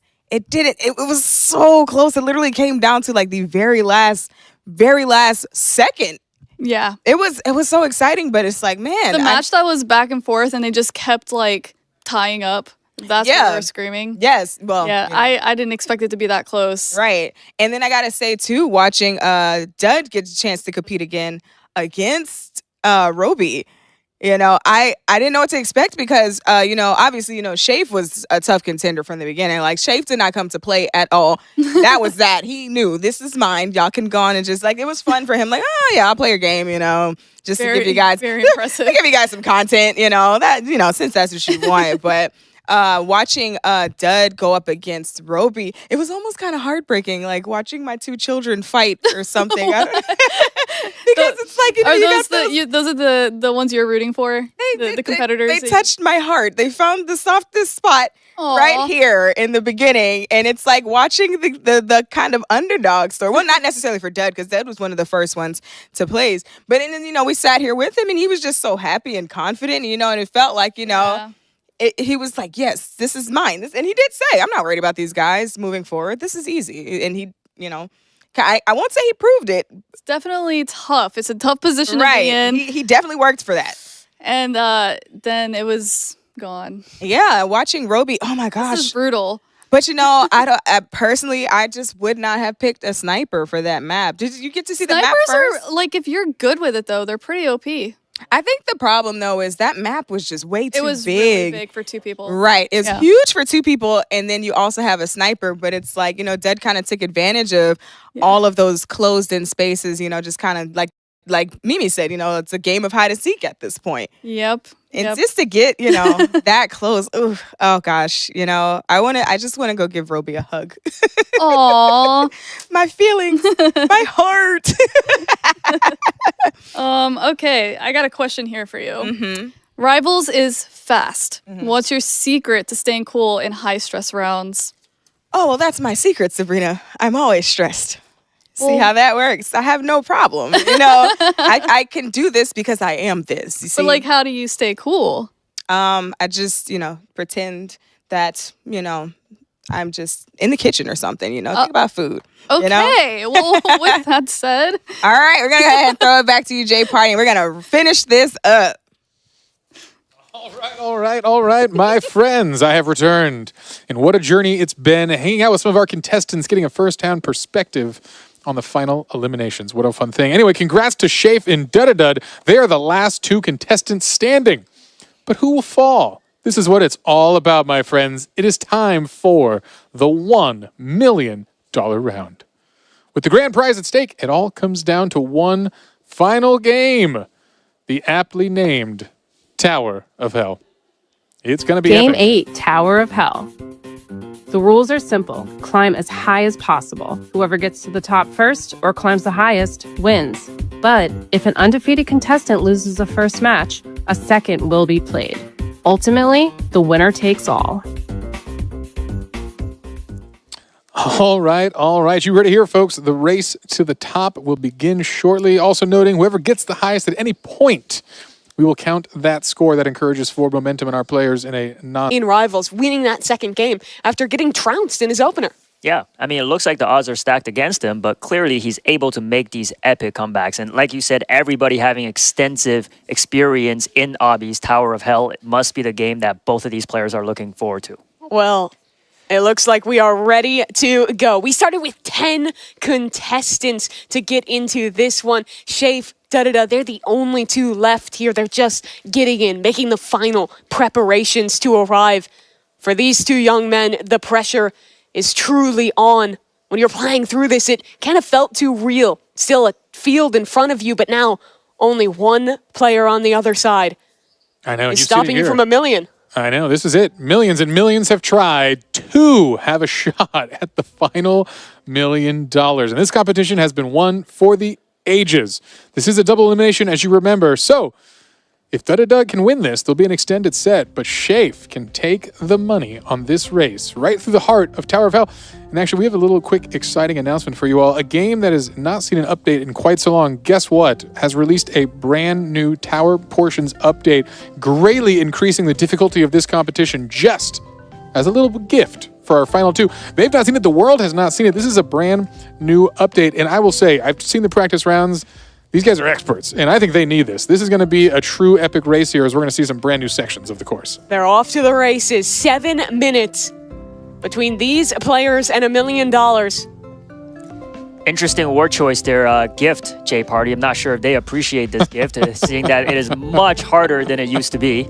Yeah, new sections. As we mentioned earlier, initially there was over 330 different sections of this puzzle, leading to over a quadrillion combinations that could be possible. So I'm assuming no one's ever seen the same tower twice. Well, that got a lot bigger of a number now with a whole new array of challenges. Shafe, though, is out in front here and already building himself a commanding lead, but a fall back down. He'll catch himself, but that'll put him just a little bit further down. I believe Dudadud also fell too. So Shafe, despite his slip, still has the lead. Yeah, I think we're going to see a couple falls here today, but thankfully, actually, Shafe had a pretty forgiving one. Did not hit an obstacle and fell almost on the same challenge he's on right there. So again, not losing a lot of time in the grand scheme of things. Dudadud is hot on the tails, though. You see him catching up already here.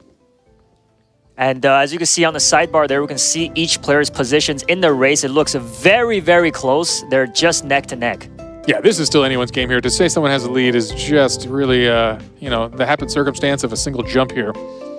You see how close they are. Oh boy, in this section, I'm not even sure I understand how to proceed here. I think both players getting a little confused there as we see a fall from Shafe. Oh man.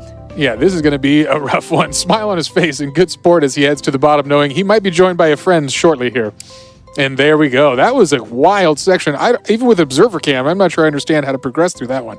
It is definitely challenging, and I'd almost like to just see if we could zoom out and just get some context how far they really have to go to get to the win here, because they're still only down in the second section. You look at that right side of your screen. There's, 8 more sections more that you have to compete through if you want to actually win this challenge. Yeah, and a rough early fall here. Nerves starting to get to him a little bit here as one of the players takes a knockout from that little plasma beam there, and we are getting back to our challenge section here. We'll see if someone can get past it. This is going to be a big checkpoint. Oh, and a quick slip down and fall. Wow, this is some uncharacteristic play. I will see. We've seen a lot of practices in this game. It's usually an undefeated flying through of the tournament, but here, Nerves getting to him. It is funny, we had so many of our players that said that obbies were their favorite, the game they had the most experience with. These are two of the players that, well, they've played Roblox for years. They definitely have experience in obbies. They didn't necessarily say it was one of their strengths, but that's where this entire tournament, all 7 games previous, will get decided on. Yeah, it is a challenge. You've got to be an expert in just so many things to compete here. So again, all right, Dud is back in this challenge zone. I assume he's going to wait a little bit and try to figure this puzzle out before he progresses. For the first time ever, the polls are looking very close. 52% of the viewers going for Dud and 48% going for Shafe. Okay. Another little fall there from Dud, but again, he catches himself. A little bit of luck on his side there. We'll see. And again, the stump right here. Can we get presses? I think I see that they pop out of the corner there, and you got to catch that on the corner. I can't even comprehend. My brain can't comprehend what's going on. So it's definitely a last-second jump to the platform that's rotating out of the beam here. Oh, and he gets it. There we go. There it is. He's making the climb, slowly getting up higher. Oh, and there. Oh, another fall. Yeah, he's solving it though. So again, we're actually having to see people reason through some of these new challenges here, and I think Dud might be getting there, but Shafe. I mean, you see the emotion every time these guys fall. They're reacting. They're feeling the pressure. I think honestly, more than even a battle against the obstacles, this is a battle about staying calm, staying focused under pressure, not rushing yourself, not letting that big timer at the top of the screen get the better of you.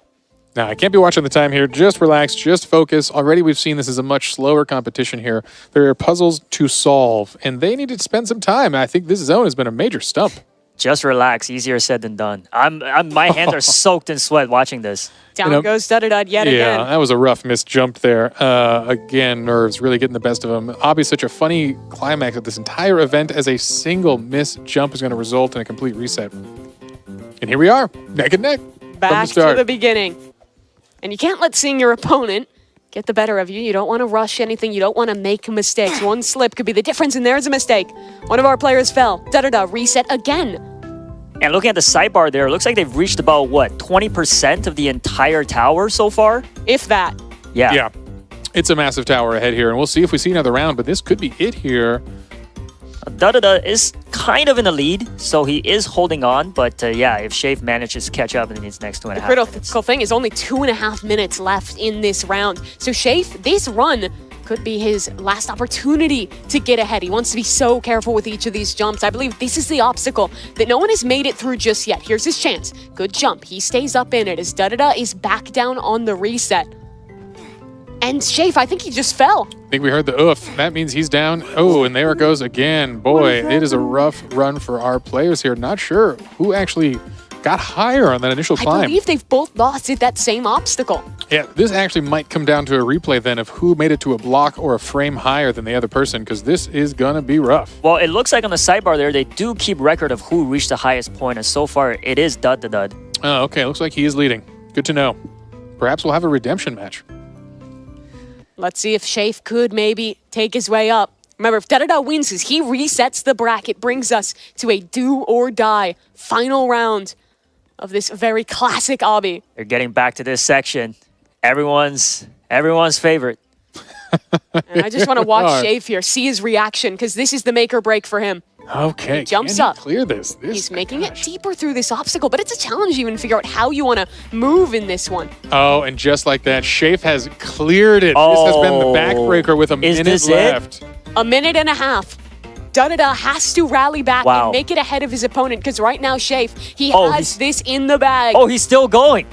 And he hasn't stopped just yet. Da-da-da is on a reset. He's back down in the blue zone. I think Shave has time to just stop here and end it all, but he's still going. But remember, the highest point he makes is what the game remembers. And if he keeps going, it might just be over. Wow.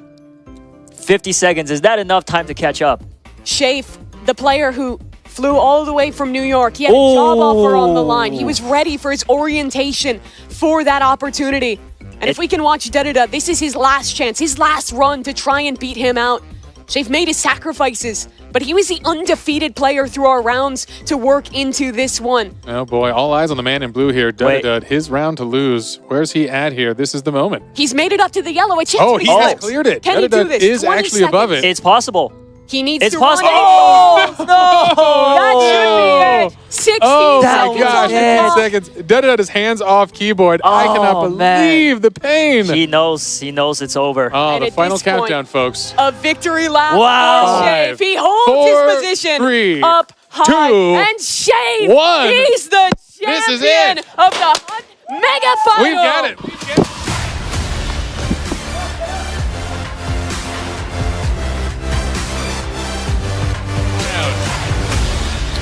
All right, folks. We officially have it. Shafe, my friend, you're still standing. An incredible run here. Well, we've got a little gift for you. Hopefully, this will ease your nerves here. Something a little exciting here. This will be your prize. So, Shafe, congratulations. I still can't believe it. This has been a fierce, fierce competition. A shout out to everyone. We thought we'd bring some friends out along the way. All 10 contestants are here.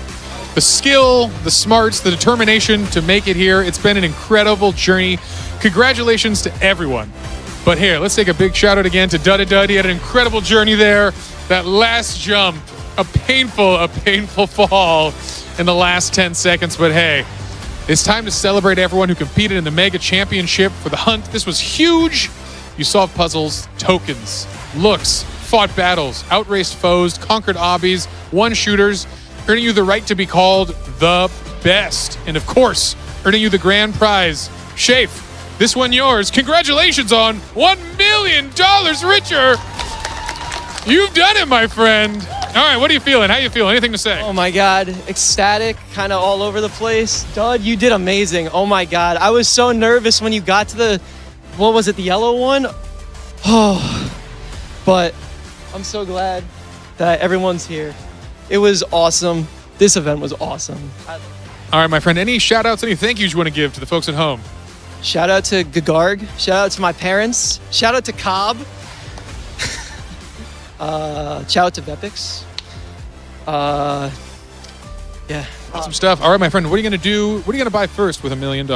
Honestly, I'm going to help my parents. They're having it rough right now. All right. So, going to help them save for a house. All right. Figure out the rest from there. All right, you heard it here, folks. Wonderful stuff.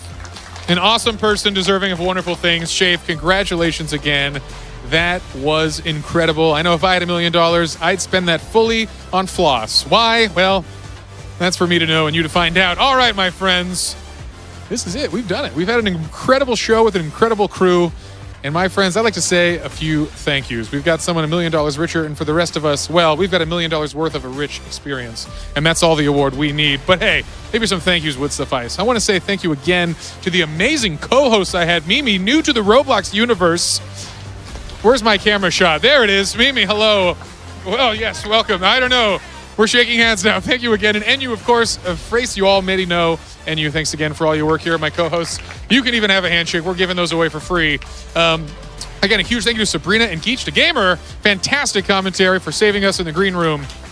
Some wonderful stuff, hanging out with some cool folks. We couldn't have done it without you all. But really, the key here is all the incredible contestants who competed in an insane competition with millions and millions of folks and everyone who participated in the hunt. This was a massive community event, one of the biggest events we've ever had on the platform, actually. It was huge. It was absolutely incredible to see you all compete and all leading to this moment. Again, I want to give an amazing shout out to the whole crew that makes this possible. You might not see it at home, but there are a lot of folks behind a lot of fun cameras and a lot of important switchers making this whole show come alive. So thank you all to the crew. It has been amazing. I want to give a big thank you to the talented creators. That's right, the folks who updated these games, the 25 Hunt participants.